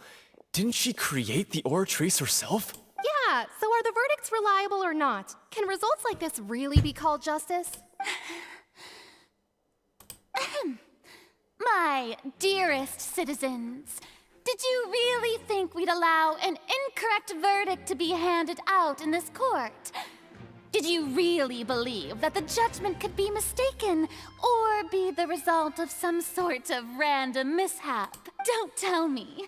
You thought even I had been blindsided by the Oratrice's result. But the way she looked just now, it was pretty obvious she had no idea what was going on. However, given the state of things, I shall give you an explanation. Everything that just took place, including my supposed shock and bafflement, was a part of an elaborate performance, with every action meant to stir up drama and excitement. And, of course, for every performance, there is a script. Everything has unfolded exactly as I expected from the very beginning. As the embodiment of the very concept of justice, the Oratrice shall never render an arbitrary judgment! If you thought Child had nothing to do with the serial disappearances case, it is only because you've been blinded by the superficial appearance of innocence. Everything he's done, not to mention the danger he poses, are beyond ordinary comprehension and completely unforgivable! All shall be revealed in time. You will come to understand my noble intentions, as well as the absolute correctness of the Oratrice's verdict. Now, having said that, although I hate to leave things hanging in suspense, it is now time for this performance to end. As the lead actress, I shall be the first to take my leave. Toodaloo! So she chose to make her escape after all, did she? So you're saying we shouldn't put much stock into what she just said? She probably just put on that performance to save face. As for the truth, it's unlikely that she actually has any idea. However, please be assured that I will continue to investigate this case in a personal capacity. Just as I promised, if the judgment has been incorrect, we will do our utmost to clear his name. All right. Even though we feel pretty badly for him, we'll take your word for it for now.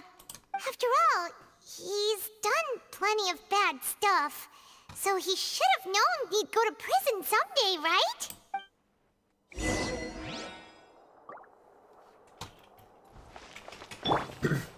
What's the hurry?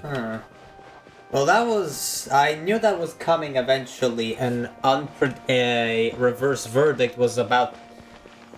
I was expecting it, but, damn.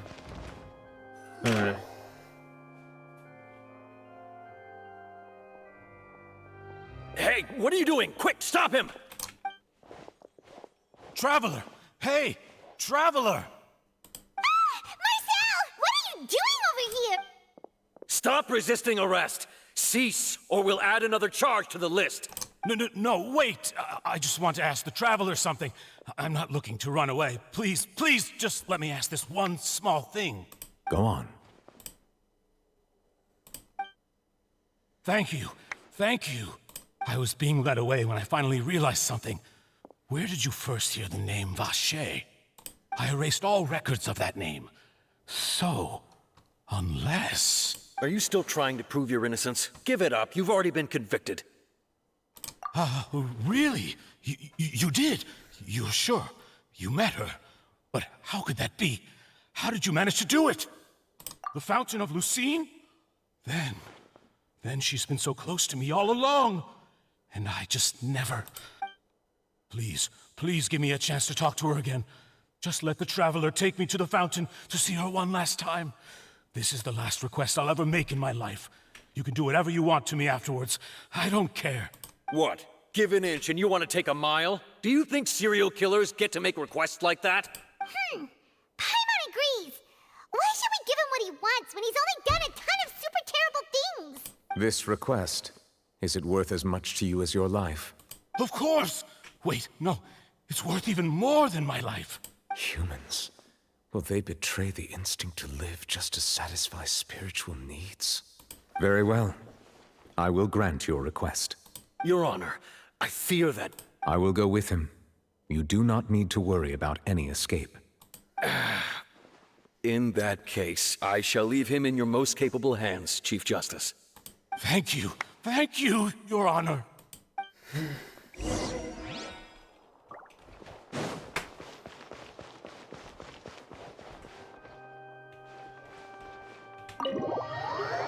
So Child's in prison for some reason.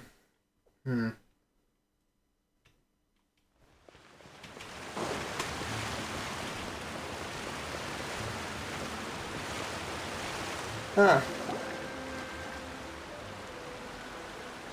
Is this the place? You said she's here, but what do I need to do to see her? Yeah, and even Paimon could hear her after drinking that thing. Didn't you just drink a lot of it on the stage as well? Oh, in that case... Vache! Ah! Yes, that's it! So you heard it too! Vinier, it's me! It's me, Vache! Vache? Vache! I'm here! Where are you, Vinier? I'm coming for you. I'm finally here for you. Hey, wait! Be careful! Hey, wait! Vinier, is that you? It's me, Vache! Vinier! Vache? Why did you come? Didn't I say? You don't need to look for me. You look a lot older than I remember. How long has it been? It's been more than 20 years. I've suffered for over 20 years since the day you left. All this time, only the thought of bringing you back has kept me alive. Nothing else mattered to me. I must be dreaming. Who would have thought I'd get the chance to tell you all of my feelings like this? Vinier, you are my everything. I really don't know how I could live without you. But Vache, if you ask me, this world would be better off without you. What are you saying? If not for you, I would have finished my law degree and probably become a top-tier attorney one day. If not for you, I would have continued to pursue my love of the arts, and my works would have been displayed in the Palais Mermonia itself. If not for you, I would at least have been able to take care of my mother. And she would not have grown old and died alone, with nothing but the tears on her cheeks.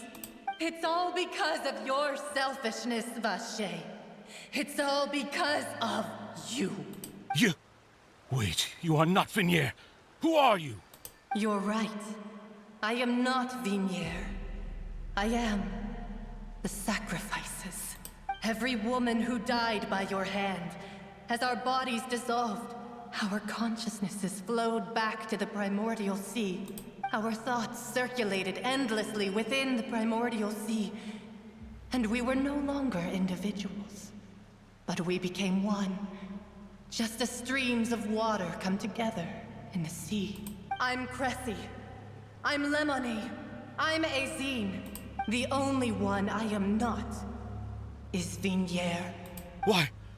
But then, where is Vinier? She doesn't want to see you anymore. Every tendril of her consciousness is avoiding you. This is what you get for your selfishness. Your selfishness robbed us of our lives and our futures. You said time and time again that you'd do any and everything for her. But did you ever consider whether she'd want to see you do the things that you did? If she would despise you for what you became?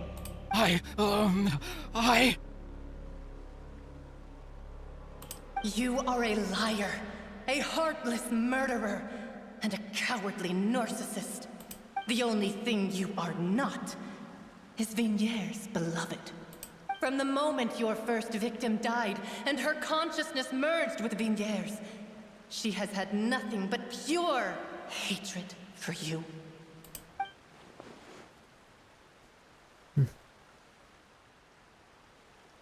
Must have wanted me to lure myself here from the very beginning. No!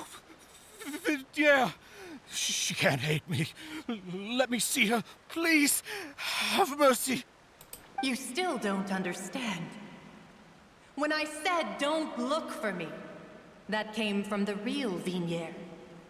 She really doesn't want to see you anymore. But on top of that, she also said that because it's her final drop of pity for you. She said that because she knew that if you did come here, we will show no mercy to you. Vache. Vache? Vache. Vache. Vache. Vache. Drown.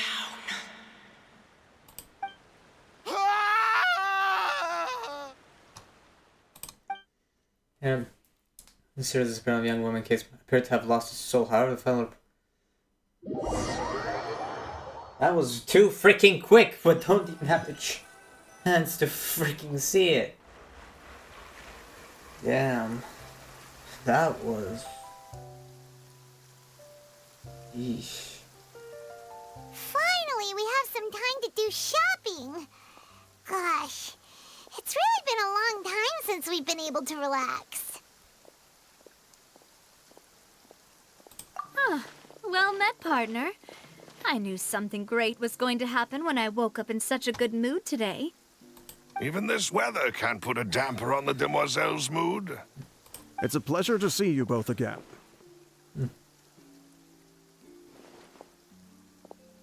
Oh, hey, Navia! It's been a few days. Paimon's already started to miss you. Oh, now that I believe. I'm easy to work with and always bring home the bacon. Who wouldn't treasure having a partner like me? Sounds like you're really enjoying life these days, Navia. What have you been busy with since the trial? It's just been one thing after the other. I've been making non-stop trips between Poisson and the courts in Seine. Everyone from Spina di Rosula organized a memorial for my father. We never held a memorial when he first died, since everyone knew that even if we held one back then, no one was going to come. This time, though, everyone in Poisson, and even many people from the court, all attended. So his name's definitely been cleared now. That's what we like to hear. It's been the dearest wish of Demoiselle all along. That blasted stubborn fool. I was right to put my faith in him. I'm so glad I didn't give up on the case all those years ago. Oh, by the way, I ran into Charlotte just after I left the memorial service. Well, maybe it'd be more accurate to say I knew she would be there, and there was no way she'd just let me go. Huh? So you know Charlotte too? The Charlotte? Journalist from the Steambird? Yeah, way back when I first became the president of the Spina di Rosula, she was all over me. Wouldn't take no for an answer. I believe the story was called The True Heart of Darkness, Secret Tales of the Yellow Rose. To be fair, though, it was a really flattering feature. So, we've been on pretty good terms ever since. She was trying to lean on our friendship to get me to do an exclusive piece on the serial disappearances case. Oh yeah, she told us about that. She's always been super interested in that case, so now her wish has finally come true too. Anyway, I told her to make sure that when she writes about you guys entering the opera house with the critical evidence, that you both sound really cool. Now that's another thing to look forward to. We trust Charlotte's skills with a pen for sure. Oh, and in other news, I also took Clarande out for a meal.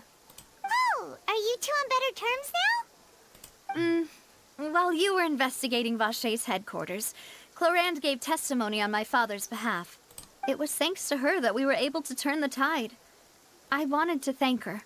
I mean, there's also no point in being awkward all the time, so we took the chance to reconcile with each other. Oh, that's great. Paimon also thought Clarande wasn't actually a bad person.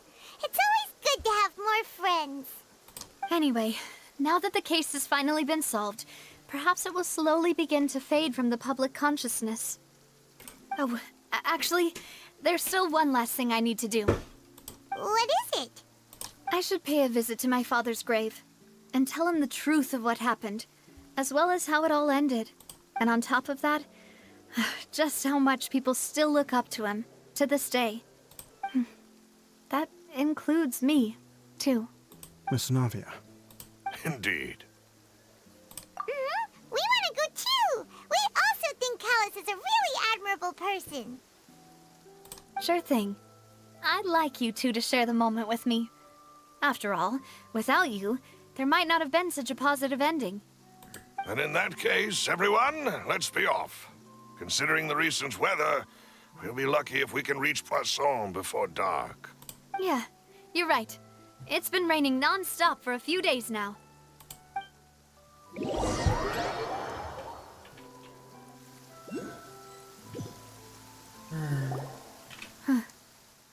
This is where my father's grave is.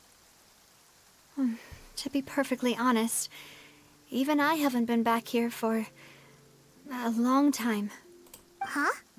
There's someone there already. That's with the black hole in the Wait. background. That figure. It can't be. Hmm? Isn't that Nervalette? Why would the Chief Justice be here? Huh? Navia?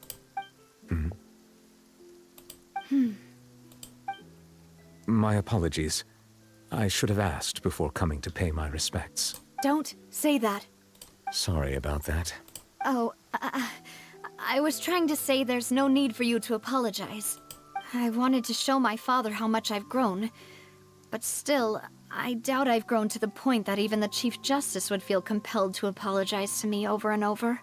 In that case, I will stop apologizing for now. You really could use some pointers on understanding human emotions, Monsieur Nervalette. In any case, why did you come to Poisson? Well, ever since that day, I've been turning a question over and over in my head. Just what is justice, anyway? There was once a time when I didn't want to believe that there could be anything more important to humans than life itself. Oh, rather than that, it's probably more truthful to say I didn't believe humans were capable of resisting the most basic instinct of living things. That they could rebel against their own nature, or consider certain things to be more important than their own lives. Which is also why I didn't stop your father from beginning that fateful duel. I believed that a truly innocent man would never throw away his life like that. That there was nothing, should have been nothing more important than one's own continued survival. But Mr. Callus proved me utterly and decisively wrong. If not for his sacrifice, the serial disappearances case would have remained unsolved to this day. Mr. Callus made the choice he did for his daughter, for his associates, and for many people completely unrelated to him. And in the end, from a certain perspective, one could say that he did it all for the sake of justice. A justice that's higher than life itself. So, you asked me why I came here. I just wanted to say my apologies to Mr. Callus in person. I should have noticed all of this much sooner. This regret has filled me with a sadness that has haunted me for days. That high and mighty chair in the Opera Epiclese indeed insulates one from many important things.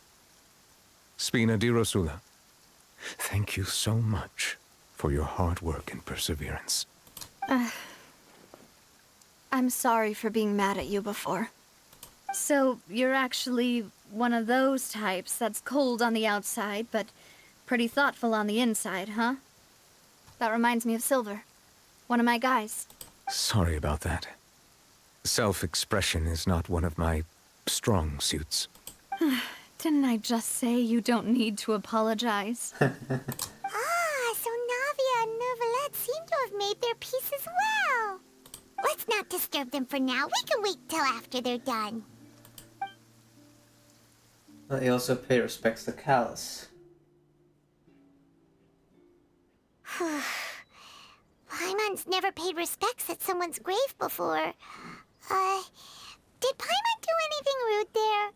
supposed to fly around someone's grave. Huh?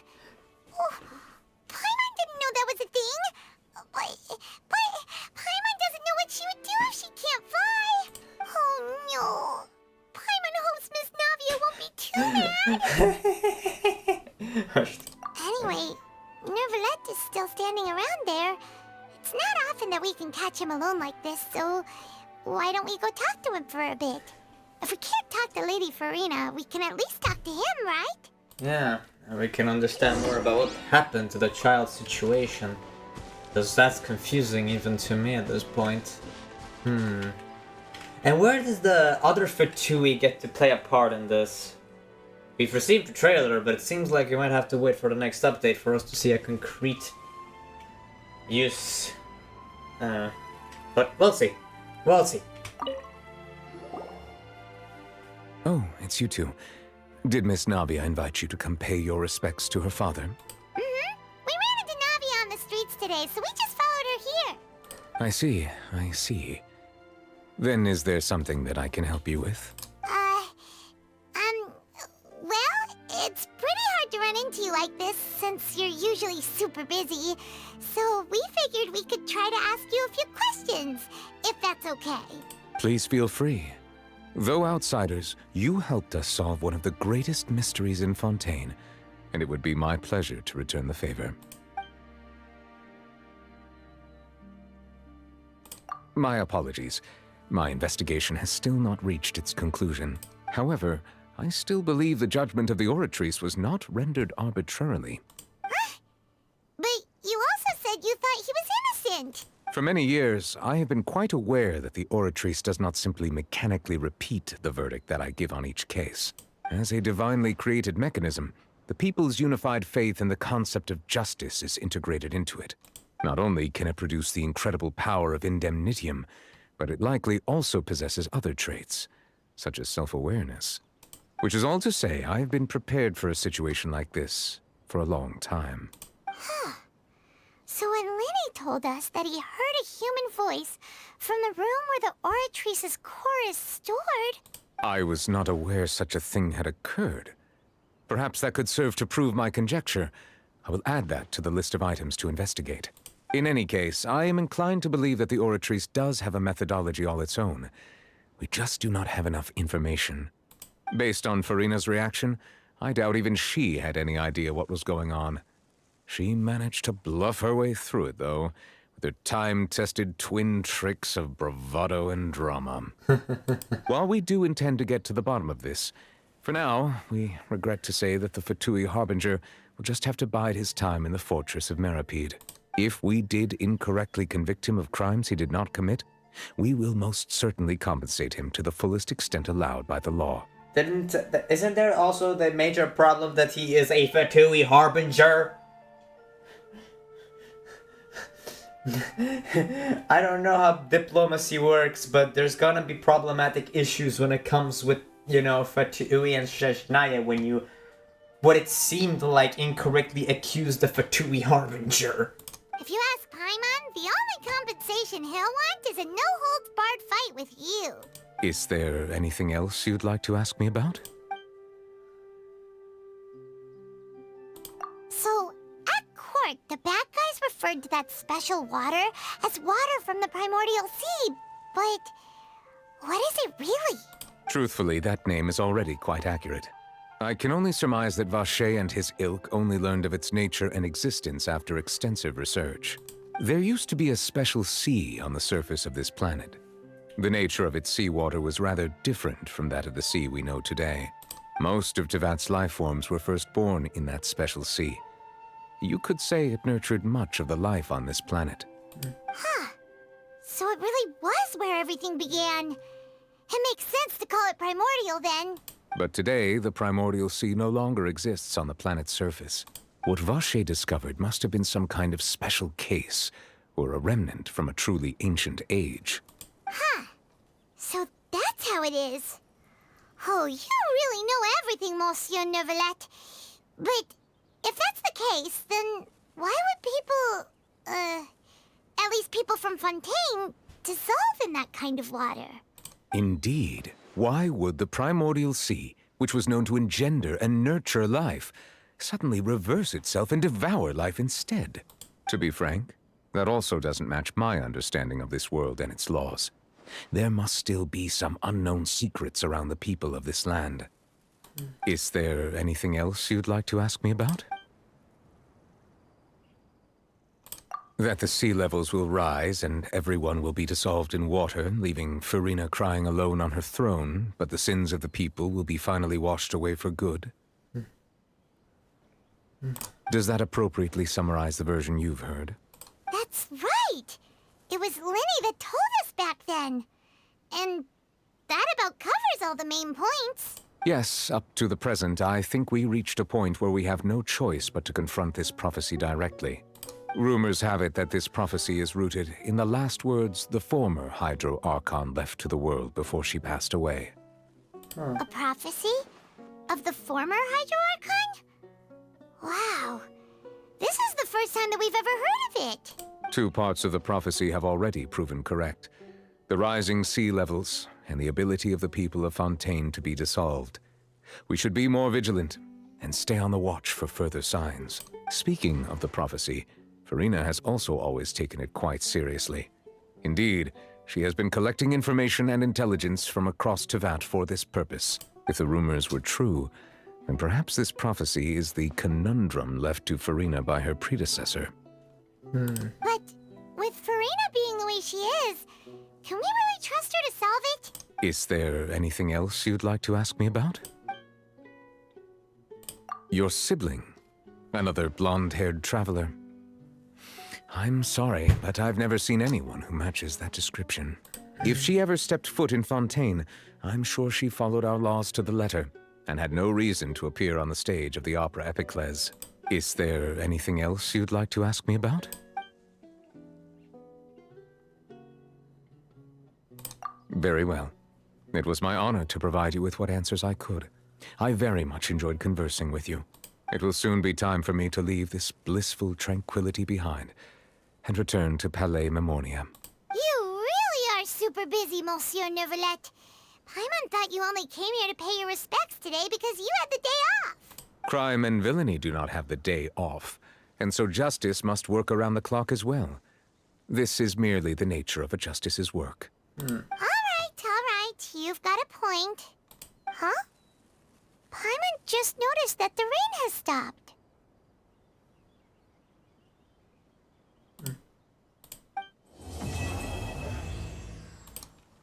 Well, nice. Oh. Wait, what?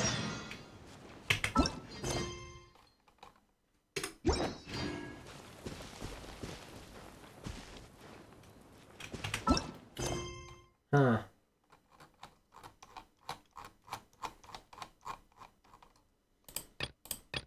Alright, so that is the end of the Archon quests for this update.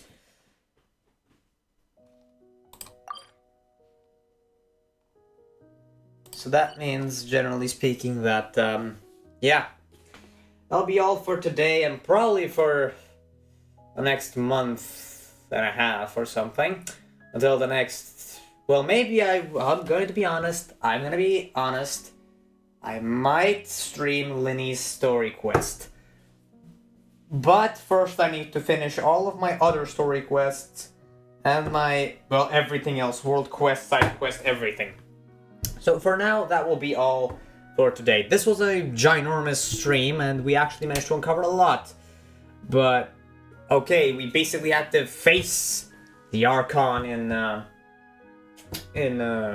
how can I say it? He faced the Archon in the courtroom by being the attorney. All right, not many people believe that we would be the accused. No, we were the attorney. And so now we must. We probably the next episode, next act will be about how getting Child out of prison and figuring out what the other Fertui Harbinger is about. At this point, we've only had her name mentioned, which makes me think, what exactly is up? I mean, Linny seems... I think that Linny talked about her and seemed to have a very positive outlook. is that true, or or is she just using Linny as a tool? If yes, we could probably expect her to become the next boss, although probably speaking, it would very be likely this would be the first occurrence, because let's be honest, at least from the trailer, she looked pretty evil, scary, and very, let's just say very, I don't know, malicious. That's the word. Yes, malicious. Now it could be a chance. Remember, we have had Child as a Fatui playable character, which means that even an enemy can be or a boss can become an ally. I mean, that happened both with Child and, well, okay, Raiden Shogun, not really, because even though she became a second boss from her story quest, I mean, she's the Archon. Unless for some reason the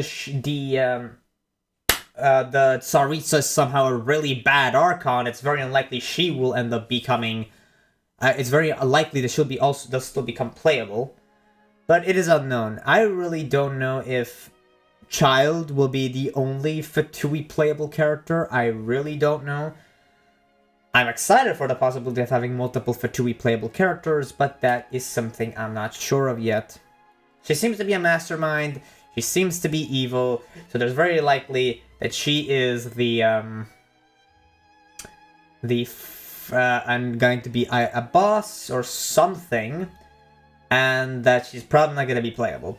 But we'll get to see. Honestly, one of the things that I'm really excited for is Snezhnaya, because, understanding who will be our allies and who will be our opponents would be very interesting.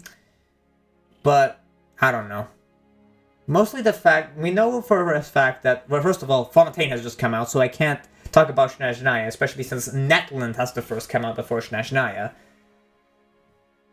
But generally speaking, I'm really quite curious about what the Fatui, or, again, I don't remember her name, I'm sorry, that Fatui Harbinger is doing in Fontaine. I guess we'll see. Well, that was all for today, guys. Thank you all for watching. That was interesting to say the least. We did all of the current Fontaine chapters. We could do Linny, but I'm gonna be honest with you, I'm gonna stop right here. I'll maybe do Linny when the next update comes. Actually, before I do that, hold up, because I forgot to realize I probably have enough for another temple or something. Well, actually, I don't think I actually do. Let me check, but if I do, I'll do another temple. See if I get lucky. I can't do another temple. On 60... Nah, I think I need like another 50 Primo Gems. That is not possible. I pressed the wrong button.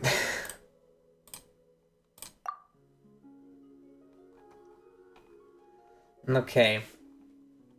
So, 5, 10, 15, 20, 25, 30, 35. I have 35 pity. Yeah, I need like 6,000 Primo Gems. I'm gonna have to do a lot of grinding. I don't know if I'll be able to get 5,000 Primo Gems in little time.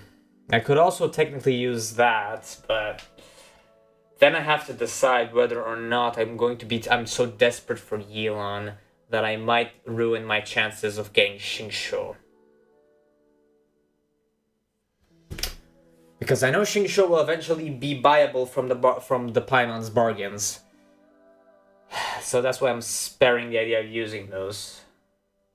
Which means I either have to heavily grind for achievement, adventure ranks, all that kind of stuff. But I'm also grinding State of Decay to get all the World War II weapons, which is annoying. I have a lot of work. I don't know how people actually manage to do well. Okay, actually, Maybe. Slightly. Okay, I think I might have enough now. Never mind, I did not... Okay, let's just wish for it. Yep, we have exactly enough. Yeah.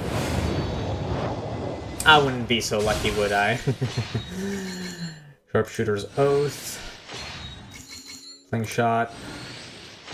Filling Tails. Filling Tails.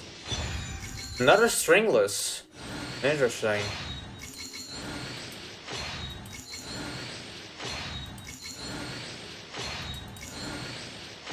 We didn't get anything special, unfortunately. But that raised a bit the bar. Still, now we are completely empty on Primo Gems. We have used a lot of things. So basically, I'm gonna have to do a lot of grinding if I even slightly wish to get Elon. How hard will I gonna have to grind? Well, let's just say I will have to try to find a way to grind away 5,000 Primo Gems. That means side quests, world quests, achievement hunting, all that kind of stuff. I need to go boom, boom, boom, boom. I got D-Luke, but honestly, what's the point of getting D-Luke? At least I got C3 Benneth. Actually, let me double check to see if it's C3 Benneth. Seems all the... Let's see. Benneth has now... Oscillations. Yeah, I have C3 Bennett. And Bennett's HP falls below, his energy recharge is increased by 30%. That's actually pretty nice. Okay, so let's activate 1, 2... Look, as I said before, I am okay with the fact that I might have missed it. I did just get a C3 Bennett, which is pretty nice. And technically speaking, I need to see... I might as well just activate it. I don't think there's any good will come out from literally being not stopping at 1. Barbara. Well, I'm gonna have to be using Barbara for a long time since, you know, increases the CD of Let the Show Begin. The ability character gains a... Okay. Here's the level of Shining Miracle. Okay. That's a pretty good constellations. We even got Razor. Honestly, I will make him make some hash browns, since honestly, if I'm gonna be honest...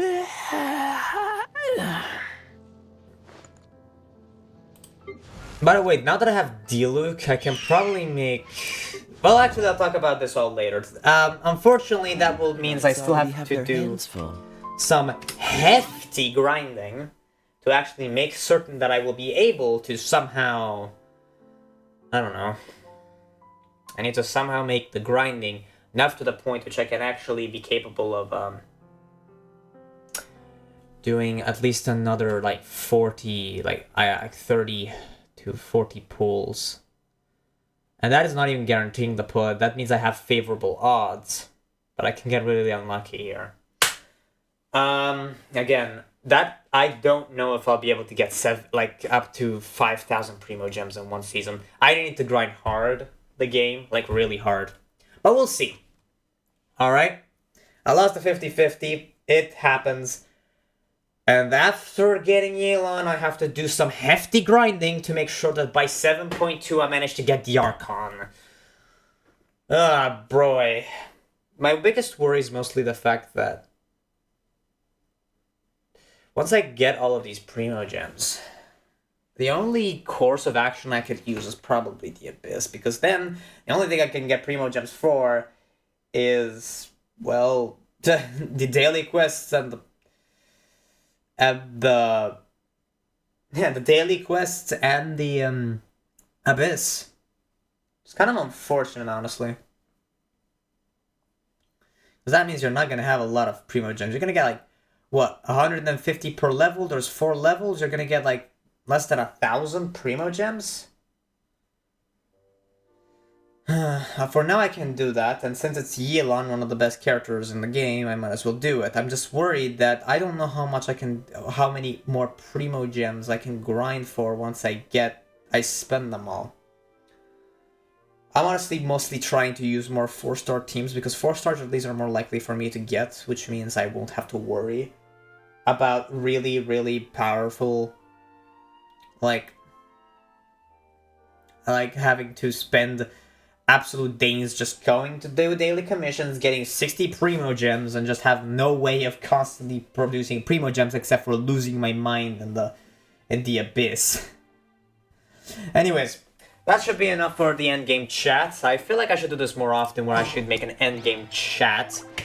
But yeah, for today... actually, I should probably just pause the game anyways, just so that... For today, that will be all. As I said, I'm going to grind. You will realize very soon on my next video of Genshin whether or not I will have or will not have a Yelan in my team. I guess we'll see. But for now, that will be all. That is all Fontaine's Archon quests have to offer for this update. We'll have to come back to check it out on the next update on 7.1 in probably about a month and a half or something. Yeah. Anyways, thank you all for watching, and I'll see you all next time. Peace out.